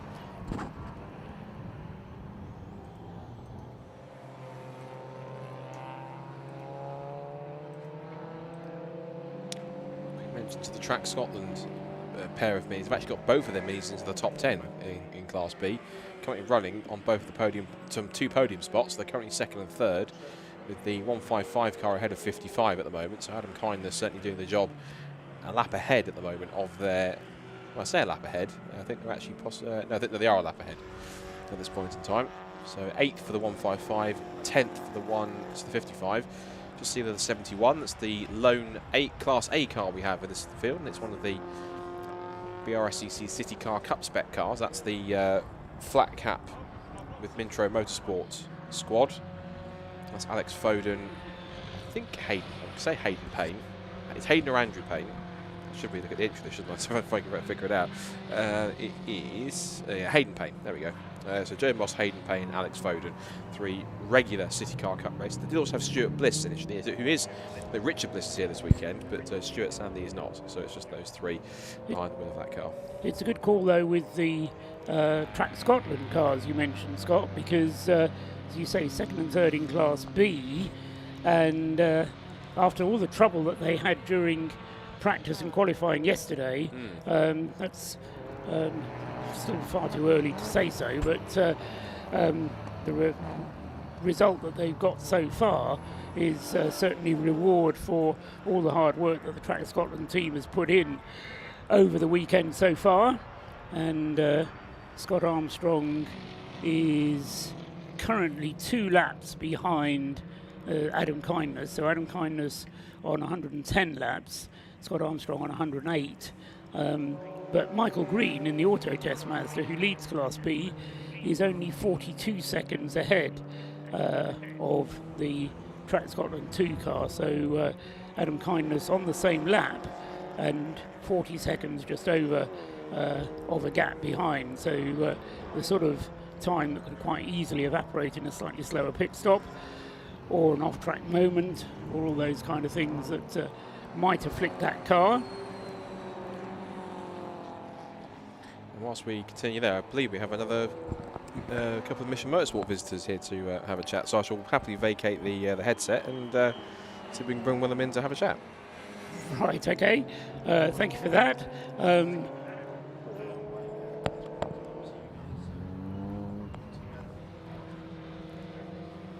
So come and sit down if you want to, or remain standing. Up to you. And I will let you. I will let you introduce yourself. It's all down to Mark White that brought you up here. You're team manager for the BRZ team, the 555 car. Yeah. Excellent. The car that for me was the quote of the weekend. We took a written off car and 4 written off blokes. We fixed them all up and we've gone racing. Absolutely. So what role do you play in the team manager? I was here initially to do driver coaching on Thursday and Friday, and I've done some work with the guys when they've been practicing the trucks in the past few weeks. But my role now is I'm team manager. And your name is, sorry? Gary Franks. Right. Yeah, I'm really amazed with the progress the guys are making driving the car. Because they're all wheelchair users, aren't they? They are, yeah. I mean, we're kind of joking. We have 4 guys and only 1 working leg. So 3 of them are completely paralysed from the waist down, and 1 is missing a leg. So 3 of them are using hand controls, and one's driving reasonably conventionally using his remaining leg and the 2 pedals. But they're doing a great job. They're getting good, consistent times. It's quite inspiring, actually. I was going to say, it must be inspiring for you as well as team manager. Gary, I'm just going to interrupt you because we've got a pit report coming up from Rob Lewis down there. So stay with us, if you will, and we'll listen to what Rob Lewis can tell us from the pits. Scott, you might get some deja vu with this. I'm talking about tyres again, like I did a few years ago at the C1 24 Hours. This has just come off of car number 386. This has done an hour and a half stint, an hour and 45 minutes, and look at it. This is what Anglesey does to tyres. The C1s run a particularly unique blend of tyre. They have their own compound, they have their own tyre design, made by Nankang for the C1 Racing Club, but Anglesey kills tyres. It's abrasive, it's hard, it's delaminated this tyre, it's ripped it off, it's worn right down to the cord. Not quite ready for an MOT. Now, while I appreciate not all of the cars are going to be running those particular tyres in the field, we have a lot of the top cars out there are running semi-slick tyres. They're a bit grippier, they'll run different compounds, they'll get a bit of bite, but I just wanted to show you, give you an indication of the type of tyre wears involved and what Anglesey does to the cars out there. It's hard on them, pure and simple. Food for thought, gents. Thanks very much indeed, Rob. Yes, food for thought indeed. We've got Gary with us from the Subaru BRZ team. You were telling us about the drivers that you've got. They're all wheelchair users. You've been coaching them. Presumably it's the first race for all of them. The two of them are complete novices. One, Steve Binns, has done some races in Morgan's, and Lionel's been here before as well. So yeah, we've got a little bit of a mix, but they're all quite fresh, they're all quite new. Yeah, so we, as well as thinking about the driving of the car, we also think about their well-being, their state of mind. With any driver, particularly with these guys, given that the history and how they got injured. Presumably they're all ex-military, yeah. And are in wheelchairs as a result of their military service. So kind of, yeah. I mean, I need to talk to Lionel. With 3 of them, it's not combat injuries. It's right. Having fun after some combat injuries, Right. falling off the motorbikes or bicycles, usually. But it's the same kind of thing, and they carry trauma and all the rest. Yeah. So we're having to deal with that. The guy that started the race for us was particularly nervous. We thought about changing him and switching to one of the other drivers, but we thought, no, we'll manage it and we'll put him out there. And he had the time of his life. He put in some fantastic laps for us, and once he got over the initial nerves, so it's a very positive thing to kind of push him through that. And it must be difficult for you as team manager, because you have to take responsibility for their well-being. Yeah. You know, yes, you're giving them time of their lives. Yeah. And there's a lot of people that would bite your arm off, to pardon the expression, to take that opportunity. Absolutely. But equally, it's quite stressful as well. It is. I'm enjoying it more than I'm stressed. I was a bit nervous at 10 to 3 when we're getting ready to go before the lights went green. I was getting a bit nervous. I guess it's like sending your kids off to school, that sort of thing. I know they can do it. I've spent time in the car with all of them, like over the last 2 or 3 days here. But I've been in the car with most of them back at Thruxton when we did the launch. And I was there when 2 or 3 of the guys got their race licenses at Thruxton a few weeks before that. So I've been on the journey for a little bit. Most of those guys helped to build the car, so the journey for them has been a little bit longer. Yeah. So I'm kind of, a bit nervous for them, obviously a bit anxious for myself, but it's quite easy to focus on them because it's quite a big machine with all the helpers and stuff that we've got here. So. But you must have quite a few of those, what they call soft skills, people management skills. Apparently. Apparently. I mean, everyone, when we've done the coaching sessions, they've all come back with really positive feedback about the confidence that they felt having had someone with them in the car. There are other people who can do it. It's, but it is what I do for a job. It's a full-time job with the coaching. And if I'm not on a racetrack, it's fast road cars or Ocado delivery vans sometimes. But it's just, for me, obviously, it's been very rewarding seeing them getting this confidence and to do this as an achievement. The car's still running. We're putting in good times. We're not last. So, we're ticking loads of boxes. And you've got a great-looking car. I'm going to have to interrupt you again because we've got Rob Lewis down with one of our drivers, Oliver Cotton. Rob. And a star driver in one of the BMW 116s is only former TCR racer and Porsche racer Oliver Cotton.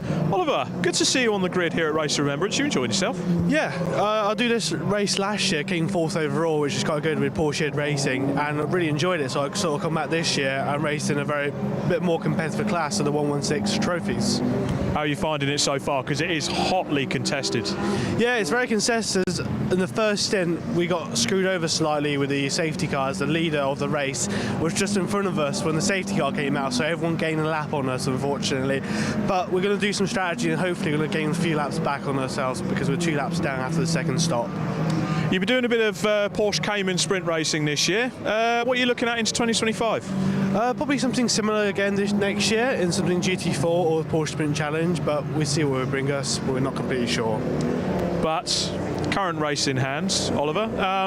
The strategy hopefully plays out. You're looking to win this class, aren't you? Yeah, that's always the plan, to win this class, but it's a long race, and the way this race plans out, you can always win on strategy and pace. What other drivers have you got out with you? So we've got James, my teammate, which is really fast. He's out there setting the world on fire in this class, and our next driver just over there, he's ready to get out for the next session. Fantastic. Oliver, I'll let you sit down and rest up ready for your next stint, but good to chat to you. Thank you. No worries. Always good to see Porsche racers in the paddock alike and touring car racers. We've spoken to James Kay and we've spoken to former TCR racer Oliver Cotton. Certainly some star names down here, except Scott Woodwis, because he's up in the commentary box. Thanks very much, Rob Lewis down there. We've actually got Gary with us still from the Subaru BRZ team. Can you tell us anything about the livery on that car? Because it's absolutely perfect. I mean, you only need to look at it for a second and you can see it's a Subaru. Yeah, so Aston, who built the car, is a big Subaru fan. So we've looked at the livery of the 555 logo, the branding that was on the rally cars, but it's been subtly changed. It's got the Mission Motorsport, the tracks in the logo, so we've kind of repurposed it a little bit, and I think it's very eye-catching. The blue with the luminescent yellow on it is an iconic colour combination, thanks to Colin McRae and those rally drivers. So he's kind of living a boyhood dream and having a race spec looking Subaru. So somebody whispered to me that you actually went to Subaru and asked permission to mimic. Yes, they're on board. So we've been sending them pictures, and they're really keen that we've got their support, which is really nice. Fantastic. So it's it's all nice and inclusive. It's very inclusive, which is really lovely. Yeah, and of course the big event it comes tomorrow morning with the Remembrance service. Yeah. Have you been here before for that? I've not. No. I was going to say I didn't remember you having been here. So that will be a new experience. I'm ex-military. I've been. Remembrance parades were a thing for every November for a big part of my life. So it's going to be quite a privilege and a thrill to be here. And the fact that we're going to pause the race and stop. Yeah. And then go again is that's going to be quite amazing. So it's a very moving experience. I've got some tissues just in case. Well, it does. It gets a bit like that, but it's usually I don't know. Say it's harder to watch than it is to be part of. But we have some cameras down there, and we usually catch a tear or two amongst servicemen who are remembering their own colleagues and things. And of course, as you say, the Remembrance Sunday event for me is what makes this race special, because everybody who's participating in it comes out of their cars, walks into the pit lane, and we're all united as a single family. Yeah. So I'm looking forward to experiencing what that's like. You hear about it, you read about it, but I think you need to be there to experience it really. And I've got comrades who have been to the Garden of Remembrance in Westminster. Some of my friends have been on the little sticks in the ground in there, so I'll be thinking about them tomorrow. It's going to be good. Exactly. Quite a moving experience, I think. Yeah. And a fantastic way to highlight that by having the race going on at the same time. So I'm looking forward to it. And it's absolutely great what you're doing with the driver coaching, getting those drivers rebuilt, getting them fixed, getting them racing, and managing them. So carry on the good work. Thank you very much. See them through till tonight. Yep. Keep them out the pub tonight. Absolutely. See if we can all get some sleep overnight. But I mean, my initial nerves I've kind of abated now. We've got a job to do. We're going to carry on. Yeah. Charlie Francis is doing she's the crew chief, who's really keeping me straight and narrow. And we've got lots of volunteers in the pits, people looking after the tyres. We've got 2 guys who are dedicated to getting the drivers in and out of the car. So we've got lots of little clusters of people doing specific jobs. So it's great. And I guess everyone's used to working in a team from the time when they were in the military. So we can well set up. Now we're moving. we're a little machine. It's working really nicely. So. And the car itself running well? It is, yeah. We had one little spin. One of the drivers a little harder on the brakes than the other, so we had a small brake fire in the pits. But this sort of stuff happens. The car's running like a dream. I mean, it was only really finished a couple of days ago. We had to do bits for the scrutineers before they let us out. So given it's all kind of last minute, it's working very well. So yeah. Gary. Good job by Aston getting it together. Good job by you guys as well. Keep it up. Hope you can keep going for the rest of the race. Excellent. And enjoy the race. Thank you very much for coming Thanks up. for having us up here. Yeah, Cheers. Thank you very much. That's Gary. What was your surname again? Gary Franks, beg your pardon. So thank you for your input, and great to have you here. And somebody else has come up now. Having had Royal Air Force, do we want to talk to Chris? We've already spoken to Chris 3 times.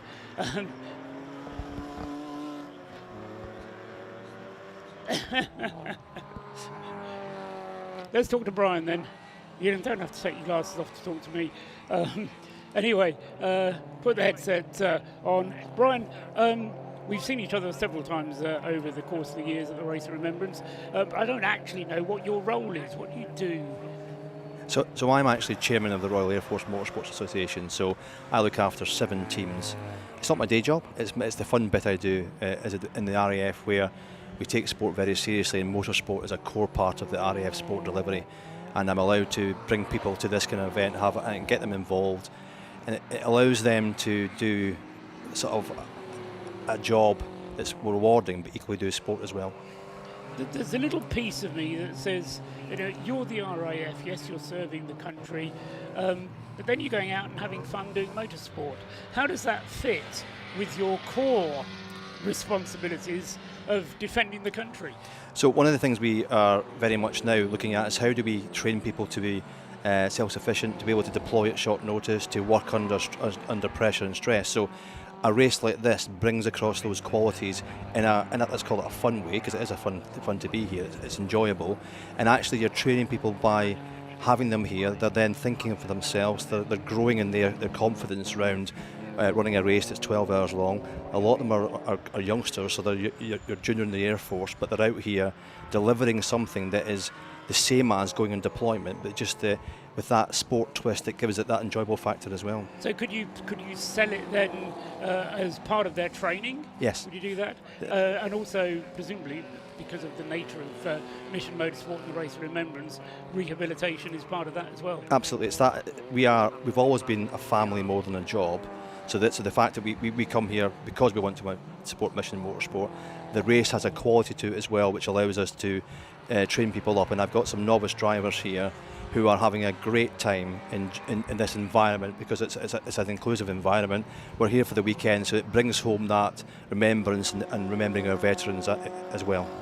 And talking of sport, there's that competitive edge. I think there's more RAF cars here this Race of Remembrance than there ever have been before. You've sometimes had difficulty getting cars through to the finish. It's transpired in the past. You're laughing at me. Some of the RAF cars have had problems over the years. This year, shouldn't say anything, first 3.5 hours has gone very well. All my fingers and toes are crossed at that very point. So we always learn every year we come to there. So we come to this event in the back of the 6-hour relay race where we were 5th overall, and we were the inter-service champions, so we beat the Army and the Navy in that one. So that's good. So we always learn, and we've used the opportunity of this event to rebuild the cars from scratch. So we've spent a lot more time thinking about the endurance component we have to get through here. So every time we come, we learn, and if you're not learning, you're not trying, sort of thing. So that's why we use this as a learning opportunity. And this year we've just refined it. The key bit that's different for this year, as you know, is the fact we're running a biodiesel car and a synthetic fuel car. So that's us looking at sustainability as well. And we're working in our primary role, back to that primary role, where we're pulling that information we're getting from sport back into our primary duty as well. And so presumably from the point of view, the RAF's core activities, that's taking consideration of using sustainable fuels as well in normal RAF day-to-day activity? Yeah, so we are doing a trial with our large trucks on biodiesel. So we've used that fuel for this to show that it can be used in the larger vehicles we use and the smaller vehicles and be successful. So we'll pull data from that, pull understanding, and help us make decisions in the future. And this is the first time as well that I can remember with the RAF team being in the top class and competing for an overall victory, as well as just for the class victories in the BMW classes or in the lesser classes. You've run Mazdas before, but have you been in the top class before?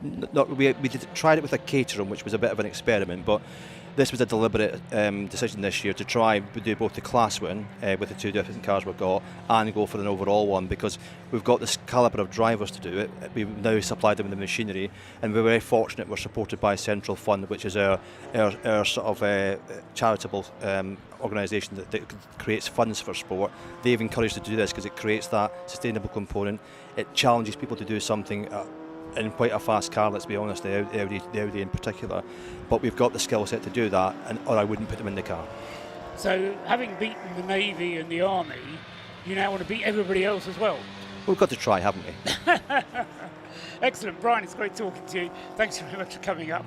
And we'll let Chris concentrate on his role as race driver. I don't want to distract him. And you can keep focusing on your job, making sure that all the wheels keep turning. Absolutely. Pleasure as always. Thank you very much, Brian, for your help. And meanwhile, we can turn our attention for the moment back to the race. We're coming into the last 3 hours. In fact, we're well into the last 3 hours. Take care, Chris. Good luck. And Chris Slater up here as well. But as I say, we've already heard from him a couple of times. So he does have a race to win. So best of luck with that, Chris, for the remainder of the race. The car 27, which is the car that Chris is competing in, currently in sixth place. Wayne Lewis is out at the moment. They've completed 120 laps, but have completed 2 pit stops, whereas the race leader, which is also an RAF car, has completed 128 laps, but has only completed 1 of its mandatory 6 pit stops over the course of the entire race. So still plenty of time to go in the race, and plenty of pit stops and action that could still affect the outcome.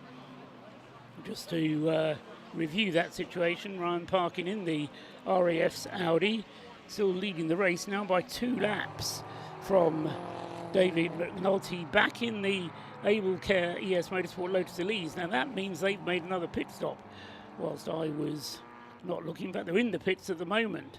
So it's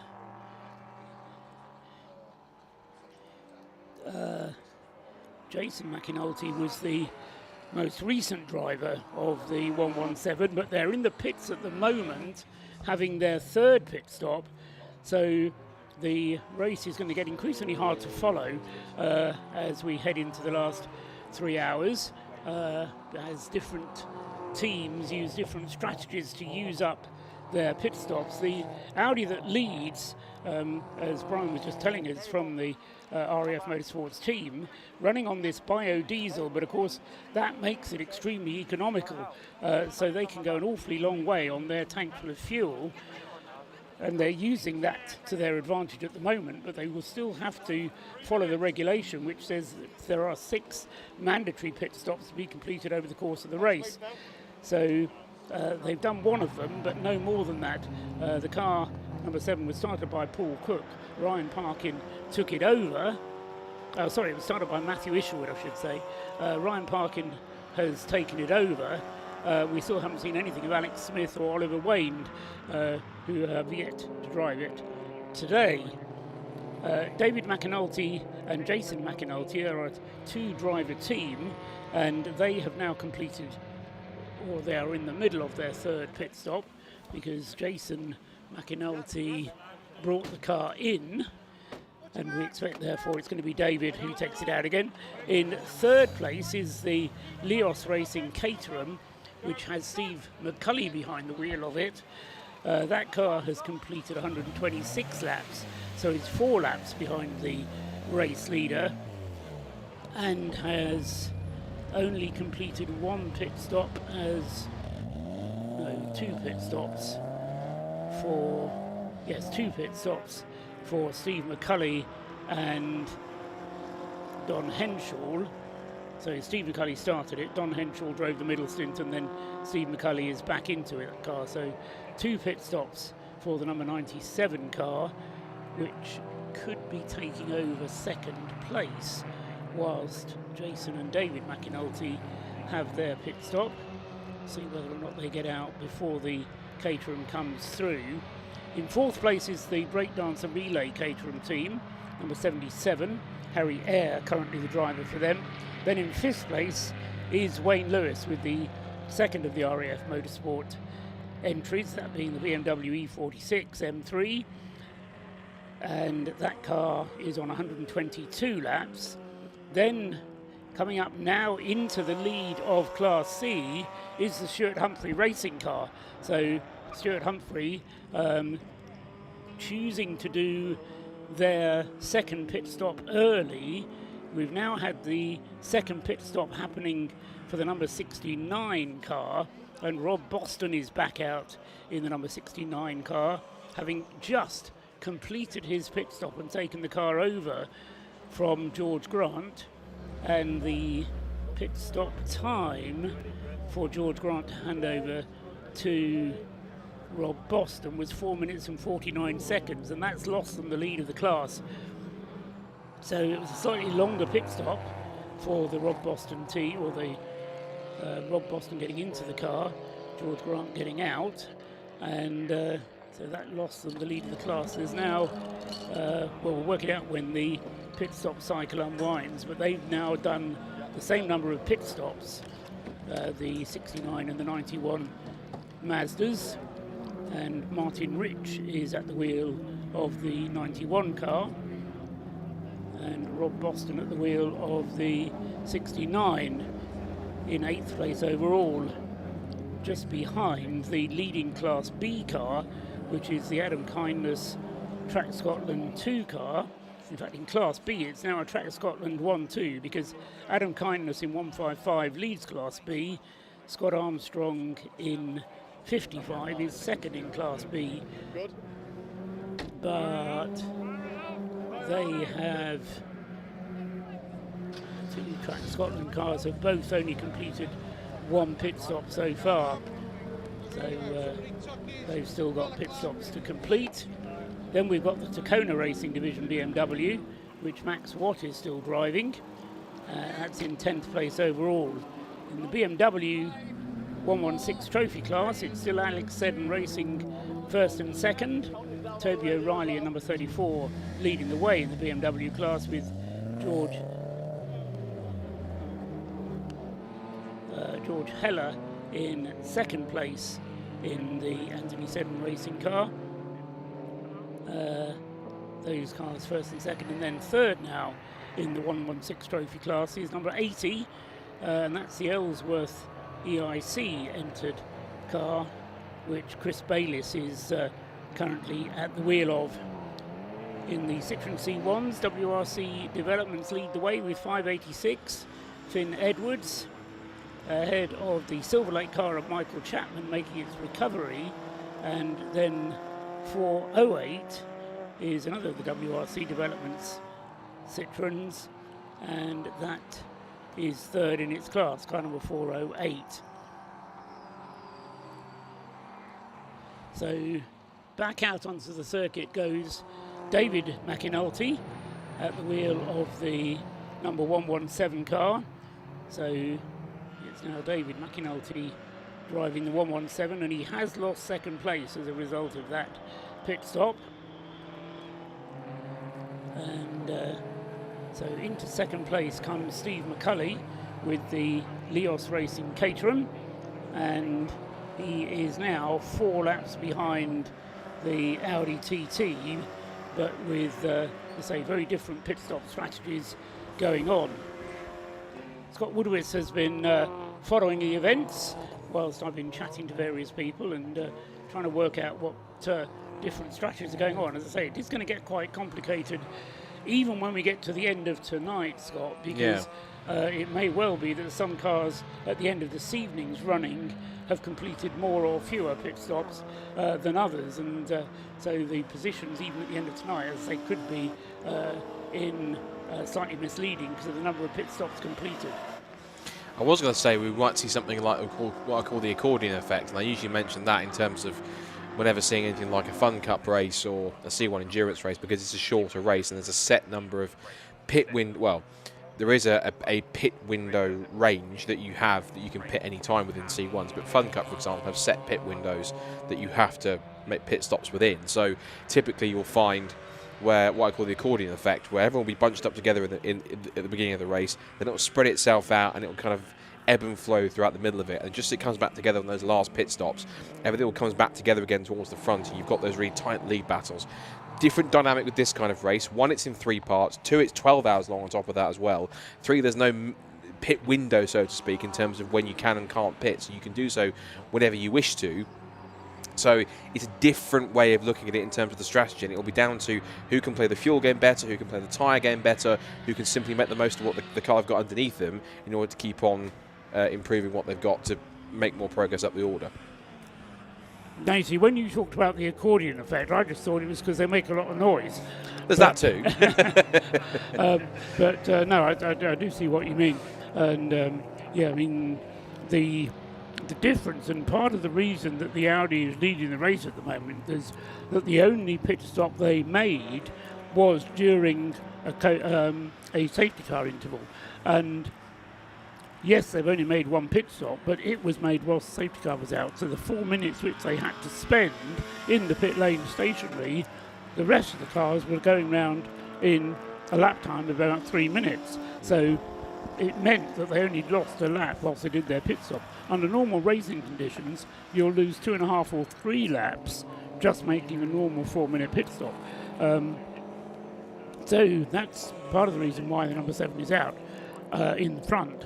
And I just wonder whether they're waiting for another safety car to interrupt proceedings to bring that Audi TC in again under safety car. Because it has such good fuel consumption, they can afford to leave it out for quite a long time and only bring it in for a few refueling when the safety car comes out. So it does give them a little bit more flexibility. Another key factor, of course, in that car too is that it's diesel. So therefore Which is why it has better fuel consumption. Yeah, exactly. Yeah, you go. So diesel, of course, is it. So therefore, and that kind of diesel tech, obviously, it's trickled down from that improvement in diesel tech, particularly for the Audi, of course, trickled down from when you first appeared at Le Mans in. You'll shoot me if I get the year wrong. 2006. The R10. R10. So that was the first time, of course, and that year, as I'm sure you knew, being there at the time, it was a case of everyone laughed and think, what are Audi doing here with a diesel? Yes, and they went and wiped the floor with everybody and went, right, that's what they're doing. So and then all of a sudden everybody thought it was a good idea, and then yes, people started getting put in prison. Right. Which was another story altogether. Fair enough. Which rather spoiled the image of diesel cars. Anyway, the one and only diesel car in the race this year is still leading the way. And as I say, I think Ryan Parkin, he's done 65 laps on his current tank full of fuel. Matthew Isherwood, when he came in, and he came, as I say, when there was a safety car, came in after 70 laps. So I suspect that Ryan will be waiting sometime over the next 10 laps and hoping and praying that there's going to be a safety car. So that will give him the opportunity to come in and make his stop. Now, in Class C, Stuart Humphrey Racing, having taken the lead due to the Clapham North Mazda having made its second pit stop, has responded by making their third pit stop. So Stuart Humphrey Racing doesn't want to get involved in a fair fight with the Clapham North Mazda. So they put Alex Capadia in the car now. You were mentioning a little while ago, Scott, that we haven't seen Alex yet. Well, Alex Capadia is now out for Stuart Humphrey Racing. So they've made their third pit stop in the number 91 car. This will be interesting. Yeah. Rob Boston versus Alex Capaldi. I never thought I'd see that battle. But Rob Boston, in anything that he gets to the wheel, and also anything he engineers and puts a spanner to, is usually pretty competitive. And Alex, of course, is someone who's been as far as Le Mans 24 Hours. So they've done plenty in that respect. So ultimately, those two are going to be quite battle lines drawn when it comes to that point. Yes, and I can't remember now whether it was you or whether it was Rob Lewis who was talking to Rob Boston earlier on. I think it was Rob. But it was clear that Rob Boston was looking forward to his outing in the Mazda, despite having to deal with the disappointment of not having his Lotus running anymore. And so we're not expecting to see the Lotus out, although it wasn't clear when we were hearing from Rob Boston whether he would be out again or not before the end of this evening's activities, or whether they'll take part tomorrow. But great disappointment you could hear from Rob Boston with the fire that occurred there, due, we think, just to some debris getting into the wheel arch and then puncturing a fuel pipe. For those of you who weren't listening when we had the interview with Rob Boston earlier on, punctured fuel pipe then led to the fuel leak, which led to the fire, which caught hold as the car was just coming into the bus stop directly opposite the station where the Anglesey Circuit fire tender was. So it was quickly extinguished, but a very nasty moment when it happened.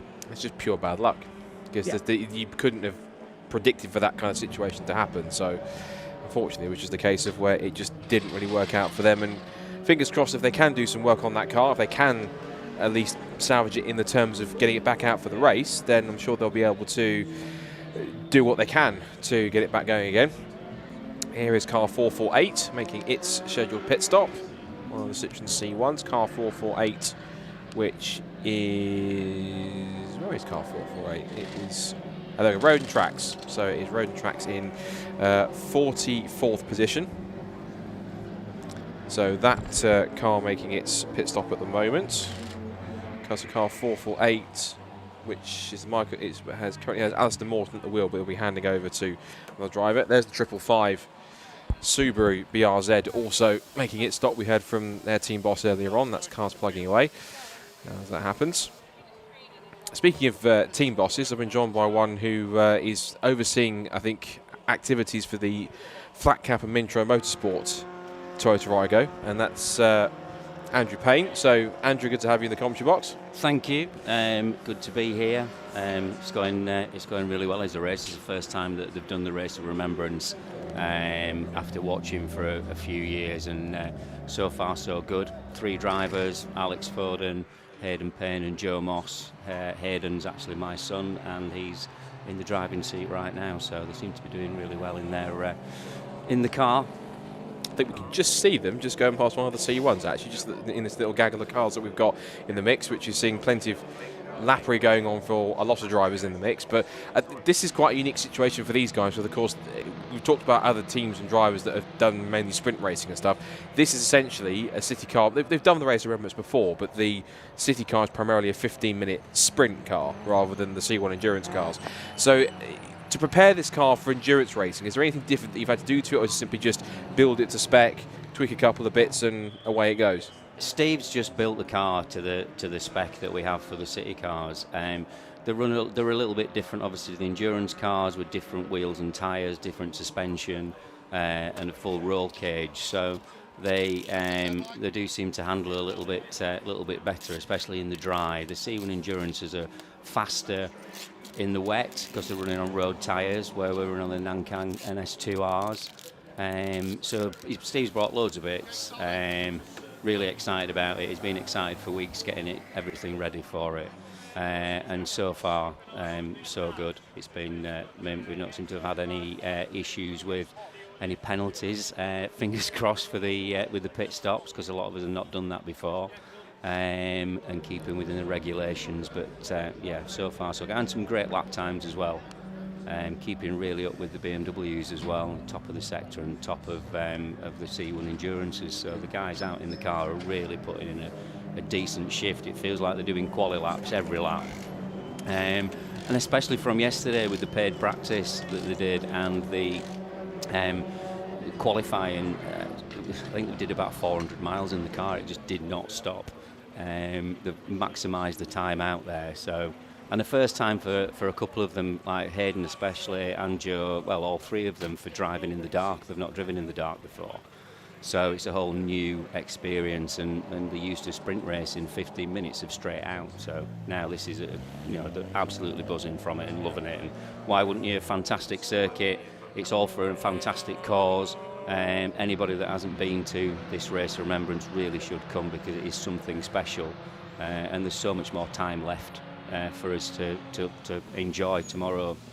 More racing, and also the ceremony, which is extremely moving. I remember that from last year. It really is definitely it's just a perfect weekend. If anyone was considering it, you certainly sold it, because at all those points. It is superb in that sense, and I echo everything Andrew just said, particularly about the actual service itself, because last year was my first experience of it in person, and the only word I can describe this event, and in particular that service, the only word I can use that's fitting for it is poignant. Yes, because it is a poignant time when it genuinely puts a lot of things into perspective, particularly when you think about where the world is. And we're not going to get into the whole kind of situation where the world is and that sort of things, because it's not a whole place where we're here to enjoy a motor race. But it's one of those situations, and if you've been part of Remembrance weekends before, you might have gone to a service somewhere in locally where you live, or you might have gone somewhere that's a particular occasion, or you might have watched the service on TV or on YouTube, and even watched this race in this service on YouTube, or read about it, or seen pictures of it. Nothing compares to being on the ground with not just people who are there, but like-minded people who are there for the same reason, not just because they all collectively love motorsport, because they want to play their part for this event. And when you have so many service leavers and veterans, and even possibly even active service people who are here for that reason to celebrate it, and they're all in the pit lane together, marshals, officials, everyone's together. And the moments when you're singing the hymns or the readings, or the last post is being played on the trumpet, or even just the silence to remember those who've given the ultimate sacrifice, or those who've sacrificed a lot for us to be how we are today. Poignant's the only word you can think, because it genuinely does feel and hit you differently than if you're watching it from afar. It does, yeah, because I remember the first time that I came and being on standing on the pit wall while the ceremony was going on, and for having all the noise and all the hustle and the bustle and everything that goes on to that sort of complete silence, and you look out to the guys that have served for us, all the veterans, and they're in the uniforms, or got the berets on, and it just really gives you a sense of what these guys have done and how far they've come. And you look at some of the people out there that are racing. There's a car out there with hand controls. It's hard enough, I know from racing myself, to be able to get the right braking points with all your limbs, but to actually be able to do what they're doing in that car and the lap times. And I had a good look at that car today. It's absolutely, it's immense, it's mega. You can't compute it when you're not in that situation. And I really think that they've brought themselves here, and what a mega effort. The guys coming over from Operation Motorsport from Canada and the USA, so enthusiastic, so nice, people, and everyone seems to pull together. But yeah, the ceremony tomorrow is something special, and I think it is the calm, from all the noise and everything, the calm, and the last post and everything that goes with it. It's superb, and like you say, Scott, you can see it on YouTube, but you don't get that feeling that you do when you're here. And it's a free event to support, so you don't have to buy any tickets to come. So you'll come next year, then you come along and enjoy it. Absolutely. Bring a tent. The bar's fantastic. The food's fantastic. You're welcome in everybody's garage to look at the cars. It's just a brilliant, fantastic weekend, and it's all for a good cause. Yeah, it's a good point you make about the fact that it is an open gate in terms of there is no ticket cost because of the nature of the event. So if there happens to be anyone watching, if you do want to actually come down at some point, either experience and maybe even be part of the Remembrance kind of service in that sense, but even just observe the race in the second and third parts of the race, by all means come down if you're nearby. If you can make the trip to Anglesey, do it, because it's a magnificent thing to do. Just going to break in conversation for a second, because as the Flying Haggis team continue to garnish us with their unique sense of humour and keeping awake even though it is only 7:30 in the evening. We've been looking at a couple of the BMW 1 Series cars that have had a little bit of drama. We saw the number 18 RAF car, which was in with an issue with a rather crumpled front end slightly. That's had some racing grade duct tape on it to keep it together. That's the RAF Motorsport Graduates car, and that car's come in from that's gone back out again now, showing as 9th in the BMW class. This car's also hit trouble. This is the 303 car, I think it is, and that's the 303 car which has come in. That's one of the I think it's the 305 car that's come with the Royal Engineers Motorsport car, and that's got some work on it going on the back end. So this is one of those typical endurance races where it is very much a race of attrition in some cases, and most teams tend to want to stay out of trouble. They want to keep the cars on the straight and narrow, and to make the minimum amount of pit stops that they need, and if they have to make a pit call, purely just to be in to make the managed stop they need to make for a driver change, for tyres, for fuel in particular. It's, from your experience, how much of this is it down to strategy, and how much is it down to purely just keeping your nose clean? Because seeing some of the teams that have moved up and not done anything too spectacular, and that's not said in a negative way, but how crucial is it to find that balance between keeping on strategy and just staying out of trouble to make sure that you can get to the end? Because ultimately, for some teams, finishing in itself is a massive result. It is. I mean, what we've been doing is not panicking when we've got to the pit stop to get everything changed. I see a lot of people sort of fumble over themselves because they are, rushing things through. We very much put the strategy that we're looking that these cars that we're running don't actually use a lot of fuel. So with 3 drivers, we're kind of looking at 2 hours to have a turnover. We can put 20 litres of fuel in it. It will give us a bit of top up to keep going. Any changes we need to do with tyres, we can do. So when you work on that basis, it's quite easy. It's when you come into the problems that you have an issue, and just making sure that you are within the regulations, because you can go backwards so quickly by getting a stop and go penalty for something that really you could avoid. So if people are, if on that strategy, if people don't just rush it to, get out in a time period. If you've got something you need to do it, and then just don't get a penalty. Yeah, and that's the key thing. Just again, the less time, it's an obvious thing to say, but the less time you can spend in the pits, the better chance you've got of being up the order and doing a grand job. Just quickly, of course, you're involved in a lot of stuff now these days, more with Brscc in many cases. Yes. So give us a rundown of some of the things that you're personally excited for next year when it comes to Brscc, and also some of the stuff that you think is going to be stuff that people should look out for when it comes to their paddock next year. So I'm doing coordinating for one of the championships next year that I'm really excited about. Yet to decide on which one it's going to be, and also I'm really excited about the new championships that are coming into the Brscc next year. I think it's going to open it up to a lot more drivers, because with different cars that don't fit into a category currently with the Brscc. So I'm really excited about that, and I think the venues that we've got from the calendars for next year are really good, with the City Car Cup, some personal favourites. Croft is coming up, and the guys in that group seem to be really excited about that happening. And I'm excited about getting involved with the coordinating and doing more with the Brscc and helping people. It's a fantastic organisation. It's run so well. It's going to be a very easy transition for me to come and enjoy it. And I'm very much excited about next weekend, actually, Scott, driven by racing at Silverstone, where people can come and try out cars in different series to see what they want to drive for next year. And a lot of the teams are there. I know friends of mine, Trac Motorsport, are going to be there with the Audi TTs, and you can book on with them if you go onto Facebook and bring up Trac Motorsport. I'll be sharing some of their links. The ST150s are there, Fun Cups with Chris. So get in touch and come down to that weekend. It's going to be fantastic. It was the first one last year. We attended it with the West Suffolk College with the city cars, and we're doing it again this year. And it was nice to get the car out on track. And see so many different people down there. Just a great atmosphere, because no other championship does it, where you can come try an ST240 or try an Audi TT or try a Mini, try a TCR car, try a Ginetta, all in the same sort of weekend, and then decide what you want to race the following season. because otherwise you don't get in these cars unless you hire one or rent one for the day at a huge amount of money. You know, you don't know, and if you can try one out there for 20 minutes on track rather than booking one for a day, then it's a win-win. So I'm hoping that a lot of people are going to come down and support that, and you know, try these cars out, get involved with some teams that can do arrive and drives for them, or even if they want to build a car. And you know, obviously ARDS tests are going to be done at Driven by Racing. The motorsport school that I work with also are there doing ARDS tests at the weekend, Saturday and Sunday.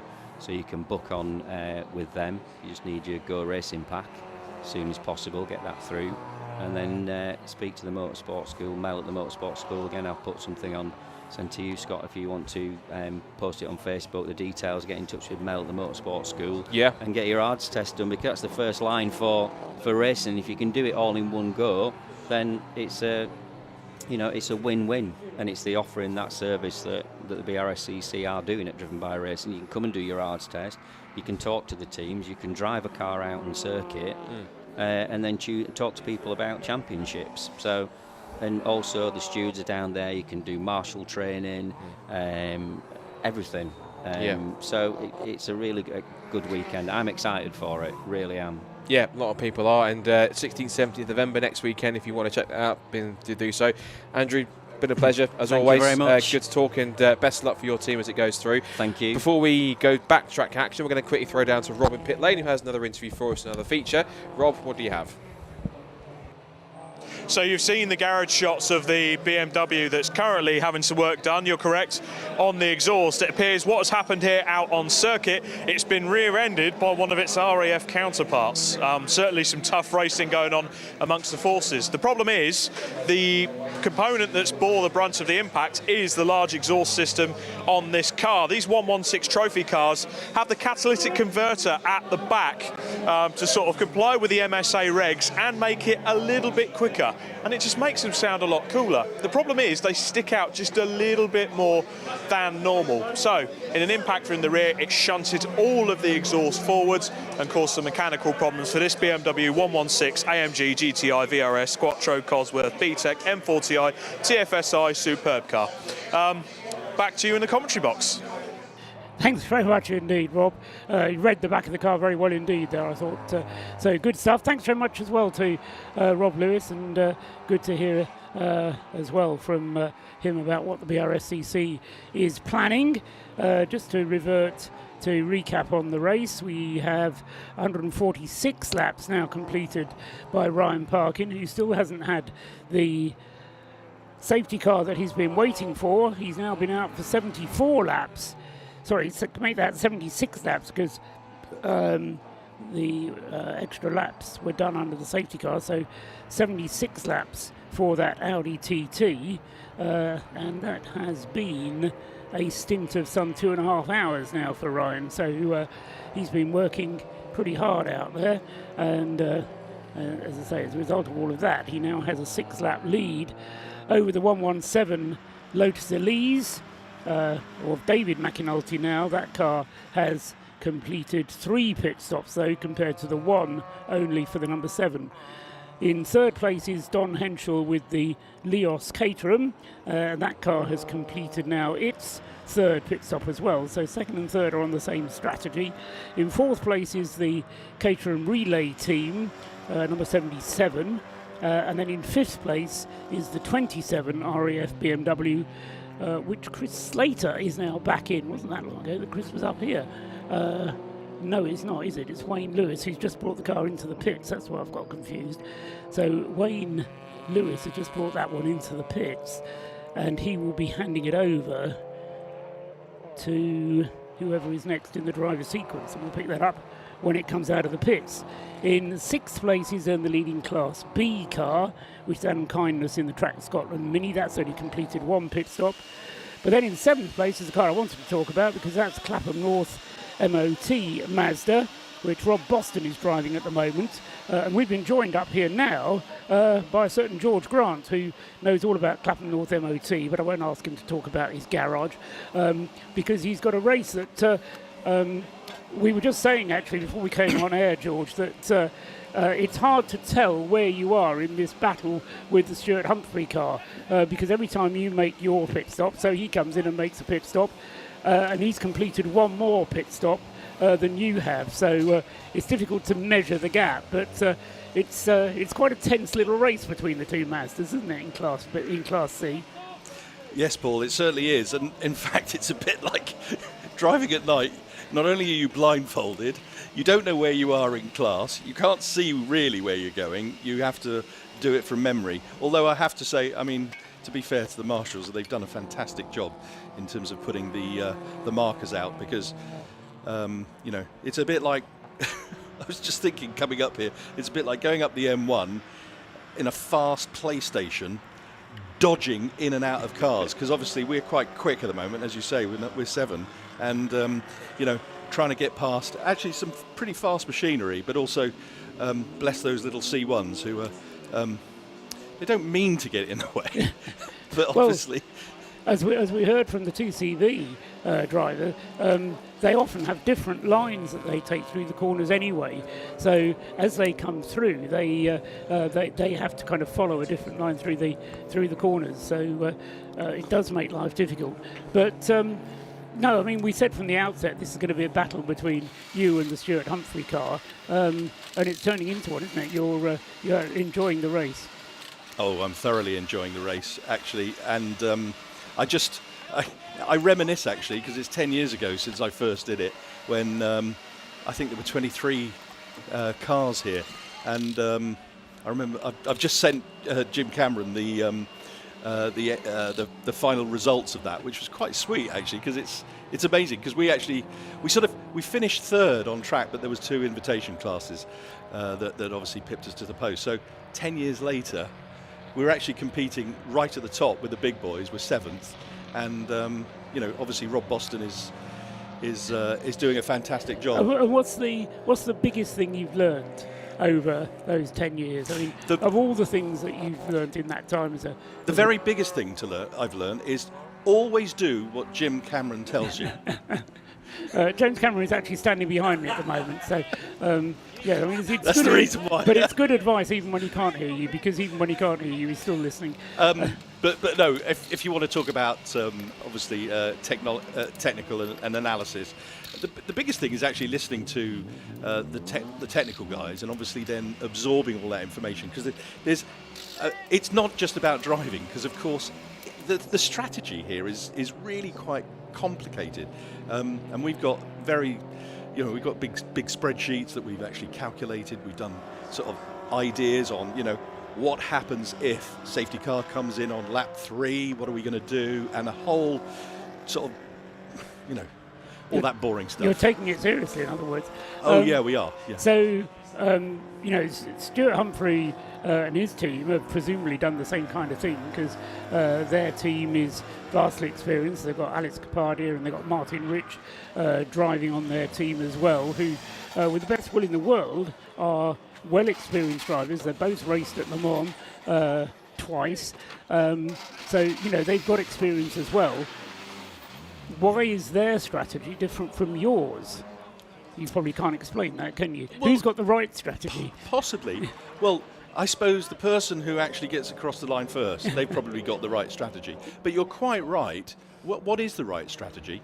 I think I'm fortunate that I've done, this is probably the 4th or the 5th time I've done Race of Remembrance, which is a fantastic, you know, event that, just giving it a plug, because I think everybody should come and watch it, and those racing drivers that are thinking about it and watching it on TV right now, they ought to be signing up for next year, you know.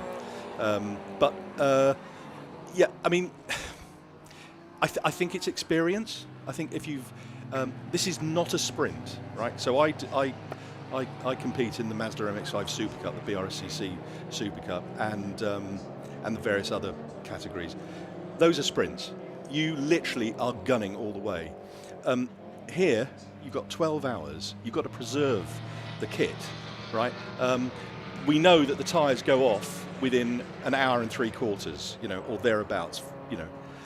Certainly, I had to slow up in my stint. So you've got to be very, very gentle, but it's passive aggressive. Yeah. You're running with Rob Boston, the architect of your team, but as far as I remember, you were actually in the car when Ben had his problem in the Lotus Elise. I'm going to have to come back to you actually and ask you this question later because we've got a pit report coming from Rob Lewis. So let's go down to Rob now and we'll come back to that question in a moment if you've still got time to stay up here. Thank you. So More down to Rob in the BMW pits. 116 woes. This one isn't covered in badges. This is a BMW art car replica. Beautiful scheme on this car. But unfortunately, they have had brake trouble. A brake caliper has failed. Probably the worst thing you want to have happen on any race car, anywhere, at any time. So a brake caliper has failed. The car's been brought back. They're just getting to grips with the braking system on this car and doing a bit of a rebuild. So unfortunately, a bit of trouble here for the BMW 116 art car. That is a shame. That's what motor racing is all about, is dealing with those kind of events. George Grant is still with me. And I was asking, because you were in the car when Ben had the problem in the Lotus, and presumably you were driving past and suddenly seeing the team car on fire. That must have been fairly scary for you. Sorry, go on. Yeah, it was actually really scary, to be fair. Obviously, I'm coming down the back straight. You see a plume of smoke. Safety car boards go out. And I've been here before where cars have actually, one or two fires, unfortunately. But then going past and seeing it was 119, I think that's Rob's car, was a bit spooky, actually. And I quickly sort of asked the team, what happened, and they just said, I think something had gone into the radiator, dislodged the filter, and disrupted the fuel pipe, and then obviously it's toast basically. But to be fair, I mean, Rob and the team are working quite hard now to get that car back together again. Yeah, I mean, because it's about pride now, and they want to get the car back together again to get it back on track. Because it is about a team effort. I mean, we spoke to Rob after the incident, and you could see in his body language, hear in his voice how disappointed he was at that car. When we spoke to him, he hadn't made the decision yet as to whether it was repairable or not. What do you think he's going to be doing with it? He's going to bring it out tomorrow? Or yeah, what? I think they, knowing Rob and the team, they will do everything in their power to get that car back together, ship shape. So it's a pride thing, and Rob is absolutely gutted, of course, because. And so is Ben, and obviously Ben's okay, thank goodness. But Pete Mansfield hasn't got to driven the car yet, has he? He hasn't got to drive. No. And also obviously Sam obviously did a good stint, first stint, in an unbelievable competition. So we just hope and pray that we can get it back for the team, really. So Rob's been out in the car. He's now handed it back to. Oh no, he's still in the car. The plan is for him to hand it back to Will Blackwell Chambers. That's correct. Yeah, you're talking about the Mazda now. Yes. Sorry. Yeah. So Rob's been out in your car. Exactly. And is out in your car at the moment. He is. Presumably, a decision taken to rebuild the car. Will need his final go ahead? Yeah. Well, interestingly, when I was talking to Jim Cameron during the week, he said, "You sure you're going to do the stints all right with two drivers?" And actually, that got me thinking. So, last year we managed to do it with, or the year before, me and Nick Rutter, who when we won. But we obviously we did some calculations, and because obviously not one driver can do more than 3 hours in 3 hours in any 5 hour period. Exactly. The difficulty, I think, because there are two teams who are very much leading contenders up at the front of the field. The number 117 Lotus Elise, David and Jason McAnulty, and then the number 97 of Don Henschel and Steve McCulley. Yeah. They are both doing it as a two-driver team. And I see the problem as being on Sunday morning when you're going to want to do the full hour and a half at the beginning of Sunday morning, because you'll have a full tank of fuel. Yeah. Then you have to put the same driver back in the car after the Remembrance service, and that's going to start edging towards that 3-hour limit. And the other thing with only 2 drivers is you're limited to a maximum of 60% of the race. So, it's something that you do need to think about. And by getting Rob into the car, I think you've done a good thing, because you've now given yourself the flexibility to use safety cars if that's what you want to do, if that's what your plan is. Yeah, you just have to, you can do all the spreadsheets in the world, right? But obviously this is reality, and so you have to then obviously deal with what's in front of you. And that actually, to answer your original question, I think that is where experience comes in. So I'm very, very happy with the way in which the team have actually absorbed that. A very close friend of mine, Howden Haynes, who you may have heard of, was the race engineer for Audi back in the glory days of Yost Racing. He always said to me that any decision made on the pit wall was going to be a bad decision. All your decisions should be made ahead of that, under the auspices of what do we do if. So before the race, you have to go through all of the possible scenarios and decide what are you going to do if, rather than, as it's also easy to do, we'll worry about that when it happens. Absolutely. I mean, not to name drop, but I know Sir Clive Woodward quite well. And when you talk to him about strategies, obviously he won the World Cup for the rugby team,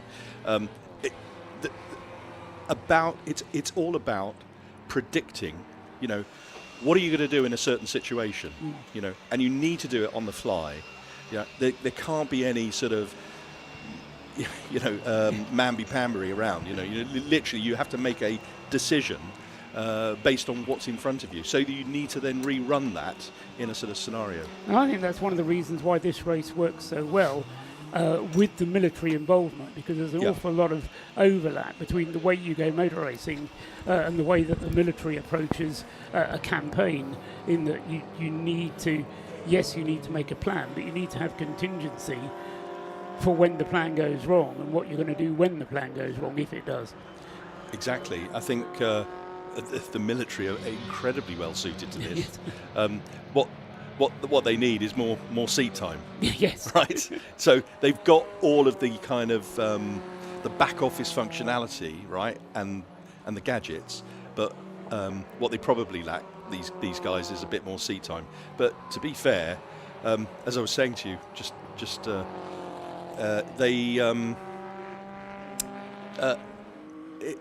the driving standards actually for these guys is fantastic. Obviously I'm carving up the field and I'm going, so at night you can't actually see distance. All you see is a headlight. It might be sort of 500 meters up the road or literally a meter behind you. You really don't know. So for them to have that awareness is really good, So hats off to them. George, thank you for coming out. Nice to chat. It's a pleasure. Thank you so much for all your time. It's a joy to listen to your dulcet tones, to be fair. We all thoroughly enjoy it. You're very kind to say so. You can, I'll let you off now, George, because you do have a motor race to win. So amongst the other things, George Grant there from Clapham North MOT, supplying window stickers to an awful lot of, if not all of the field, and also supplying some input to the race. Will Blackwell Chambers had just come up and said, "Where are you, George? We need to make a plan." So he's come up and torn George away, which is fine. We can manage without him. We've had reports from out on the circuit that the 458 Citroen C1 is losing fluid from out of the left-hand side of it, and that's the Silver Lake car, which is running fairly well up the field as far as Citroens are concerned. Currently second in the C1 class, 458, so I'm not quite sure whether it was fuel or whether it was water, but the cameras on the live stream picking them up. You may have been able to see that whilst we were talking to George Grant there. They focused in on it fairly closely. Meanwhile, Rob Boston in the Clapham North MOT car has moved his way up into 5th place overall in the leading Class C car. But as I say, it's somewhat difficult to follow the strategy. Now George has gone, actually, I will draw everyone else's attention to the fact that the Stuart Humphrey Racing Mazda, which Alex Kapadia is currently driving, as I say, very rapidly indeed, at about the same speed actually as Rob Boston is going. But that's done one extra pit stop, the Alex Kapadia car, and is currently 2 minutes and 16 seconds behind the Mazda. So they're not on the same lap, obviously with 2 minutes separating them, and lap times around 1 minute 40, but there's only a lap and a bit between them. And so if you take out of the equation the 4 minutes required for the pit stop that the Clapham North car owes us, then the Stuart Humphrey car has the advantage at the moment. The race leader has made another pit stop whilst we were talking to George Grant there, and Ryan Parkin has brought the number 7 Audi TT into the pits and has handed it over to Oliver Wayne, who is lapping almost as fast as the Ryan Parkin was behind him. The screen now showing the 458 Citroen C1 currently lying second in its class, and still that fluid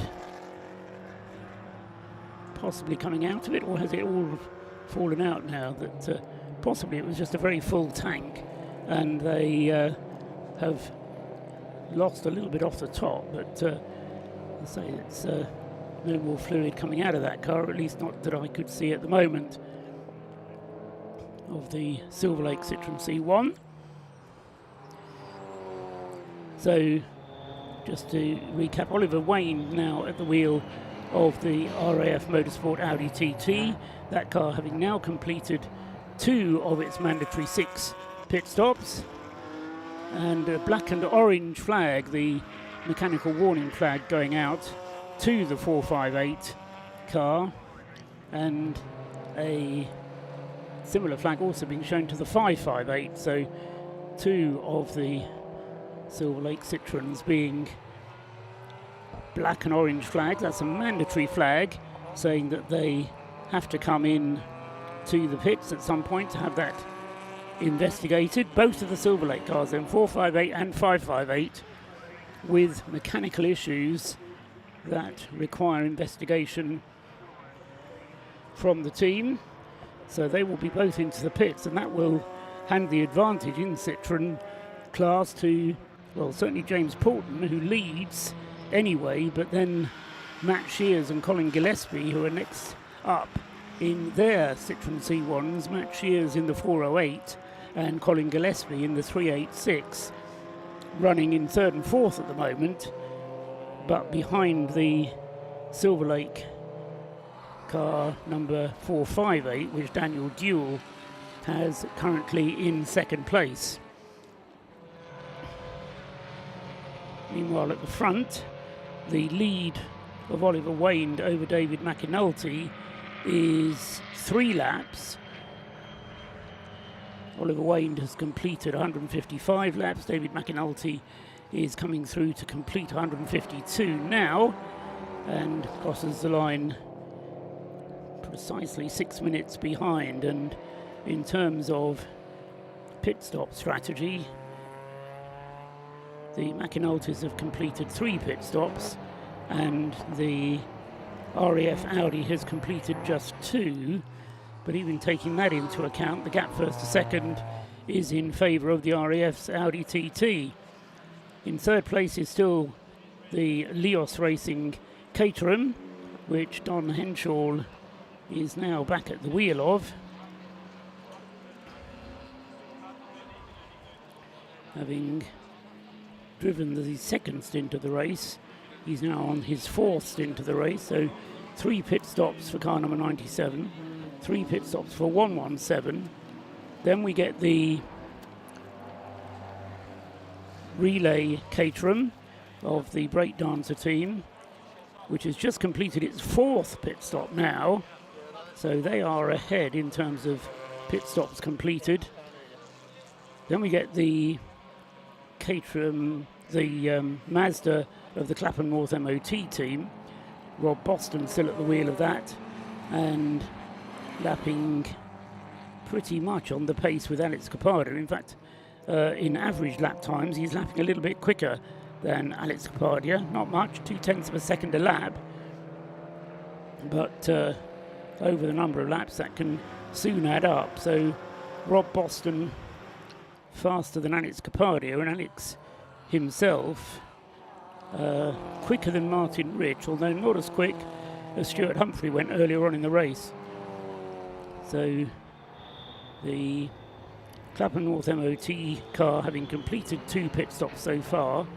Then next up is the RAF BMW, also 3 pit stops under their belt, and with Paul Cook now back at the wheel. So it was Paul Cook who started the car, and he now is back at the wheel, having taken over from Wayne Lewis at the last pit stop. And I reckon that last pit stop from the number 27 crew was a quicker one than they've done so far. Yes, just 4.5 minutes last time in for the RAF team, so good performance from them on their last pit stop. And the number 27 car then running in 6th place overall, and Paul Cook very rapid indeed. In fact, he is the fastest man on the racetrack at the moment and is going to overtake Rob Boston within the next couple of laps, I reckon, to take back 5th place overall. Just looking out of the window to see if we can spot number 27, Paul Cook, as I say, going very rapidly, fastest car on the circuit, and about to take back 5th place from Rob Boston's Clapham North MOT Mazda. Not sure if the TV pictures will be able to pick that one up, but we'll look out of the office window as well and see what we can see, which is precious little in this light. There goes David McAnulty crossing the line in the Lotus Elise. Still waiting then for, and David McAnulty being shown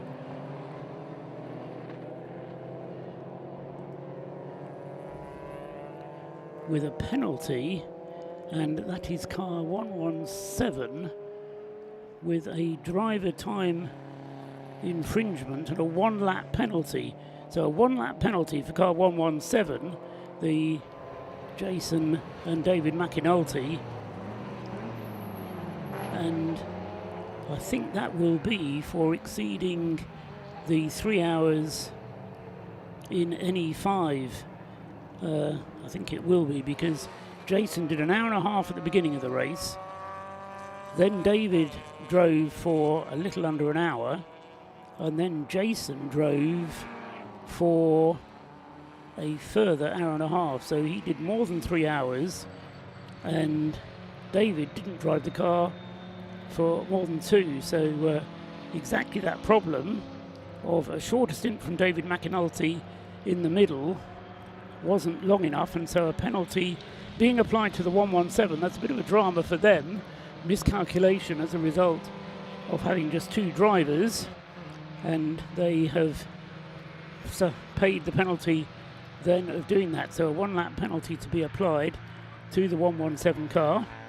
They're being shown on the screens as having completed 154 laps, now 155, because they've just crossed the line. And so that's the certainly seems to be an accurate reflection of what went on.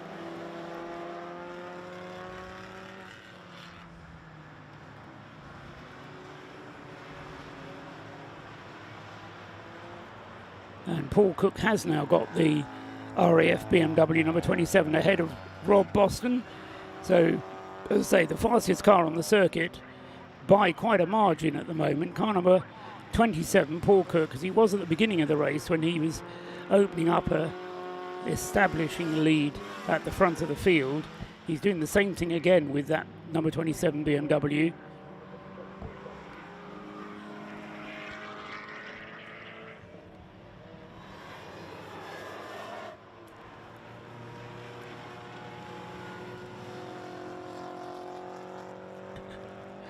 So we can go down to Rob Lewis. He's in the pit lane and he's got an interview for us. So down to you, Rob.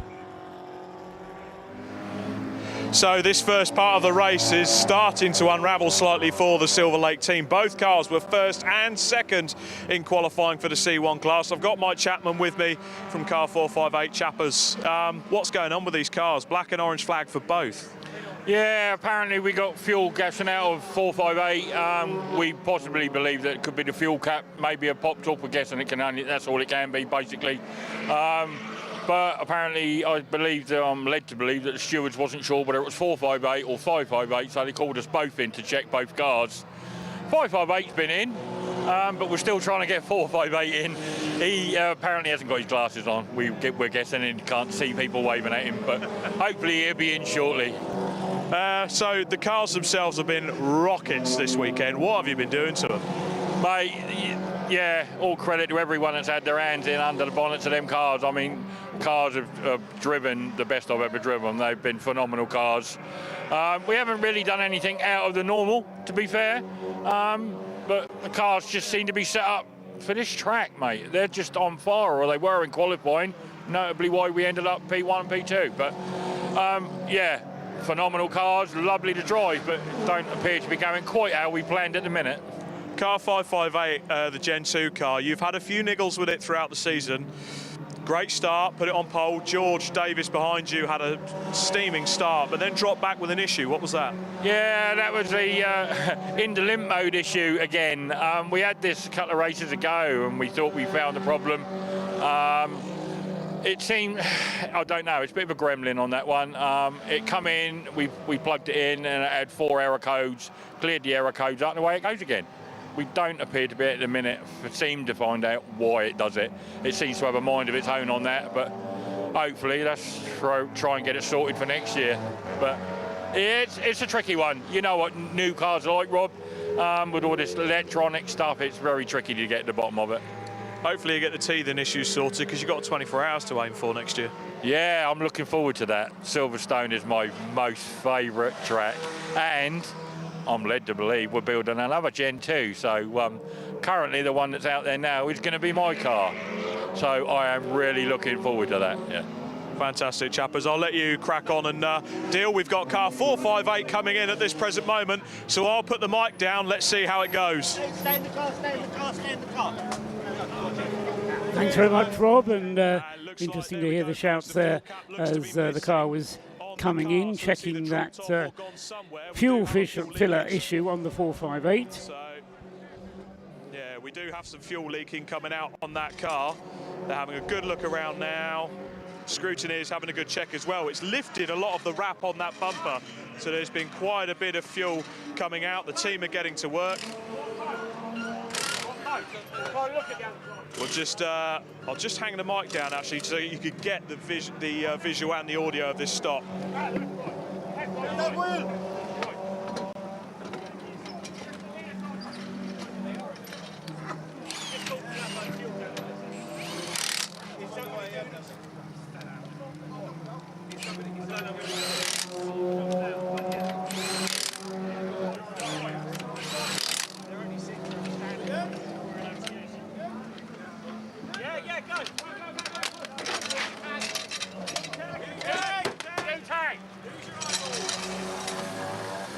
And there we go, that is car number 458 in, checked, worked on, and straight out of the pit lane. They're not going to use this as one of their mandatory 4-minute stops either, so unfortunately it holds them back a bit. WRC developments get that little bit extra distance up the road, but both Silver Lake cars back in the fight. Yes, but as you say, Rob, that doesn't count towards their allocation of 6 pit stops. You could hear the shouts going to stay in the car, stay in the car. As soon as the driver gets out of the car, it's then an automatic 4-minute pit stop. But if he stays in the car, then they can let him out again without having to wait for the 4 minutes. And that's exactly what the Silver Lake team did there with Michael Chapman's car.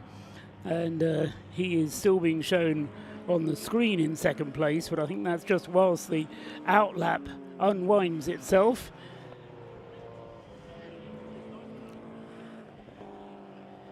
So I'm still puzzled about how this penalty for 117 is going to be applied, because a 1 lap penalty for 117 is being flagged on the screen with a red badge, and that indicates that a penalty is going to be applied. It doesn't indicate that the penalty has been applied. So I think what we'll see is that that car will maintain its position at least for this part of the race, and then they'll apply the penalty for the restart tomorrow morning. So the 1 lap penalty at the moment won't make any difference to its position, still in third place. But obviously David and Jason McAnulty have eyes on second place in the race, and at the moment they are just 23 seconds behind the Don Henschel-Steve McCulley duo. Don Henschel currently at the wheel of the 97 Caterham, and it will be interesting to see how they plan this stint from David McAnulty, because it'll have to be long enough to allow them to get through. We just saw on the screen there a shot of the car going up towards Rocket with a puncture, and exactly which one it was we didn't quite catch. Right, so just trying to work out which one that is. Scott Woodward joins me and may be in a position to identify that car. 408, see, I've done it myself. So the 408 Citroen C1, which is the WRC car, which is currently in the hands of Matt Shears, and he is second in the class, with the Silver Lake car having had its pit stop to investigate that fuel leak. The WRC car of Matt Shears has inherited second place, but now potentially having to have a pit stop of its own to change tyres. The board is being shown down on the start-finish line, and no, it says rear lights on, which is going to be accompanied by another board. So suggestion is that there is a car out there without any rear lights on, which is a very dangerous situation to be in. It's a very dangerous game to play at this time of night. Yes, God, hello. Hello. You've just come back with liquid refreshment, I see. Yes. Which, as I looked enviously at, next time you go, can you get me one, please? Of course, absolutely, no problem Thank you at very much. Living off Coca-Cola at the moment, and that has its consequences. Yeah. There is also some very well provided Jolly's Cornwall ginger beer, which apparently is has a kick of Cornish chilli. I'm not sure if that's right, that's up your street or not. But, no. No, I'll leave that one for younger folk than me. So, drama whilst you've been away, Scott, just to keep you in the picture and to let anybody perhaps who's just tuning in, for the 117, McAnulty, Lotus Elise, who have been penalised by a lap for breaking driving time limits. David McAnulty's stint between the two Jason ones wasn't long enough to prevent Jason from going over his limit of 3 hours in any 5. Yeah. So that car being shown still on the screen in third place. Yeah. But with a 1 lap penalty to pay. You speak of drama, it's just before the car 558. Now that's the car that had the issue earlier on with the engine management system kind of going into limp home mode, and they had to spend 5 minutes in the pit lane trying to reprogram the ECU to get it sorted. I'm not sure if that's the same problem again, but it's caused a safety car. Yeah. So this is, again, a potential for pit stops to be made. Now, the leading Audi has only just made a pit stop. I say only just, 45 minutes ago. But when you consider that the Audi will run for over 2 hours on a tank full of fuel, 45 minutes isn't going to give them very much fuel to put in. But nevertheless, it may be a good opportunity for them to swallow hard and take one of their mandatory pit stops, because they've only done 2 so far. So we may see a rush of cars to the pits as the safety car comes out for the 4th time in the first 5 hours of this race. Little over an hour and 3/4 still to go of today's element, and then we do it all tomorrow. It's picked up one of the MX-5s as its first car in the queue. The number 11 car making one of its scheduled stops. Naturally, I think doing so to take advantage of under the safety car. That's the Peaky Blinders team. And the Audi is in as well. The leading Audi has taken the opportunity. Oliver Wayne, as I say, had been out for 45 minutes, but he's come in to take the 4 minutes whilst the safety car is out. So it makes sense to do so. Even if you're not going to be able to put a full tank full of diesel into that car, it does make sense to, as I say, take the pain of the penalty, or take the pain of the pit stop, and they'll be refueling that car now. Also has come in the Breakdancers relay team. Paul Herndon has brought that car in. A couple more have also hit the stops whilst you're looking at that one. The number 14 Lancaster Insurance Auto Test car. That's the car that's got the team up of Auto Test and BC Cars Motorsport. Adam Sparrow, who is now a 2-time vice champion in the Gaz Shocks Mazda MX-5 Championship. It's brought that car in from 11th place. And also in is more MX-5, the Jaffa Cake Racing number 96 car, we just saw the board being held out for as we saw the 11 car leaving. So that is the 96 car which has headed into the pit lanes. 96 has got Brian Brscc has stepped out of that car. Also we have car number 3 that's in as well, which is Robin Yao. That's one of the Paul Sheard Motorsport cars too. We've got one of the Anthony Seddon cars in. That's the leading BMW 116 trophy class car. That's George Healer at the wheel of the Anthony Seddon racing machine. The RAF sustainably powered by Infrastar MX-5, which I think, if that's the right MX-5, I think it is. That's the one that was originally put together by Paul Sheard, because it still has the Paul Sheard stickers on it. And that car's pitted from 18th place. The Yggdrasil BMW from 4th in class, number 90, has also made a pit stop, as is 2, we pointed at Peaky Blinders. Matabubu Racing, who are quite stalwart to this race, are currently set in 24th and 5th in class as well. The Panda's also in, so quite a few teams taking advantage. I think it makes sense because, as I say, in some ways you need to get a pit stop out of the way, and doing it in this segment is a good time to do it. As I say, even if you're not filling the tank, or you'll fill the tank, but you're not taking the full 50 litres, you're still using the time whilst the safety car is out and lapping slowly, and 4 minutes lost represents less time on the circuit. Are you intending to go down to the pit lane before the end of the race, Scott? Yes, I imagine I'll go and relieve Rob of some pit lane duties, yes, okay, at some point. I've just heard a whisper that there might be some spots of rain down there. So if you do go down, you may be going down, we may have to change the schedule, and if Rob's not dressed for it, he may be coming up here a bit damp later. Right. But some spots of rain were predicted to happen overnight. It's currently 8:15, so perhaps a little bit earlier than we expected, but my rain checker did suggest that there was some rain due, although I never really quite know whether it's telling me the truth or not. But one of our camera crew has reported down in the pits that there are some spots of rain down there, which could liven up the remaining hour and a half of the race. 43 minutes still to go, and still Oliver Wayne's car remains stationary in the pits. Now it doesn't, just headed out again. So the Audi TT, number 7, back out on the circuit without losing the lead, and indeed still with a 1 lap cushion on the number 97 car, which has stayed out, Don Henshaw.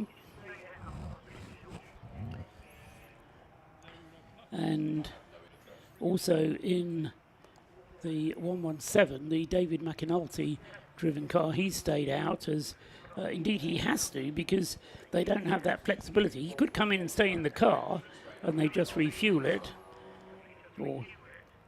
And Paul Cook, who prior to the safety car coming out was the fastest car on the circuit in the RAS BMW, car 27, goes through and now up into 4th place. So it's Class D cars, 1st, 2nd, 3rd and 4th again.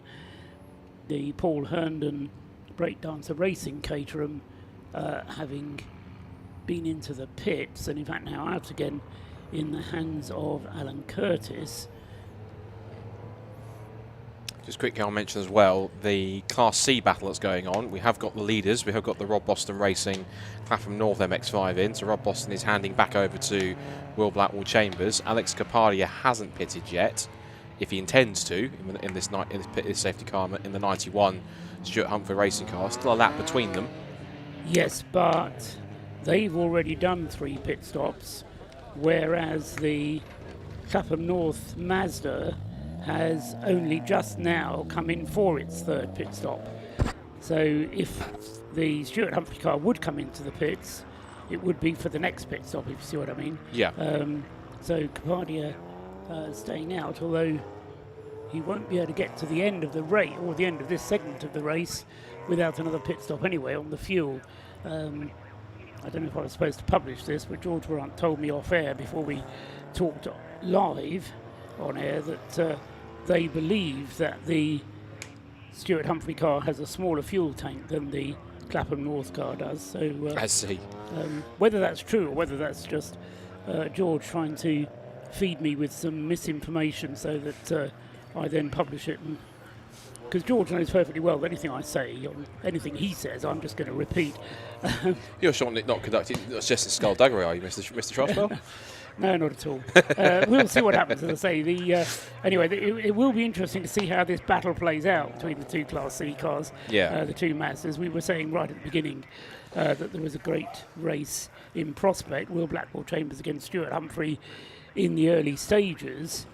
Was then spoiled a little bit because Stuart Humphrey came in for an early pit stop, stayed in the car, then came in again during the safety car interlude for their 2nd pit stop, and then Martin Rich and Alex Capadia were both done full stints. The car's going through, completing another lap behind the safety car, and therefore another tranche of cars coming into the pits. The Citroen 2CV coming in there. Oh, Capadia is coming in. So the 91 car has come into the pit lane. So both the Class C cars. And I think if I'm right, I think the Clapham North car, no, that might be the number 2 car, in fact, actually, because that number 2 car, or is it the Clapham North car? There is a white Mazda MX-5 that's down towards the bottom of the pit lane. It looks like I think that is the Clapham North car, I think. So there is a white MX-5 Mark III, which suggests that it's theirs. Yes, I think it is. Yeah, it is. Hasn't yet been shown on the screen as having exited the pit lane, but I think that's just the screen being slow.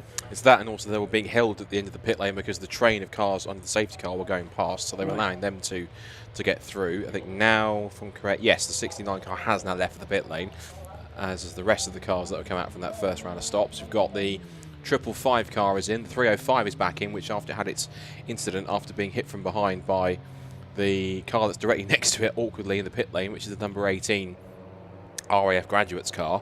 Both of them in the 116 class. We've got the 80 116 in the pit lane as well, so a few of the BMWs are making some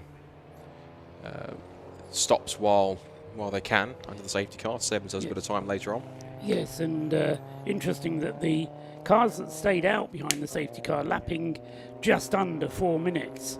So you will lose 1 lap, and we saw that happening just now because the queue of cars was going past. So you lose 1 lap by making your stop under the safety car. But if you would make 2, you would also automatically lose 2 laps if you would pit under green flag conditions. Anyway, down in the pit lane, Rob Lewis has more for us. What have you got for us now, Rob? Some frantic work going on down in the pit lane as per usual. Silver Lake have no idea why the car stopped out on track. They've been trying to find out information themselves. But I just want to draw your attention to the RAF car that's coming in for its pit stop at the moment, and just look at the front of it. I think we found the cause of the exhaust issue on the Navy car. Look at that. It's doesn't as much look like the shark teeth at the moment, but it's certainly looking a bit aggressive in ways that you wouldn't want it to. That's had a hefty whack on the front. And you can even see here, that is a crash bar that's part of the road car crash structure. So that's pushed all the grille and the bumper right behind that. It was so lucky that that hasn't damaged the radiator. They've really got away with that, which is, well, quite lucky for them. But the next door neighbours, including quite a hands-on pit marshal there from the Army team there, car number 305, they've just come into the pit lane. Let's have another wander up the pit lane and see. The safety car lights are off at the moment. Let's just have a bit of a wander up the pit lane and see what else is going on. There's loads of people in these teams here. Mission Motorsport, everyone has managed to get stuff done on their cars. Speaking of getting stuff done on their cars, Mazda MX-5 gearboxes. Oh, we love them. You came in with 10, 15 minutes into the race with an issue? Yeah, then we managed to get the first box done in 28 minutes between three of us, and then after that, then it was just one after another. We've been at it 3 times. So yeah, if the cameraman swings to my right slightly, there's dancing marshals. We've certainly got some dancing marshals here, and they've really got themselves in it now. They always run away at the best possible moment. Now, you know we love the Orange Army. I do know that. What is it about this event for you? It's fun, it's for charity, we have a great time. Just everything about it, we just absolutely love it, hence why there's more than 200 marshals here. How long have you been marshalling at this particular event? 10 years. You've done all... I haven't done all 10, but I've done quite a lot. Fantastic. And favourite car at the event? I'll throw one out for you. Probably the American one, I like that one, with all the nice shiny lights. Yeah, big fan of the American car? Yeah. They do build a good car, do they? Well, we've got green lights out on circuit. We've got cars racing once again. Thank you very much to our great Orange Army for providing over, was it 200 marshals for this event? Phenomenal effort. Thank you, Orange Army. Long may that continue. If you are interested in marshalling, get involved. It's the best thing you can do in motorsport for free. Remember that. Now, the stars aren't quite out tonight on this night sky, but I tell you what, there's a pair of stars up in the commentary box. It's time to hand back to Scott Paul. How long did it take you to think of that one, Rob? Oh, he does flatter us, does Rob Lewis. Yeah. But no, excellent stuff. And again, I think we can certainly echo everything he said. As we talked about earlier on, without marshals, without the volunteers that give all the hard work, we just couldn't go motor racing. And to have, some 200 marshals here this weekend just for this event, 1, just shows how dedicated they are, 2, shows how amazing they are, and 3, how popular this event really is across the board. Not just drivers, not just teams, not just for us two and Rob Lewis, but for everyone that's involved in it, and just how spectacular it is. So again, any marshals around the circuit, volunteers, officials, if you are listening on the commentary, genuine, all of us on behalf of Mission Motorsport and everyone at Brscc, genuine thank you for all your support for this event and this year and every year since it started. Of course, as a club, we started back in 2021. We're working together with Mission Motorsport for this event, so obviously there were clubs before that did their part, but in terms of, at the very least, from when we've started working with this event, a massive thanks to everyone that supported it and just making it as big and as amazing and as popular as it is. So I could wax Liverpool for ages and probably would, but it's amazing stuff to see that this race is, again, in its 10th running, in its 10th anniversary, and it's as popular as it's ever been, if not more, this year than it has in previous years. It's absolutely fantastic to see, and everyone plays their part in it.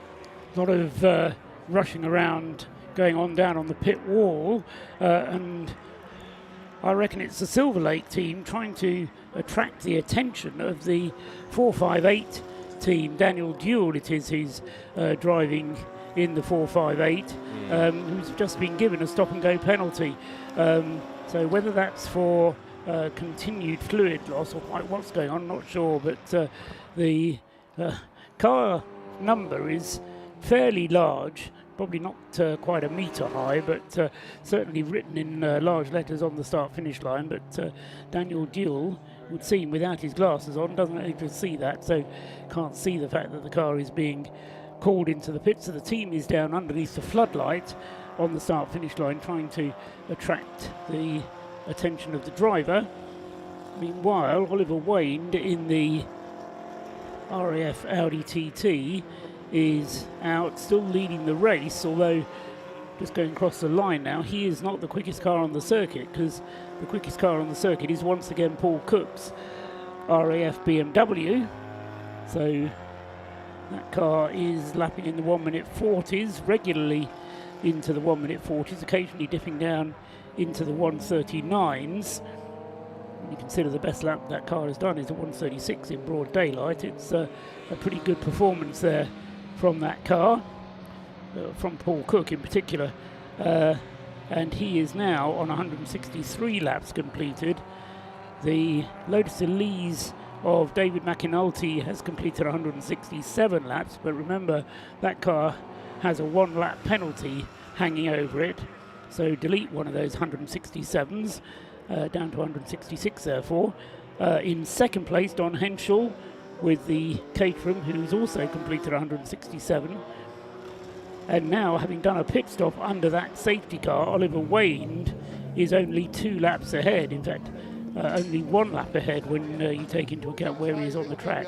He's on his 170th lap at the moment, is Oliver Wayne, but from the Audi's point of view, another very valuable pit stop having been completed, and Oliver Wayne staying behind the wheel of the Audi then.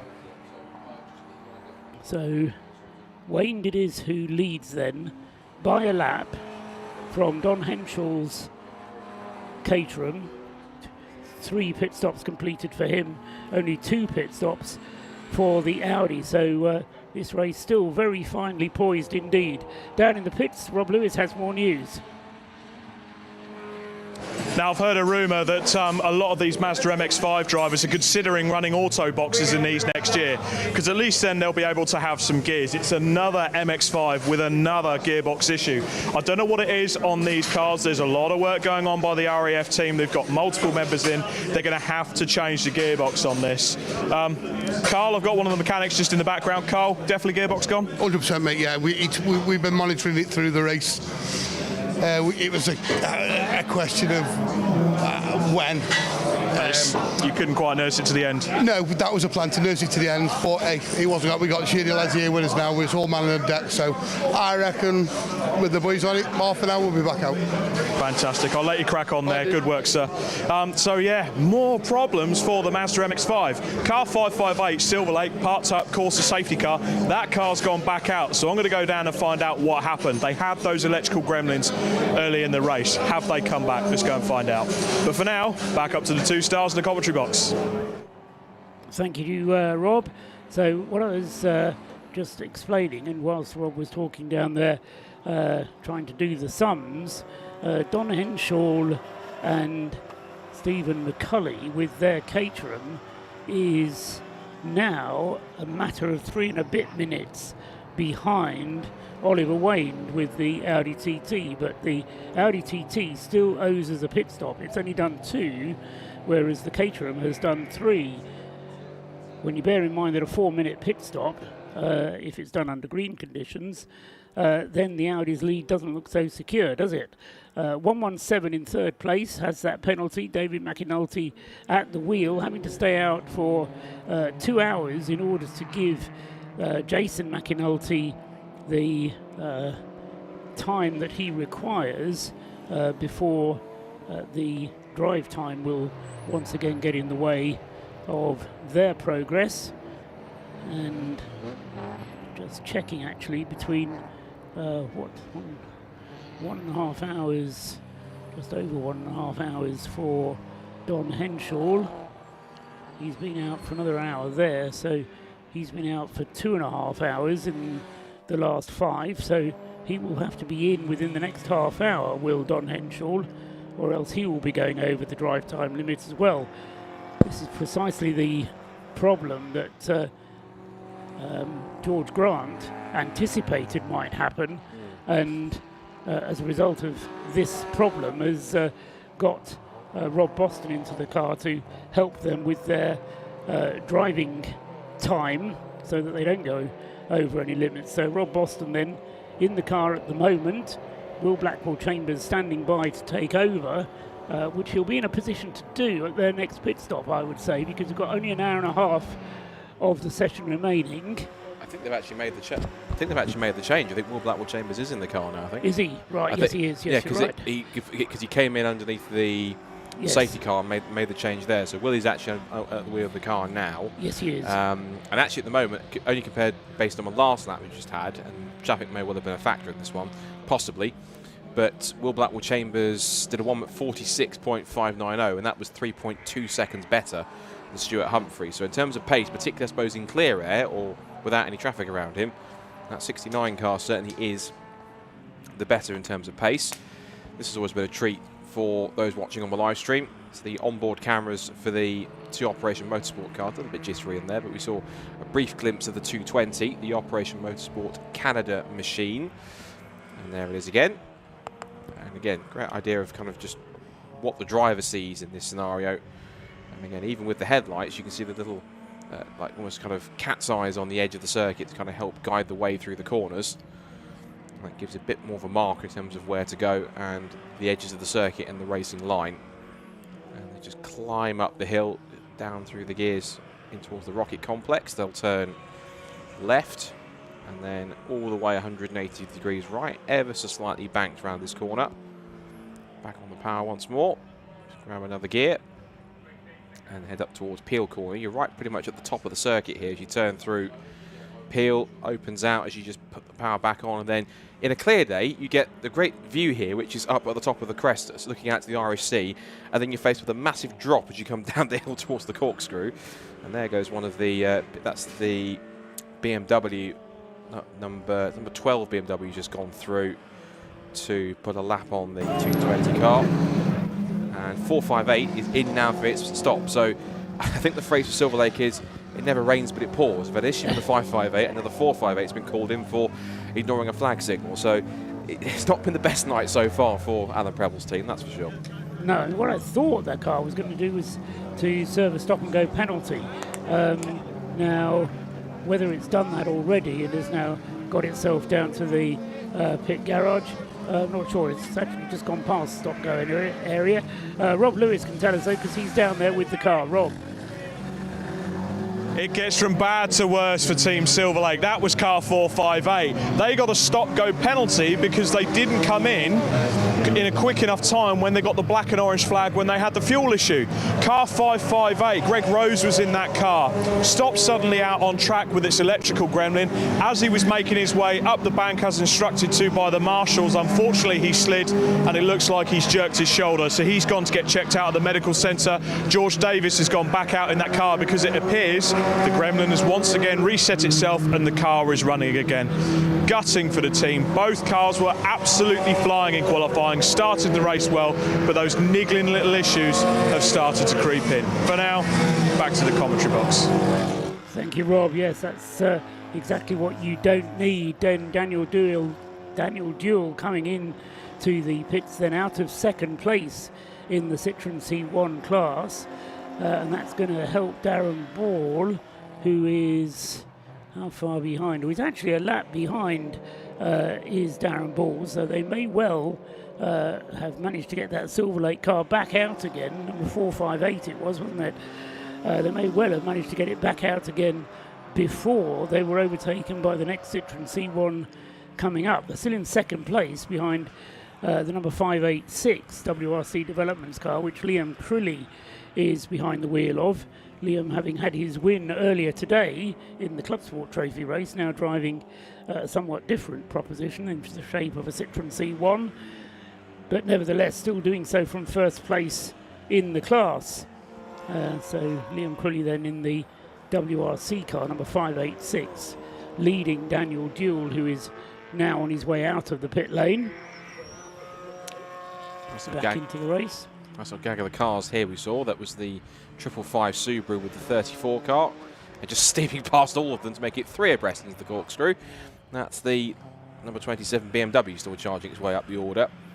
That's lapping, yeah, same pace just about as the leaders. Well, last time by, the Leos Racing Caterham was 4/10 quicker than the leading Audi. And the No, sorry, he wasn't. Excuse me. He was about 6/10 slower, whereas actually the RAF Motorsport BMW currently is the fastest car on the circuit, 141.2 compared to a 141.6 for the Audi TT. And there's another shot of the most experienced car in Race of Remembrance history. 101 Mazda MX-5 still pounding around, still soldering on. I don't want to jinx it, so I'm going to touch wood. Their gearbox seems okay for the moment. Fingers crossed it does stay that, and I haven't jinxed it. James Cameron was talking to me about that car earlier on today, and he told me how many thousands of miles it's done, and it's something like 30,000. It was either miles or kilometres that car has on its clock. And they're all racing kilometres, okay? They're not just like your road car. You'd sort of think, oh, well, 30,000 miles, that's a couple of years driving for some people. But that car has been out on track for all of its 30,000 miles or kilometres. I'll have to get Jim to remind me later on. That's the trouble with me. Unless I write it down, it just goes on in one end and out the other.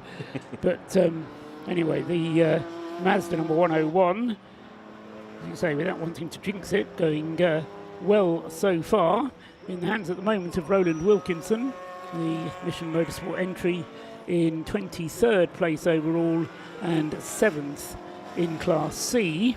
Not on the pace with the battle that we were talking about earlier on between 69 and 91, which, although they're not close together on the timing screen, and although the timing screen tells us that they've both done 4 pit stops, the Stuart Humphrey car has actually done 4 real pit stops, whereas the 69 Clapham North car has only done 3 real pit stops. And when you ask me what I mean by a real pit stop, we had a safety car situation earlier on in the race when the Rob Boston Lotus caught fire, and as a result of that safety car, the safety car led the cars through the pit lane. Now, some people chose the opportunity to peel off out of the queue and make a pit stop, which is exactly what Stuart Humphrey's team did. But other teams stayed in the pit lane, in the queue behind the safety car, and so didn't really make a pit stop, even though TSL thought they did. Indeed they did, because they came through the pit lane. So that's the reason why I talk about these proper pit stops, as opposed to the virtual pit stop, if you like, of the car coming through the pit lane behind the safety car.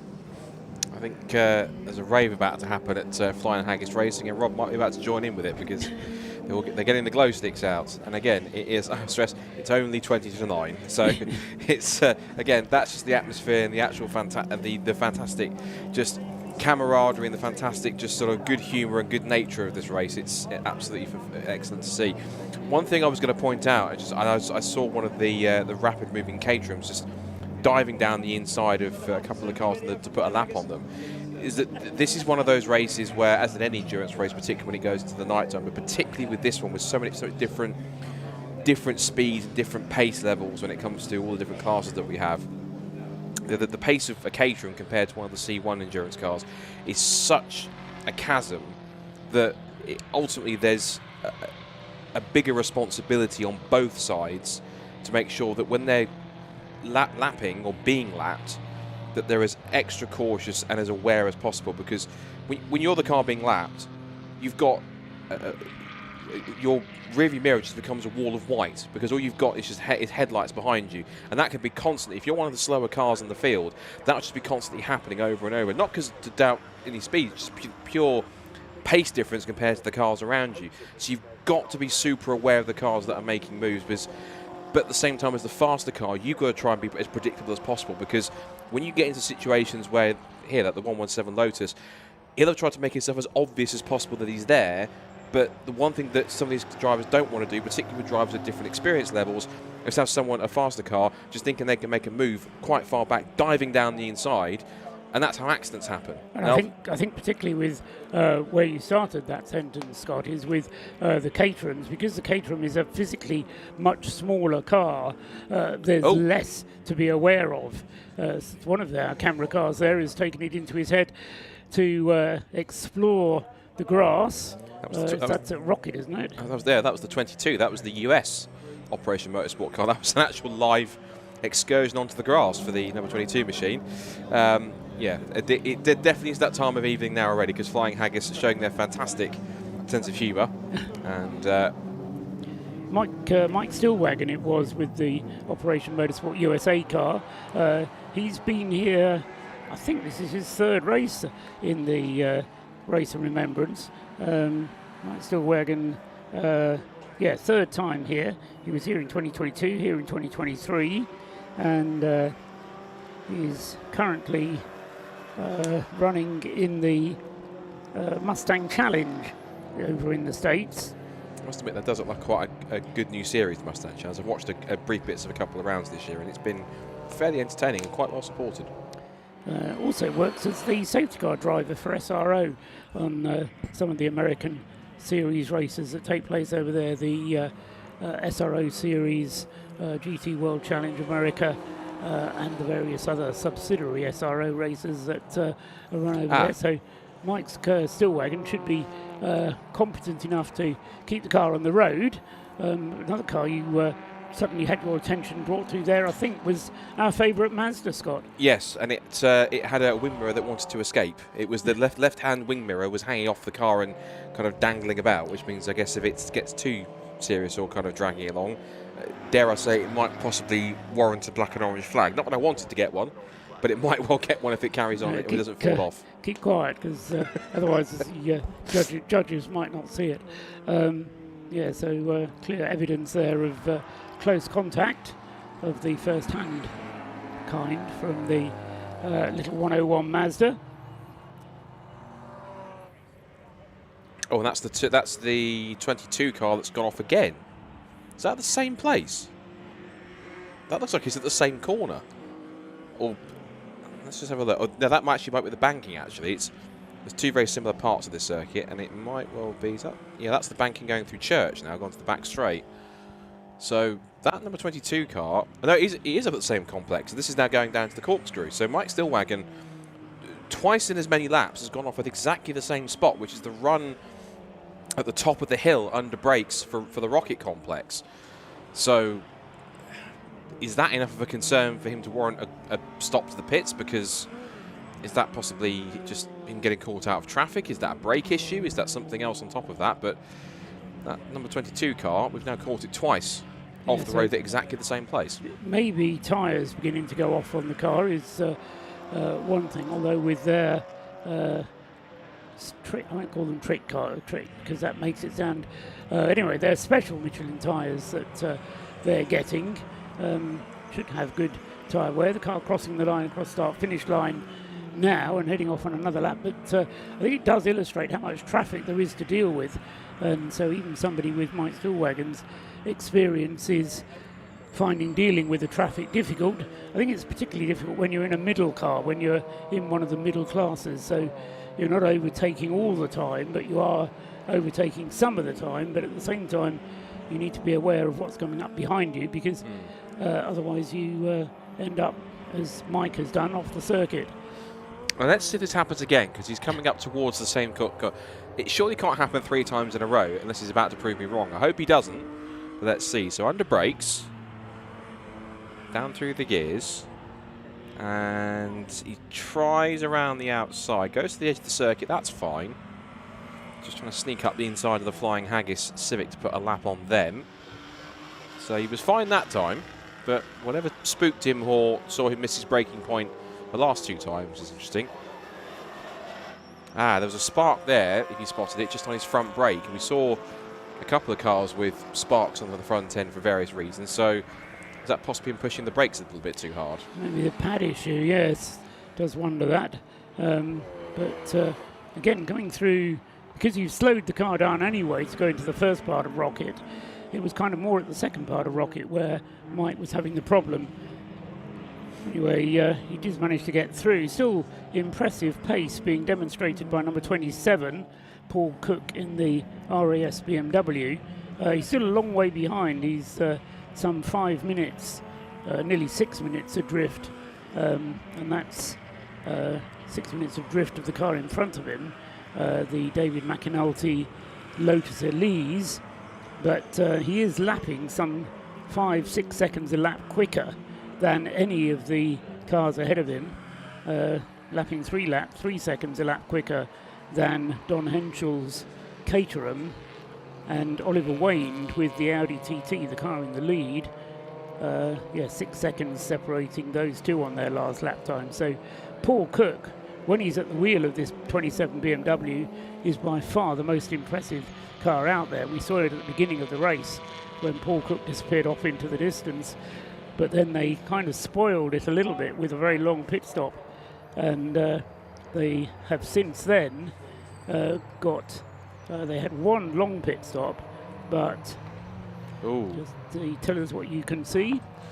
What I can see is something that's been pointed out by camera operators, by our director, is that maybe a possible reason as to why that car's having issues, because every time we've seen it brake a couple of times now, not only is it sparking, but also under brakes. Those brakes were literally, you can see it there again, look under brakes, the brakes sparking. And just then when it was coming up towards Rocket, those brakes were cherry red. They were absolutely glowing. Now, you can see that on more kind of faster, more high performance cars when they glow that red. So on a car like that, that spells trouble, in my opinion. Yes, I mean, the discs will get very warm, but no, the problem comes if they're sparking. That suggests that the pads have worn down, and they will have been hoping to get to the end of this segment of the race 7 hours before the pads wore altogether. But if they didn't check them at the last stop, then they certainly need to check them now, and we may well see Mike Stillwagon coming into the pits and calling it a day. They'll be on the radio to him to ask him whether he can continue. The pace is still reasonable from the Toyota, and I was about to tell you about the pit stops from the number 27 car that it has had, and the first pit stop was 7.5 minutes, the second pit stop was 6 3/4 minutes, and only at their most recent pit stop, their third and final pit stop, did they get the pit stop down to 4.5 minutes. So those longer pit stops have cost the number 27 car fairly dear, although the car is running strongly, as I say, particularly in Paul Cook's hands, and is now in fourth place, but 5 laps behind the race leader. But still a long way to go, over an hour of this element of the race, and then 5 hours of racing still to come tomorrow. Whilst that's been happening, I saw it on the timing screen first, and then I saw it actually pull in. The 22 Toyota has come into the pit lane, so I suspect they've either been radioing to the team, but also possibly even seen the red front brake discs and the sparking under braking, and so I had to bring it in to have a look and see what the front end is. So I imagine that might be something, in fact, he is already down there, in fact, that Mr. Lewis can have a look and see. Our camera guy's already down there, so we'll get to see, I guess, the state of the brakes in a second. So, right, they're going to work on the front end now. All 5 nuts off the front wheel. And then we'll probably, if we can, let's see if we can stay here and just look at the condition of the front brakes, because let's have a look here. As the wheel comes off, I must admit, I'm not an expert on how brakes look, but we'll have a look and see. So you need to be able to see into the caliper to see what is left, if anything, of the pad. Doesn't seem to be much of a pad left there, so I think the caliper is going to be difficult to get off.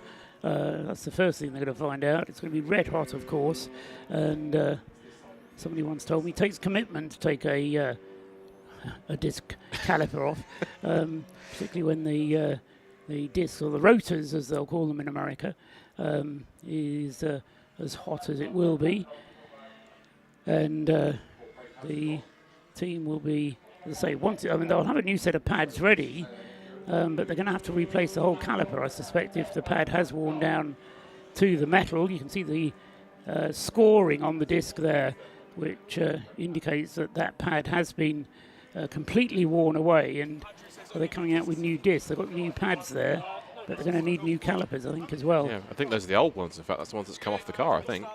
Okay. And yeah, I'm not an expert, but don't get too close to those, because they will be radiating heat. Yeah, I'm not an expert, but I think it's safe to say those pads have had it. So it was Colin Garrett. I misspoke earlier on when deciding who that was in the number 22 car. Colin Garrett having his first race of Remembrance this year. I think it was you he spoke to, wasn't it? Or was it Rob earlier on? Yeah. Young Colin Garrett. So he was at the wheel, possibly with less experience of how a car feels without any brake pads. Yeah, well, the timing screen still shows it was Mike. Mike's still working at the wheel, according to TSL, in fact. Whilst we investigate that as we're watching it, let's see if we can get some views from down on the ground from Rob Lewis. So, Rob, tell us what's happening and what's occurring down at brake pad changes going on in the car. I'm going to grab a word with Mike Stillwagon. Mike, we spoke to you on the grid. You're really hustling these cars, aren't you? Yeah, well, I just got in. This is my first stint of the night. The previous two drivers told me that we were having an issue with a low brake pedal. And so I was prepared for that with some extra tapping of the brake pedal on the straightaways, but that just wasn't going to be the case. I went straight off the track at the end of Rocket 2 laps in a row. So I radioed to my crew after the first time, and I told them to get some stuff ready. I'll milk it until you're ready, and that's what we're doing. We're doing a front brake pad change and possibly rotors. I saw them carry out some brake rotors. Is it gone right down to bare metal then? Yeah, it sounded like it when it was hard to tell when you're at speed if it's actually metal on metal, but the fact that we had no stopping power would tell me that there's no material left on the brake pads. And then when I pulled in here to the pit, I can feel them grinding. So quick call to change pads and rotors, and we're going to make it happen. We got a great crew. Operation Motorsport beneficiaries are doing a fantastic job all week.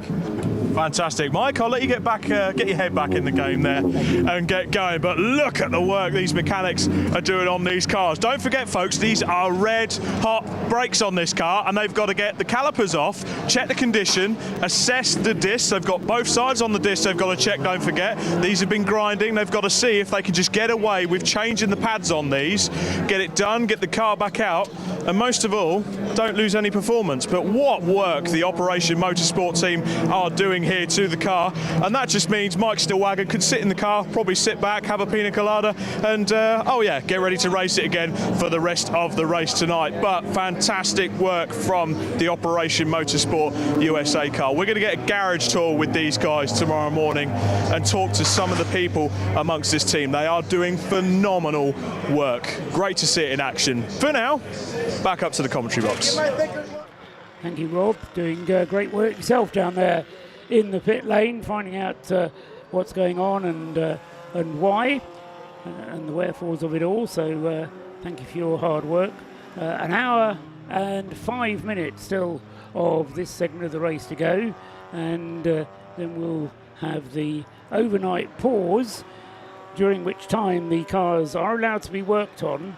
So if you're running short of fuel, no need to refuel before the interval. The only rule overnight is that whoever finishes the car tonight has to be the start driver of tomorrow morning's segment, but the drive time resets to 0. So even if you've driven for 3 hours tonight, you get in the car tomorrow morning and you start again from 0. Although you'll only be driving for an hour and a half, because then we'll be pausing again from, say, we'll start at 9 o'clock and then pause at 10:30 for the Remembrance service. And camera's showing us a bit of debris there on the circuit at Target. It's a very sizable bit of debris. It looks like the either a wheel arch from a car with extended wheel arches, or possibly a Caterham wheel arch, which are prone to fall off in sprint races, but less prone in this kind of race. But couldn't quite tell what that was. Is it either that or the inner lining of a wheel arch or something yes, that's come it off? Could be an inner lining as well. That's a possibility. That's interesting. So Oliver Wayne then still in the lead of the race, but only by a lap now from Steve McCulley, and McCulley has just brought the Caterham into the pits, and also into the pits has come the 117 car. So both second and third place cars in the pits with exactly 1 hour of this segment of the race still to run. That's Don Henshaw coming in with the Caterham number 97 from Leos Racing in second place, and David McAnulty bringing the 117 into the pits. The Lotus Elise, the purple car, which touch wood has had a good clean run so far, but unfortunately fell foul of a miscalculation in the pit box by somebody, because they didn't quite get the drive time calculation right, and as a result of Jason McAnulty going for longer than 3 hours in a period of 5, they've earned themselves a 1 lap penalty. So what you see on the TSL timing screen is that the car has completed 182 laps. That's going to be corrected to 181, or at the end of the race they'll have 1 lap deducted from their total and start tomorrow's race 1 lap down on where they are at the moment, which is unfortunate for them, because there was less than a minute separating second from third when they came into their pits for that most recent stop.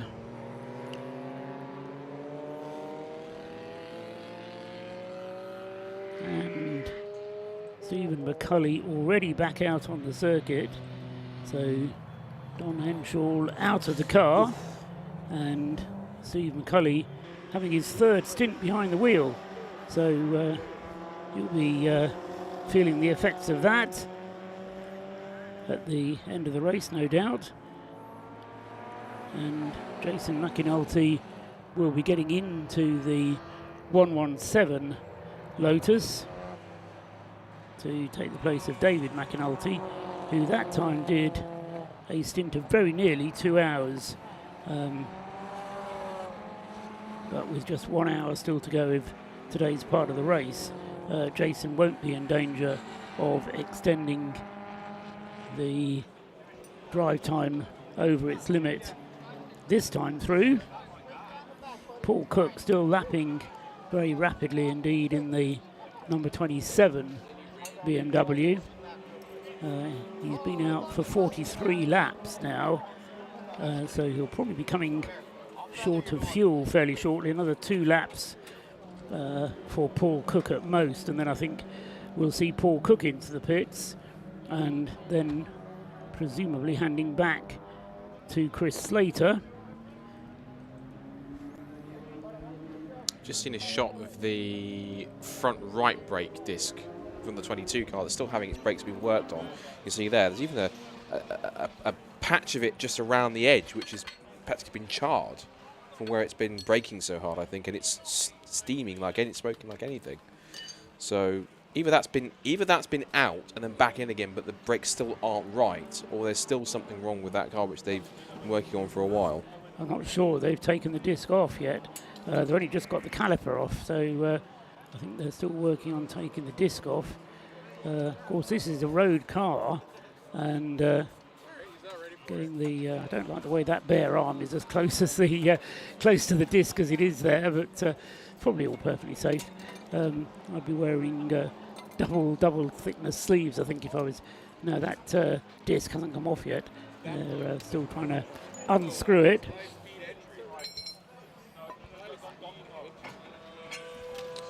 And, disc. Even with the asbestos gloves, you still can feel the heat going through them very rapidly indeed. But they've got the disc off now. The new one goes on almost immediately. That disc looks, not to state the obvious, that this disc looks a heck of a lot healthier than the one that's just come off it. So Mike Stillwagon having to sit there. What was it? Rob said he was drinking a pina colada or something. I'm sure it'll have to be a mocktail version so we can get alcohol. Yes, I think Rob was joking. So whilst that goes on, whilst we go into the last hour, I think it'd be wise for us to do some kind of an update. That's a nice little angle we've got here, like a static angle here. This is the 24 Auto Test TSW squad in for their pit stop. That car pitting from 9th place and 2nd in Class B, behind, it's being sandwiched in fact by the 2 Trac Scotland Minis. It's got Trac Scotland 2 in front of it by a lap or so, and it's about another 2 laps ahead of the second car, Trac Scotland 1 in car 55. So that car's continuing on. I was going to say now we're into the last hour or so, it'd be good to maybe just do a quick update of where we are class-wise, just to give us as kind of like a, if I want to use a term, almost an hourly update in many cases, but we'll do like a quick rundown of who's where, at least in the positions in the top 3, at least. So going into the last hour of this first half of Race of Remembrance, it is still number 7 RAF Motorsport Audi TT, which still leads the way.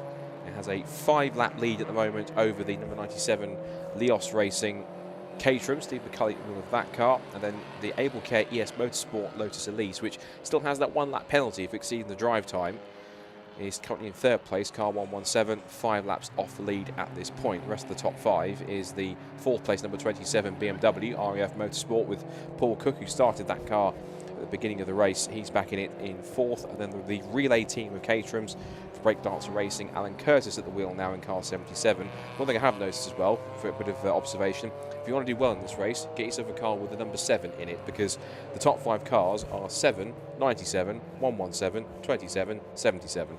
So that all works pretty nicely.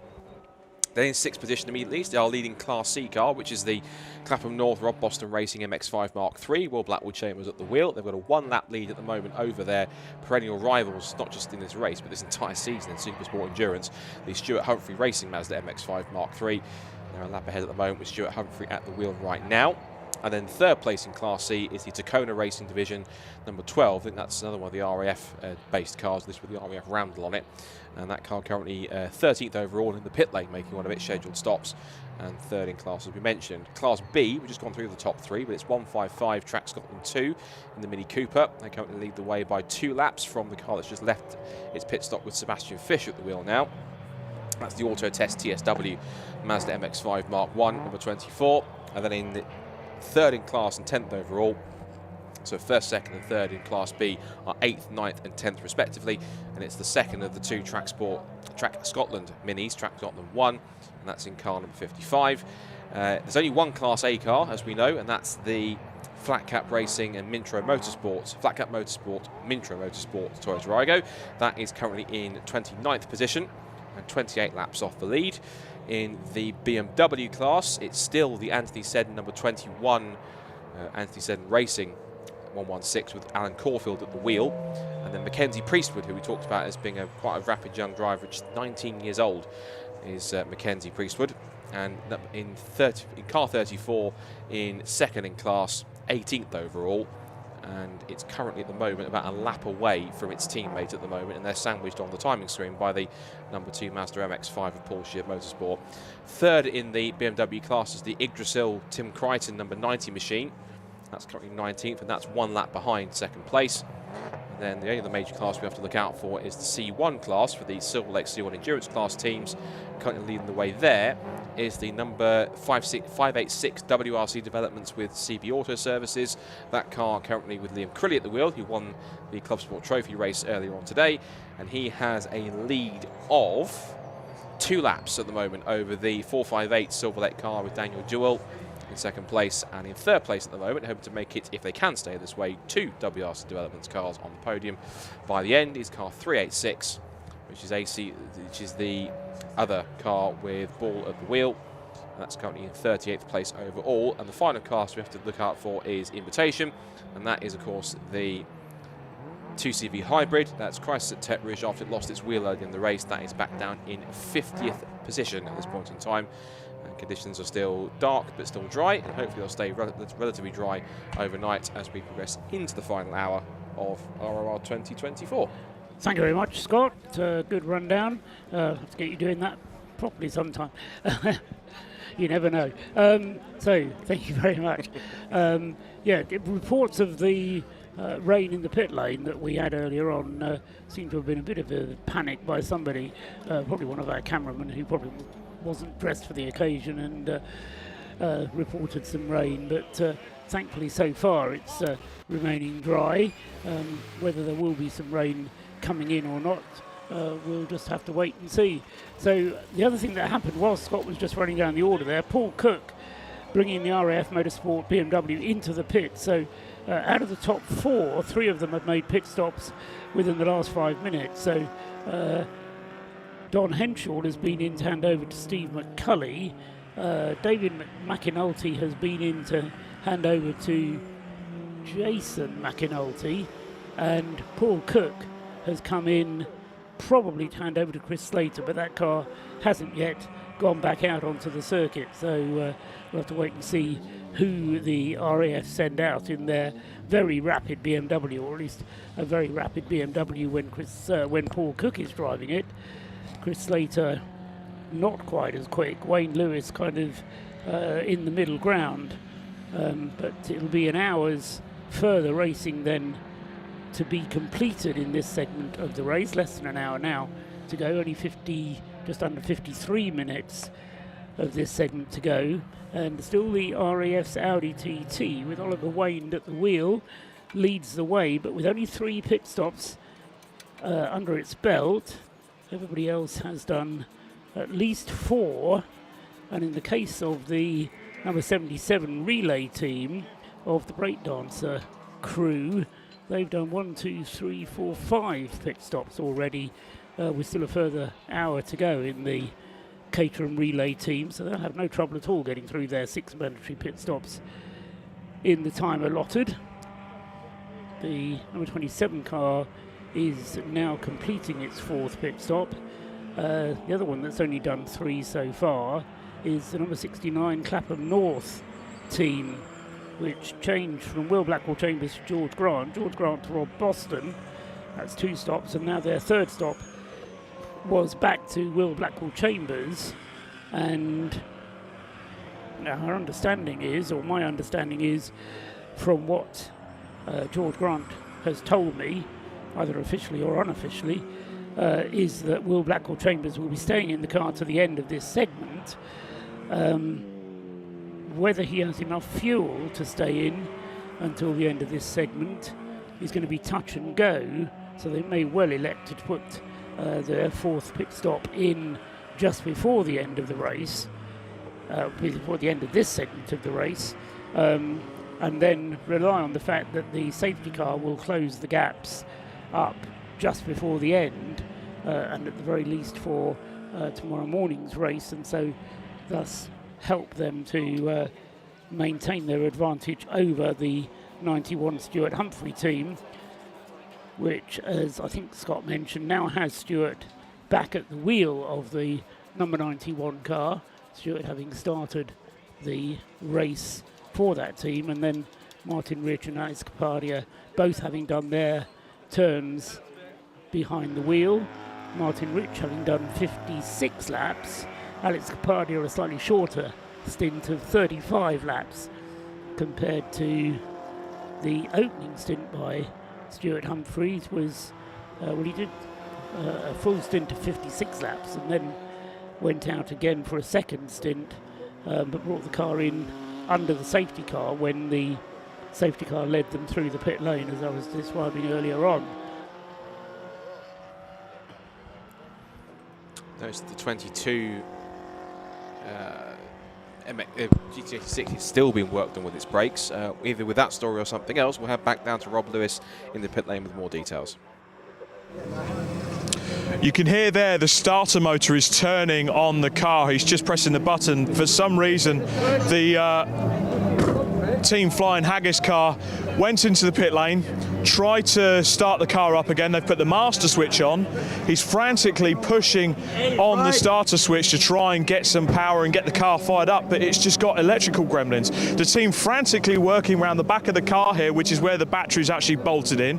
They've got starter packs on it, they've got jump leads and a separate battery. The driver's frantically starting to get everything put together, but as you can see, there's no lights. I'm pretty sure there's nothing on the display, and unfortunately the team just can't get this car fired up again. And with the short amount of time we got left, it's gutting for the Flying Haggis Racing squad, because they were consistent. They were just chipping away, getting those laps in and getting the car towards the end. Hopefully this is something they can fix quickly, get it back out and then look into it a bit later. That's why this break overnight, no part firme, so you can work on your car. That's why it's key to a lot of teams. I bet there's a few cars out there that are nursing a few issues, but they're just waiting to get the car over the first checkered flag so they can get it worked on tonight. For now, to take you through the final stages, back up to the commentary box to Scott. Thank you, Rob. It's actually Paul who's taking over again. We've got a bit of a drama on the start-finish line, and awkwardly for TSL, it's right on their timing beam, which is exactly where they don't want a car to stop. The Jaguar XF, number 10, has stopped with a collapsed front left suspension with the brake material catching fire, and the driver of the car at the moment not getting out, but wanting to carry on is Michael Burton at the wheel of the number 10, and they're deployed the safety car. Didn't say that, but we have deployed the safety car in order to get that car to a place of safety, and so it's a bit of an awkward place as far as TSL are concerned, because it's right across the timing beam, which is not where they want to be, and it's not Michael Burton behind the wheel of that car, but Fraser Gillen in the wheel, number 10.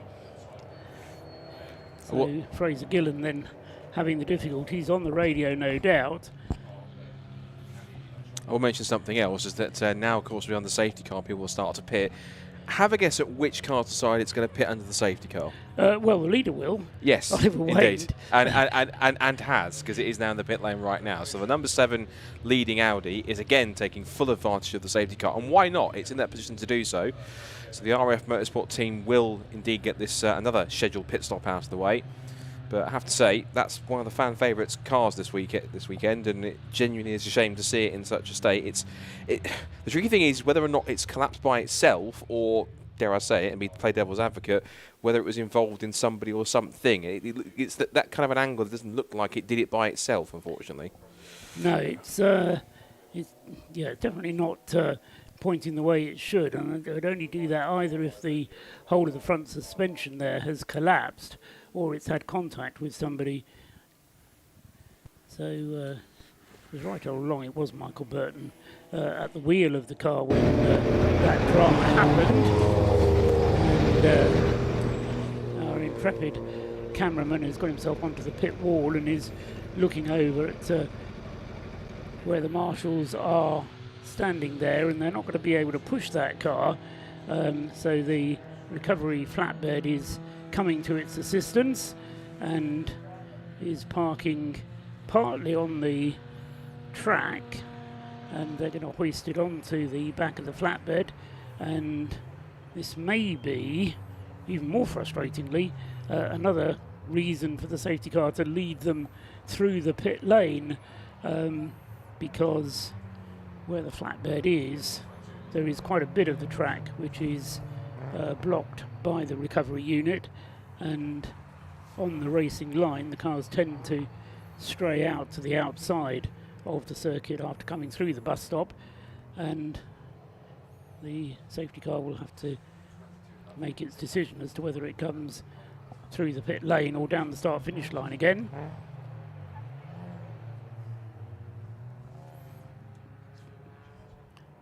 So bit of a disaster then for the Jaguar XF, which had been running well enough until that point. Currently in 24th place when that issue struck it. Just whilst we're talking there, and whilst we're on the safety car, the number 22, which you saw had its earlier on brake issues and brake overheating, has now come into the pit lane, and it was been in the pits for pretty much about, trying to work it back on my live stream, that's about 25 minutes it was in there for a brake change, because it came in with about an hour and 10 left to go. So it's just left with 45 minutes left in the race. Now, I think thankfully for us, Paul, they're not bringing the cars through the pit lane. They're bringing them down the pit strip, because I think they're going at a slow enough pace and there's enough room on the pit straight to be able to make them all go through at a sensible enough speed past it. So that's a bonus. It means it won't confuse us further on the timing stream, thankfully, on that side. In terms of pit callers, as naturally there are a few cars coming in as you'd expect in this one. The race leader is just being pushed back and has completed another, looks like, trouble-free pit stop. Quite a few of the C1s are in for stops. We've got the We Buy Any Phone car, which is just pulling in now, 486. It looks like it's almost a full service all round for, I think, at least 3 of the WRC Developments cars. The 586 is in, 486 is in. The Scuderia Polo Rosso car is also in too. That's 310. The 52 BMW is in as well. The 48 Patron Racing BMW has decided to make a stop too. The number 2 Mazda MX-5 is also making its way backwards. Now it's being pushed back out of its stop. Flying Haggis Racing, I think, have just completed the stop too. They're heading to the end of the pit lane and now getting the clearance to go. 52 is being pushed back now and ready to go also. So again, as you'd expect, pit lane, an absolute hive of activity once the safety car comes out.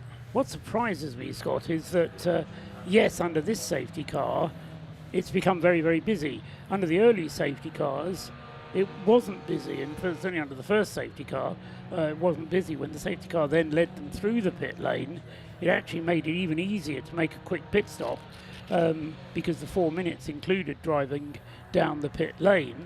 And all of a sudden it's as if people hadn't quite done their homework properly and thought about what might happen in the race. And having had their schedule, they decided to stick to it rather than, as we were talking to George Grant, thinking about what might happen if there were a safety car and how to then react to it.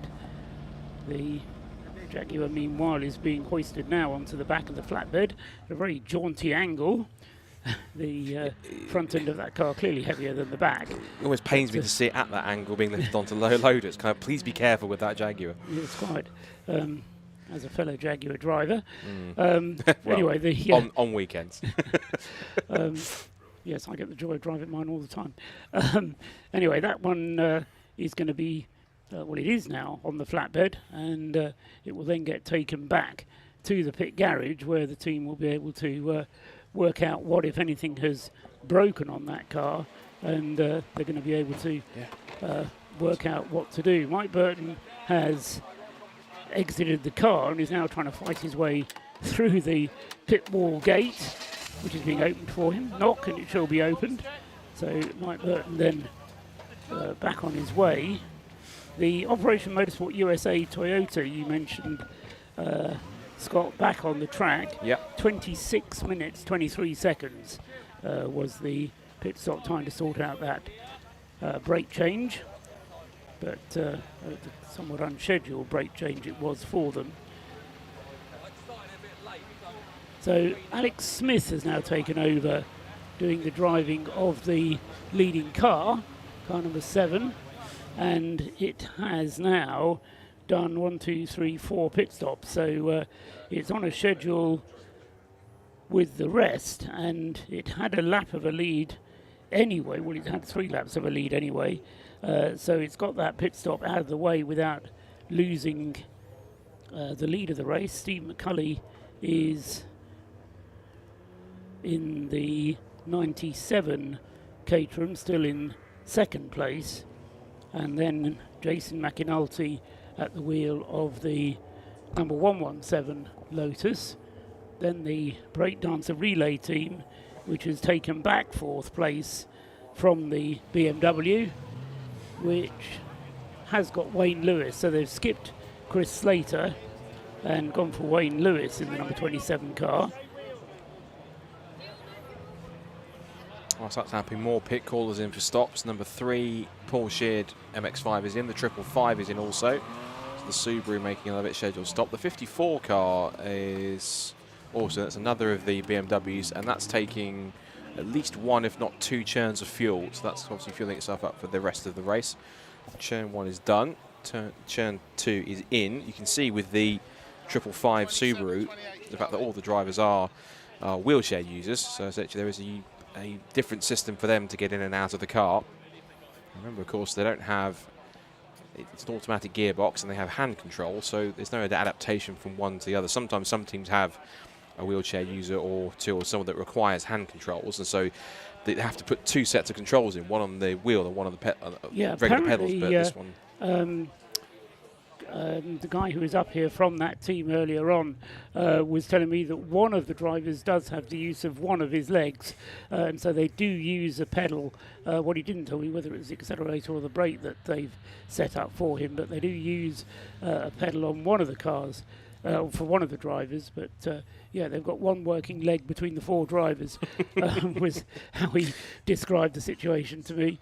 But absolutely magnificent. That car has managed to get out there and is going as well as it has done. Certainly from the mechanical point of view, the Subaru hasn't missed a beat. Now the Jaguar has been returned to the paddock, and they'll now bring it. Now, will they bring it into the front of the garage, or will they bring it to the back of the garage and then have to work on it at the back of the garage? We'll have to wait and see. One more lap, I think, behind the safety car.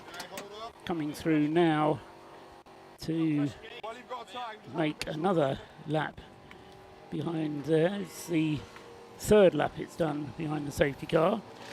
Although it depends how you count them, because of course we had one lap where the race leader was in the pit lane.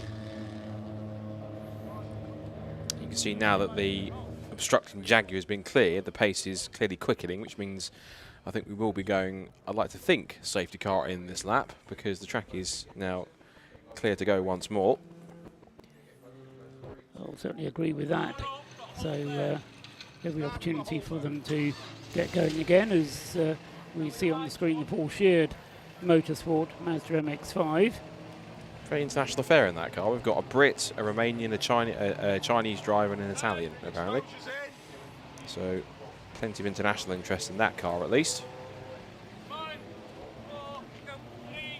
They're about to be pushed back in the pit lane.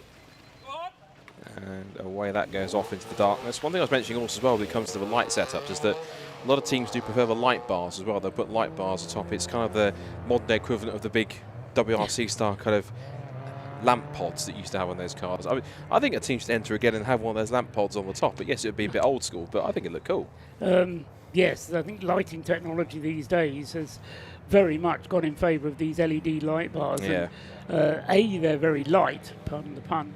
They don't weigh a lot, but they don't draw too much on the electricity that the car is generating either. So they kind of tick all the boxes, and provided they're pointing in the right direction, not pointing at the sky, then they do provide very good illumination indeed, as anybody who's been out in country lanes and suddenly been dazzled by LED lights coming towards you, the bane of modern cars, it would seem.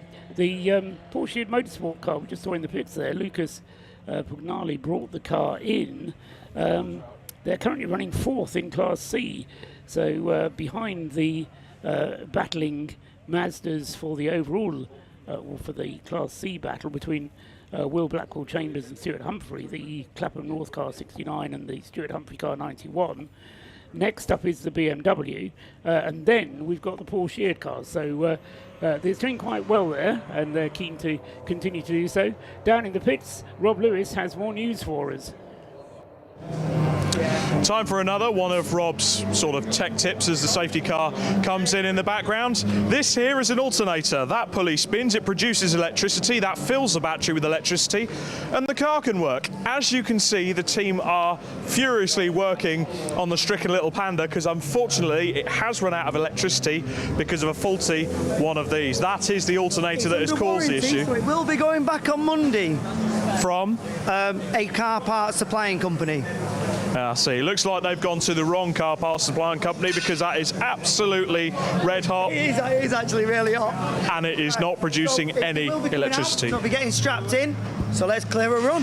Yeah, I suppose we better get out of the way then. So the Panda is coming back out. Fear not. Back to you. Lovely job. Well done, Rob. Right on the ball there with all the information that we need and more. So thanks for that. We've got just over half an hour of this segment still to go before the Brscc wave their unique red and white checkered flag to bring this segment of the race to a close. There's no limit at the end of this segment of the race as to when you're allowed to come and refuel. There is tomorrow morning before the Remembrance service. No refueling is allowed in the last 15 minutes, but other than that, there's no ruling tonight to prevent late pit stops. But as far as the leading contenders are concerned, they've all completed now 4 pit stops. And the only one of the leading runners who haven't completed 4 pit stops is the leading Class C car, because we talked about everybody who did come in. What we didn't mention was Will Blackwell-Chambers in the 69 Clapham North MOT Mazda, who didn't come in. So Will Blackwell-Chambers electing to stay out. They've only done 3 pit stops, whereas the Stuart Humphrey car has done 4, and now they're back up to racing speed. There is only a couple of minutes separating them, 1 lap separating them, and in terms of time, that represents 2 minutes and 12 seconds. So that's certainly a lot less than a green flag pit stop, which I'm sure the Clapham North team perfectly well realises, but there was an opportunity there for Will Blackwell-Chambers to come in and make a pit stop, but they didn't take the opportunity. In the next place up, the leading Class B car is the Track Speed Scotland team still. Lowell Forsyth at the wheel of the number 155 Mini Cooper, as Scott mentioned when he did the rundown, and that car is on the same lap as the Auto Test Mazda behind it.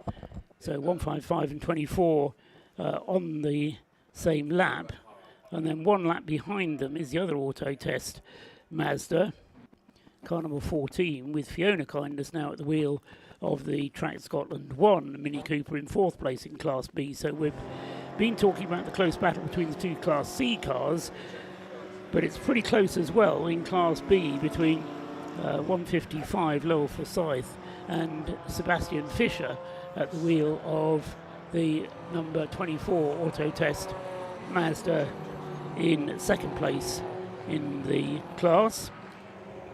Oh, that's a sideways MX-5. That's the Team Tequila car, and that's right on the apex as they come down to the braking zone, and thankfully does quickly move it out of the way. As I believe we've got more news there with Rob in the pit lane as the Tequila car gets back underway. As you can see, the Jag is back into the pit lane. Absolutely devastating for the AFCN Motorsport team. The poppy band colour, beautiful livery. I've got Dave here with me who runs this project. Dave, heartbreaking for you guys. What happened? We were taken out in the last corner. We were undertaking, a car slipped down the inside and punted the front left wheel. Pretty badly damaged the steering rack. We're not out yet. It's 9:30. There's half an hour of the session tonight, and then we've got all night. So we're going to work on the car and do our best to get back out.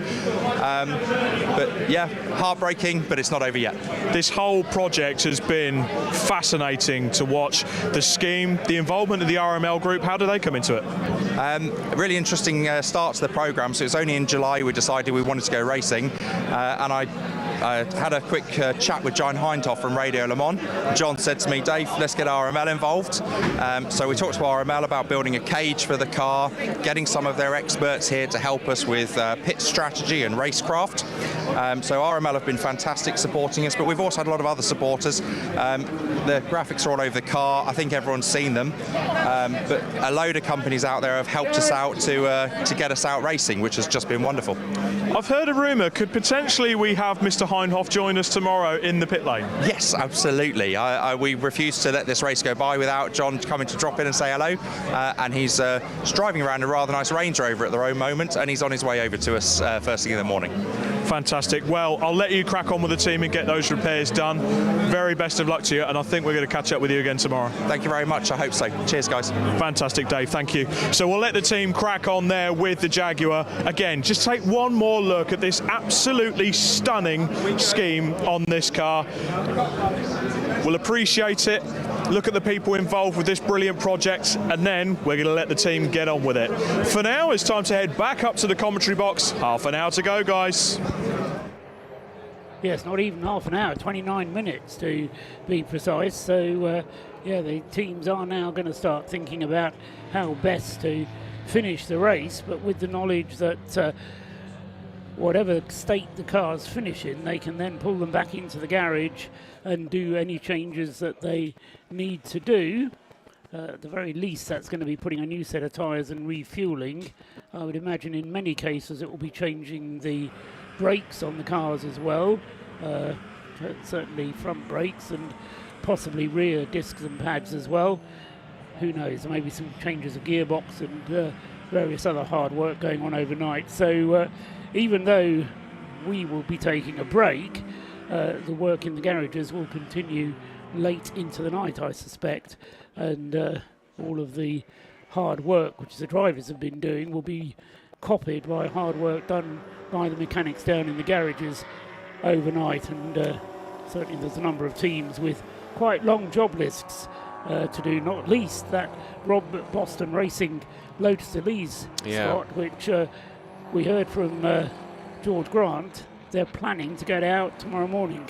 You'd hope so, and they've got plenty of time to do it overnight. Of course, it'd be a long night for the mechanics trying to get that sorted. We talked about the fact that some of these guys have hotels to go to and what have you, but ultimately these guys tend to make some sacrifices because they do it for the love of the sport, or at least that's what they'll tell you in many cases. But yeah, it might be a long night for some teams. It's interesting to note, for a second, that was 3 wide between the 305, the Royal Engineers BMW, and the 2 Silver Lake cars. So both the Silver Lake cars back out now. The 558, after it's had both of its problems, has now been reset. I don't know if it's just a ticking case of when that happens again. We're not sure. Speaking of problems, the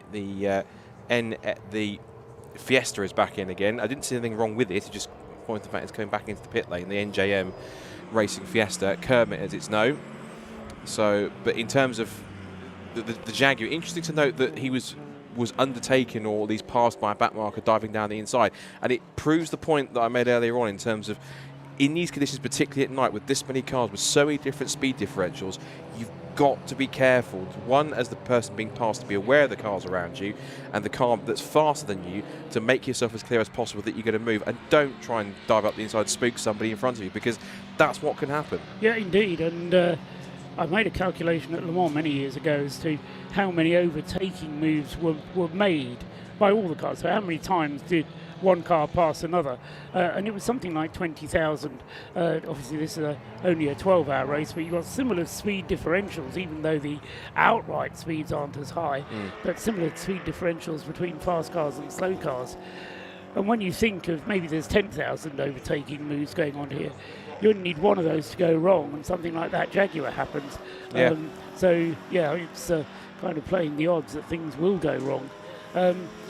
Talking of the fact that we've got less than an hour to go, less than half an hour to go, in the BMW class there are cars flapping as fast as they have done throughout the race. Mac Priestwood is now in second place in the Anthony Seddon Racing BMW, number 34 in second place in the BMW class. He's set his personal best lap of the race, the best lap of the race for that car, just on its previous lap there, a 152.751.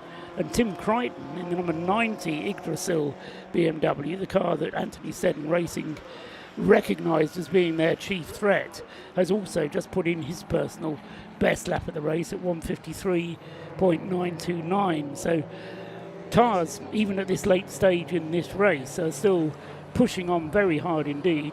And in case of the BMW 116s, as I say, pushing on as fast as they've been in the race so far. Down in the pit lane, Rob Lewis is there, and he's got more news from the Fiat Panda.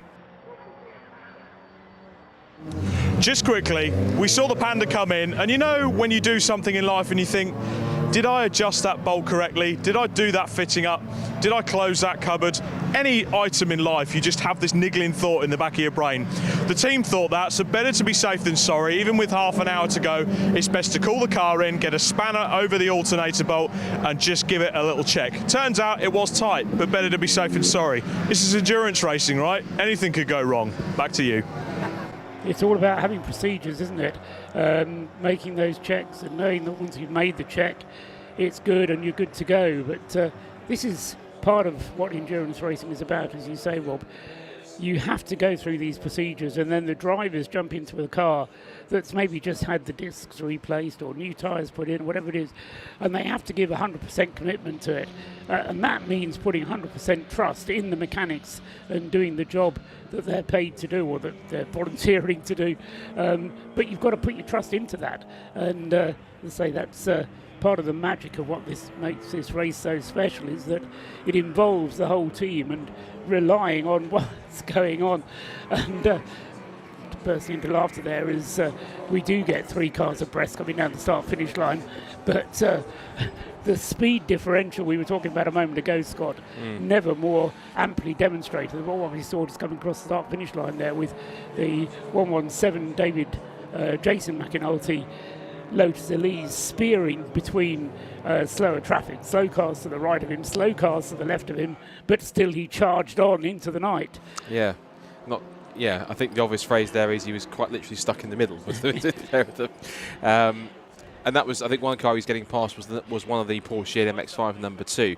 Speaking of MX-5s, this is the Breakdancer Racing MX-5. This has got all 6 drivers who are also kind of sharing a caterum each between, pairing off into the 3 caterums that are part of the relay teams. All 6 of those drivers that are in 3 groups of 2 to a caterum are also all 6 getting a go in this Mazda MX-5 Mark 1. Now this car, if you've watched some of our broadcasts on Brscc streets, particularly the Super Sport Endurance Cup, will recognise this car, or at least followed the championship across the year. This car was contesting in Clubman C. I think it did even finish in the top 3 of the championship, so it's been a decent car all round for them. Of course, it's now been adorned with the poppies for Race of Remembrance. That car finishing its pit stop. In terms of where it currently sits in the order, came in 21st position and 6th in Class B. And Tim Steele was the man that brought it in, so he will hand over to another driver. We'll know who it's going to be when he heads to the end of the pit lane and scans the hue tag. If you wonder what we mean by hue tag, if you're watching for the first time and thinking why, there's a little sensor down at the top of the pit lane, which we'll just see, which is currently green at the moment. And it's right down the top of the pit lane. That's the hue tag system, which the only series I know uses it is the C1 Endurance series that we have as well. So if you've seen C1s, you'll know what we mean by this. But if this is your first time seeing this and not sure what a hue tag system is, every single driver has to have a hue tag that's basically put under their name for them. And it's what you use to essentially help TSL identify who's out on track. It actually makes our job a heck of a lot easier working out who's which, because it will show you on TSL by their first initial and their surname. In order to do so, every time you go out of the pit lane, I think it's even if you're in the same car, you must use the hue tag system, particularly for changing drivers. You have to do that, otherwise it is a penalty. But as simply you drive to the end of the pit lane, you essentially either try and, if you can wind the window down, but if not, hold your arm up to the window to a sensor pad, and then that will read it, and it'll go from red to green. If it's red, as soon as it's green, then you go. You have to do that every single time you make a driver change, otherwise you will get a slap on the wrist for it. On the wrist being where they usually attach the hue tag. Ironically.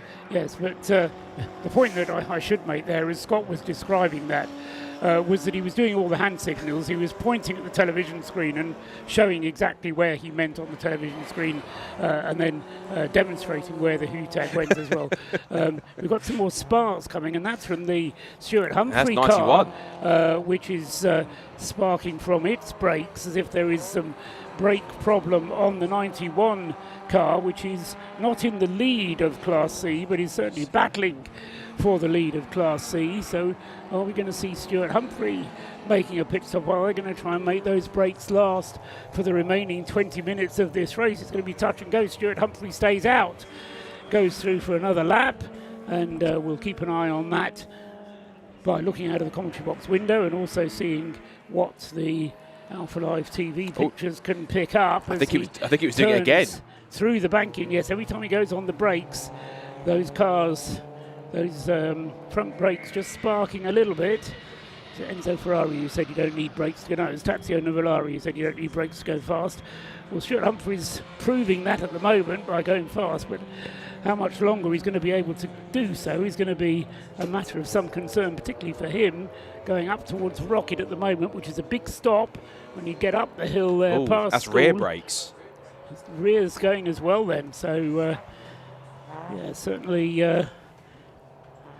Is it the rears as well, or was it the rears that we saw? It looked like it before. It looked like it was just with that occasion. It was literally just the rears doing it. If it was all fours, they'd all be sparking, I'd imagine. But yeah, the rears certainly are getting tested. But that's to me a bit unusual, because obviously, correct me if I'm wrong, but usually when it comes to brakes, the fronts will be the ones that should be doing that. So if it's rears, That's something a bit more of a unique problem, I'd have thought. Well, unless they've already taken the opportunity to change the fronts, and they thought, well, the rears will last us for the 7 hours of this segment of the race, and at some point in the early part of the race, they might have already changed the rear brakes, but it would have been a very quick stop if it was.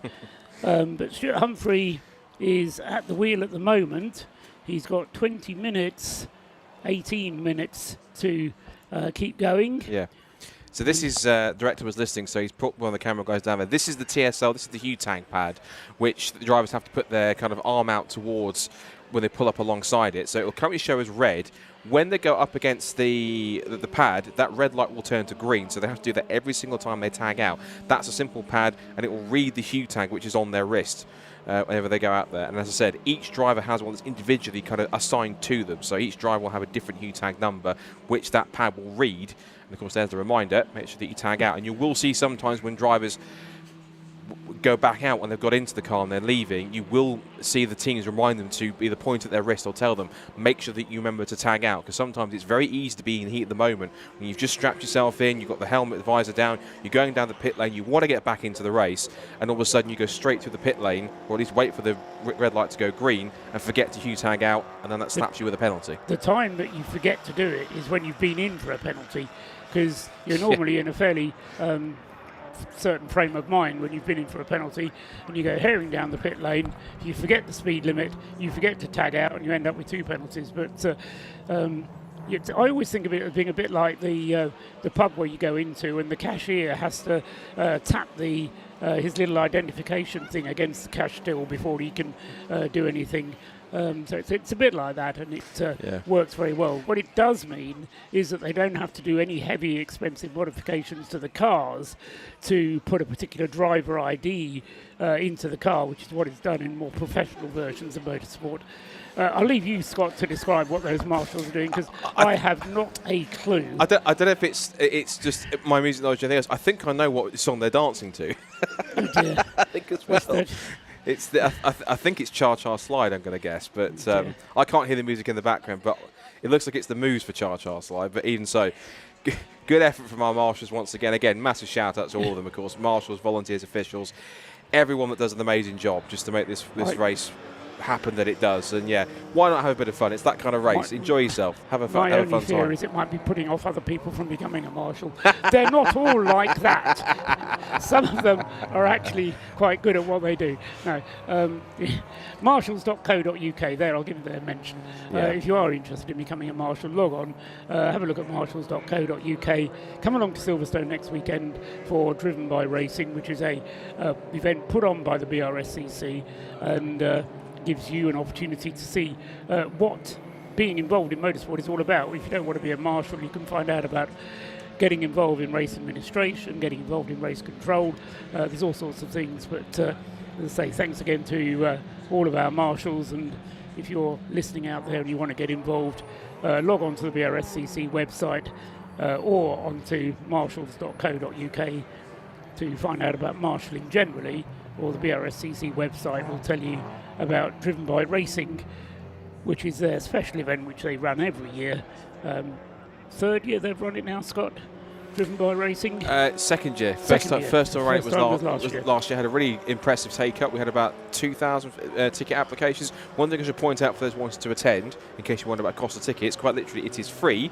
Well, someone who wasn't quite free there was number 12 BMW, just running wide on the exit Peel Corner, but carries on nonetheless. But yeah, tickets are absolutely free for Driven by Racing, and there's no catch, there's no they're free but or they're free however. It's totally free. Just go onto the BRSC website, go onto the Driven by Racing event page, go and apply for your free tickets, and when they come through, that's it. What you've got to do is just turn up, and then you can declare your interest in what you want to do. As Paul rightfully said, you can learn how to be a marshal, you can learn how to be a clerk of the course, you can learn how to be even a race day coordinator or a volunteer in that sense. You can look into the world of scrutineering, you can look into the world of race rescue and recovery, you can even look into the world of, obviously becoming a racing driver, and even take your ARDS test at Silverstone itself. We had some people pass their ARDS test last year and take that first step towards becoming a racing driver, which is obviously the first vital thing that you do, and that was courtesy of the Motorsport School, and we're very pleased to have them as partners at the club. And even so, of course, on top of that, you've got the obvious element of being able to come and see all the different championships and series that run within Brscc. And whether it's you want to get behind the wheel or simply just have a passenger lap, you can do that too. Or just come and experience it, you can get involved in that too. So it's 16th, 17th November next weekend. Get your tickets on the website, brscc.co.uk, and come down and come experience what Brscc does and in everything that they're involved in and everything that they're all about. And all the lovely people that we work with are all going to be there too as well. That number 91 MX-5 still has its rear brakes sparking away, so that's going to be quite a concern. At the very least, if Stuart Humphries can keep that going, although that sparking is getting more and more fierce under brakes, and into the biggest example of it there was right into the corkscrew, where the car, both rear brakes were going. It wasn't just one; it was both of them already are going for it. Yeah, Stuart's going to take it to the end now, no matter what. The car won't be relying on its rear brakes very much. Most of the braking power will be coming from the front brake. So in terms of the impact on his car, I don't think it's very great. And Stuart's got enough experience of driving it, I would suggest, that he will take it. We've got, 12 minutes, just over 12 minutes to go. So that's less than 10 laps. It's about 8 laps for him to stick it out there. So I think he's going to stay out there for the remainder. If it means he loses a little bit of time per lap, then so be it. He's has dropped his pace. That's important to mention. So the car is slowing a little bit. He's down in the 1 minute 52s, 1 minute 51 last time around. Whereas before that happened, Stuart was quite happily lapping in the 147s, 148, so he's 3 seconds or so off the pace that he was doing earlier on. But as I say, Stuart Humphrey then pretty sure will try and stay out for the remainder of this stint. He is just under 2 laps. He's not quite 2 laps behind, but very nearly 2 laps behind the Clapham North MOT car. But as I said before, the Clapham North MOT car has only done 3 pit stops. They haven't done 4. And interestingly, looking back into Class B, Lowell Forsyth is in the Trac Scotland car, Mini number 155 for the Trac Scotland 2 car. And that car has also only done 3 pit stops. So they will have to do another 3 pit stops tomorrow. And also on only 3 pit stops at the moment is car 24. So both first and second in Class B have only done 3 pit stops apiece. 3 pit stops apiece as well for number 14, Brian Chandler's Mazda. So the top 3 in Class B on fewer pit stops, but at least they're all on the same number of pit stops, so they're directly comparable against each other. Whereas in Class C, Stuart Humphrey's car has done 1 extra pit stop to that of the Clapham North MOT car, number 69, which Will Blackwell Chambers surely now will not do another pit stop in the remaining 10 minutes of this race. Certainly hope so. The other thing to mention is that I'm led to believe that the safety car will be deployed just before the end of the race, so that the cars will bunch up, even though their aggregate times is what matters.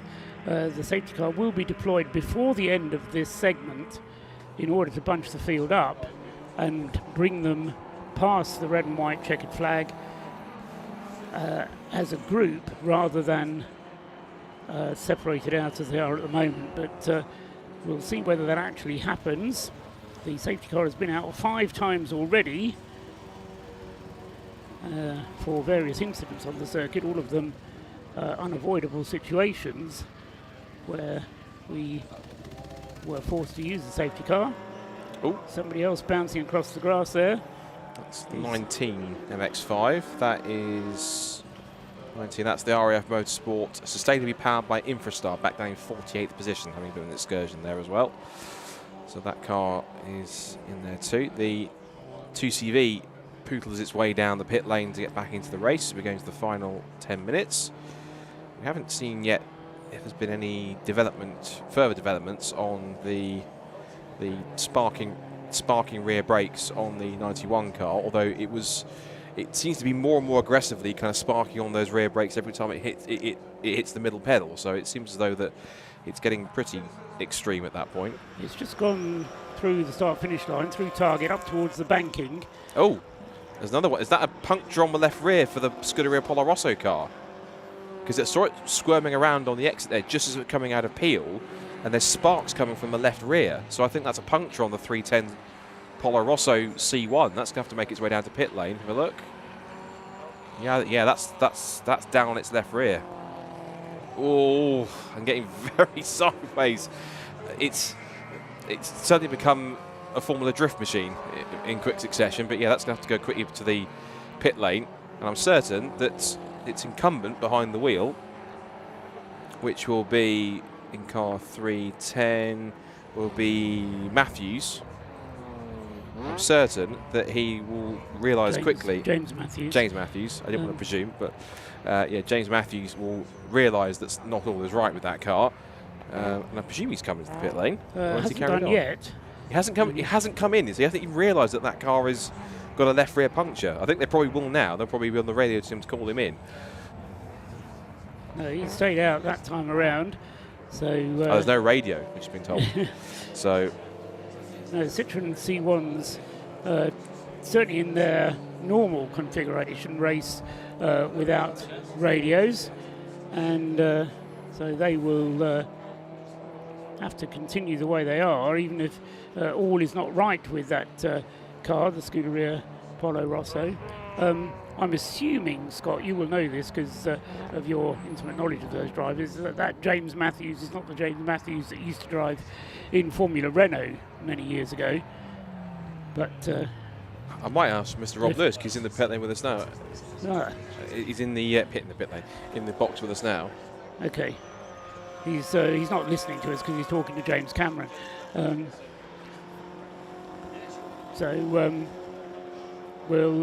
We'll have a quick switch of microphones as the James Matthews is apparently a different James Matthews altogether.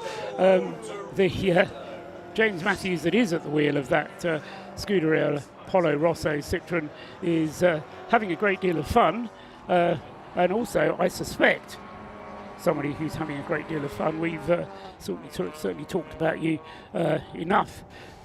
James Cameron has finally arrived up here in the box, and we've got a bit of time, James, to talk to you. First of all, I have to say congratulations on your 10th anniversary, because thank you. I'm sure when this event started in 2014, you did not imagine that 10 years later, A, that you'd still be running the race, but B, it would be as big an event as it now is. Paul, I'll be genuine with you. I didn't think we were going to make Monday, let alone, sort of celebrating a full grid, a full support race, 200 marshals, and all that's sort of come with this. And at the same time, it has to be reflected, we're expecting Chairman of Motorsport UK to fly in tomorrow.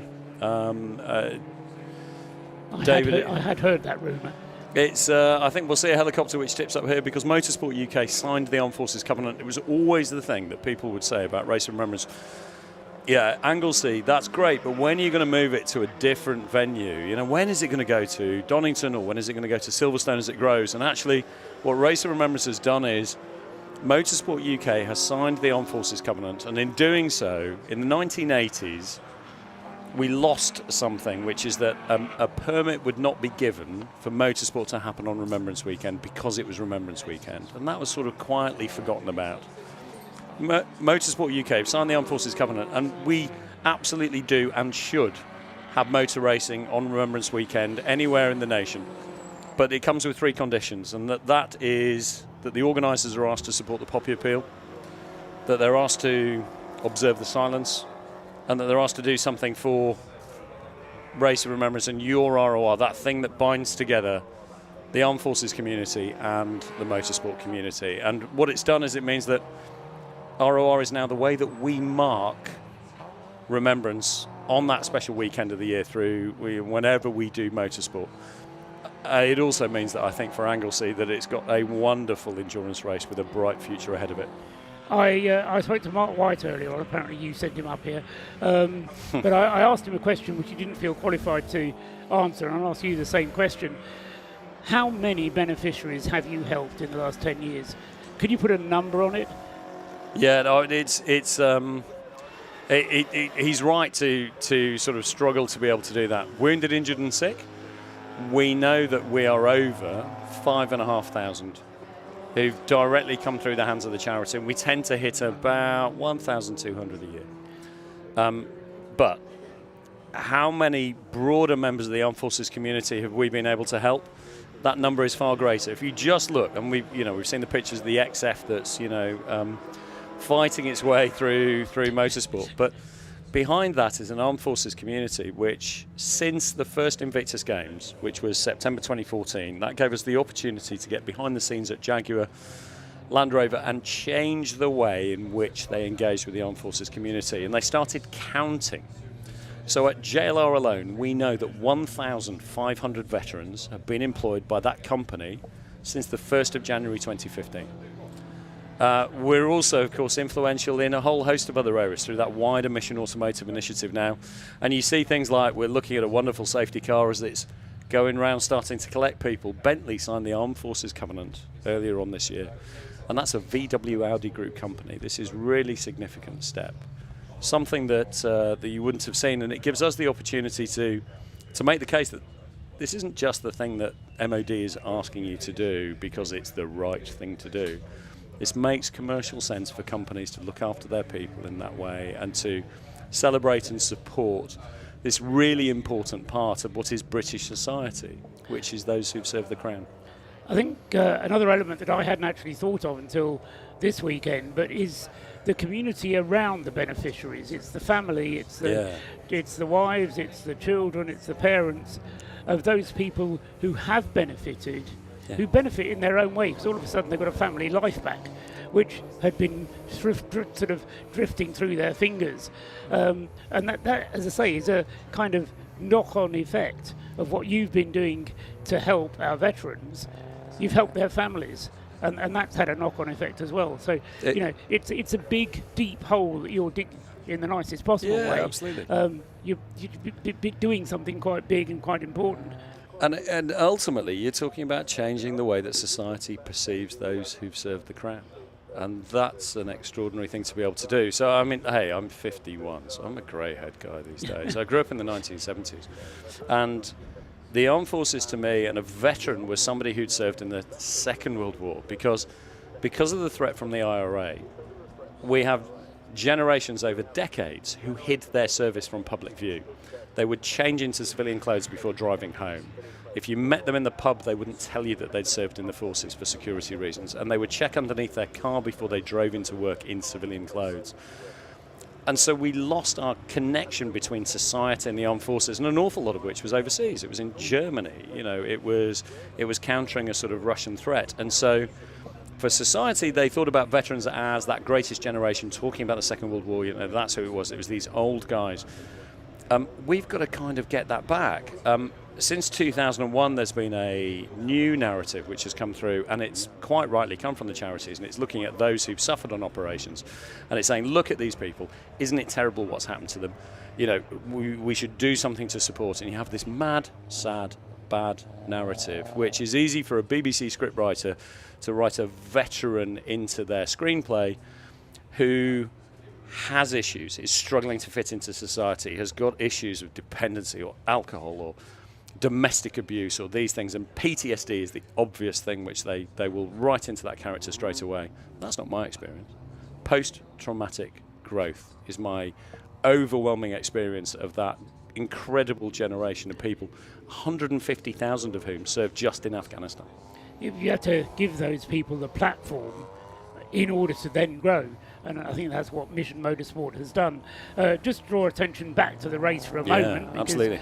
You're in danger of interrupting this motor race, James, as you always do. The red and white checkered flag is out, so the safety car came out for a single lap, bunched the field up, and we're now seeing the conclusion, therefore, of part one of the 2024 Race of Remembrance. Alexander Smith is at the wheel of the leading car. He has completed 217 laps.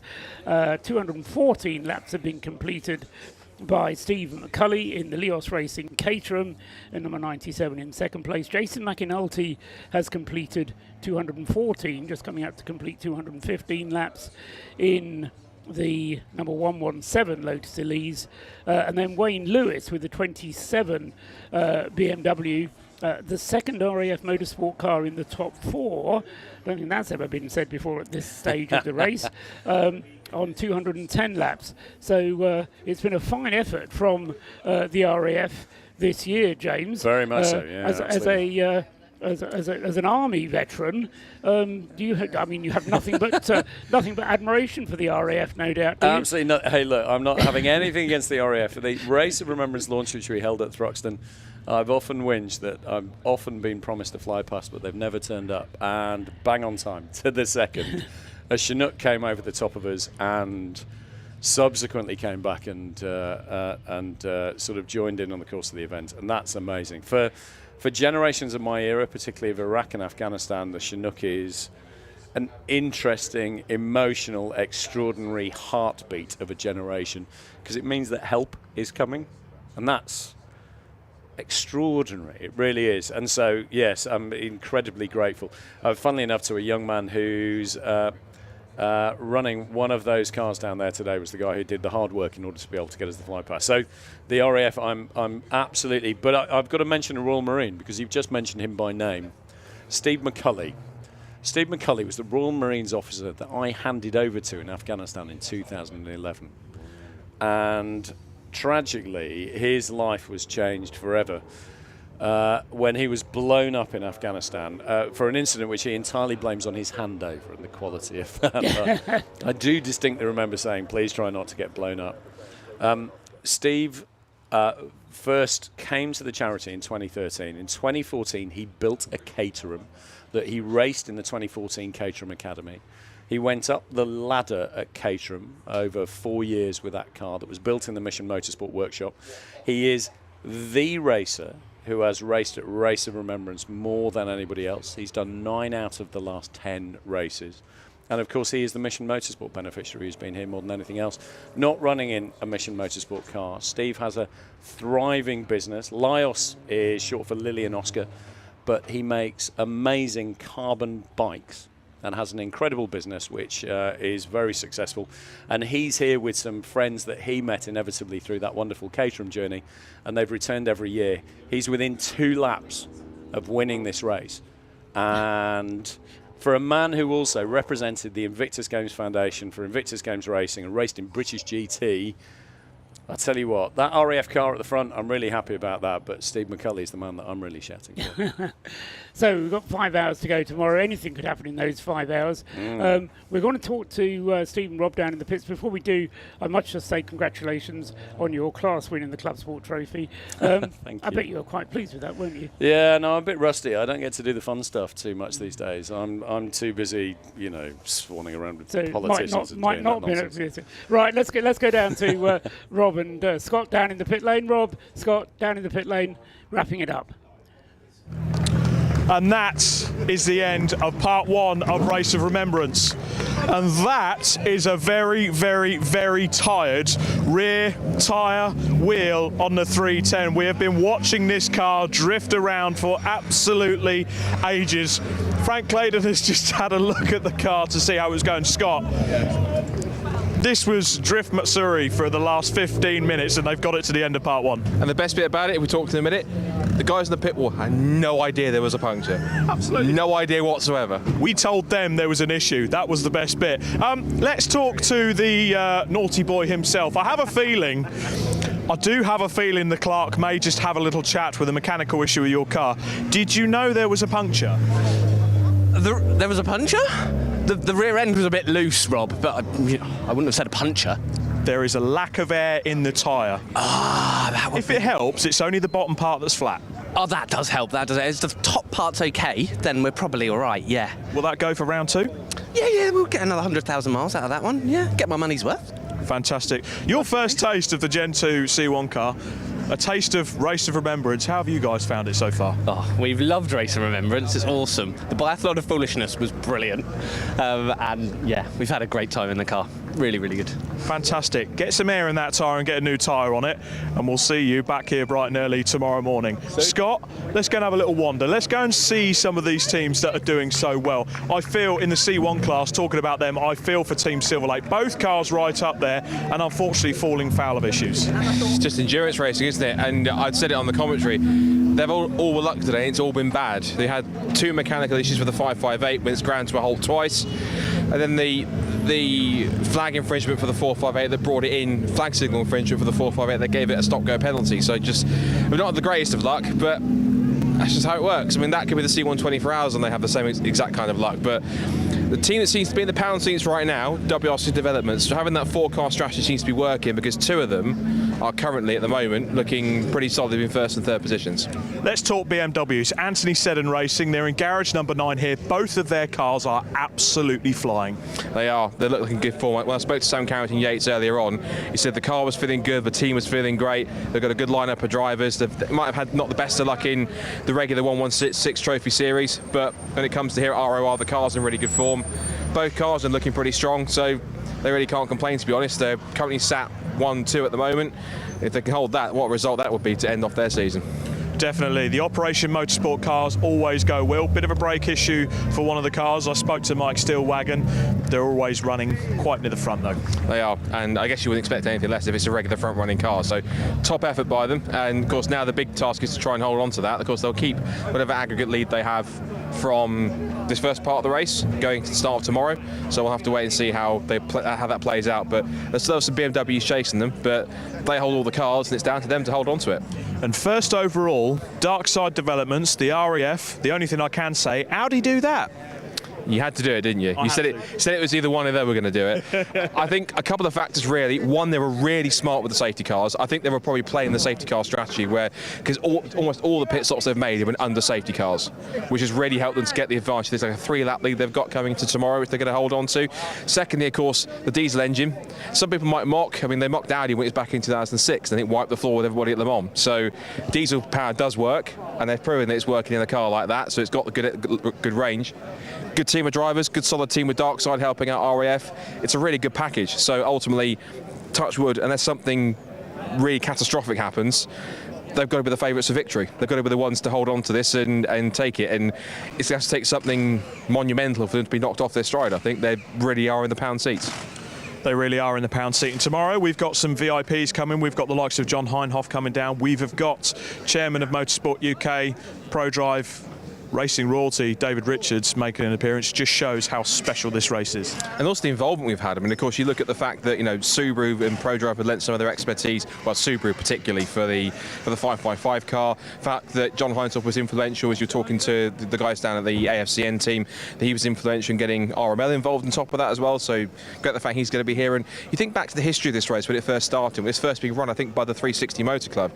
And he was very much one of the voices behind that in the first early years of this race. So it's fitting that he comes back and has a look at it, and yeah, it's going to be great to see them, and it just shows what this race means to a lot of people, and the fact that even, you know, Dave Richards, the CEO, the man who, or the chairman, or the guy, the top man of Motorsport UK is going to come here and see this race and see the work that everyone's done and the race as it works its way through into its final stages.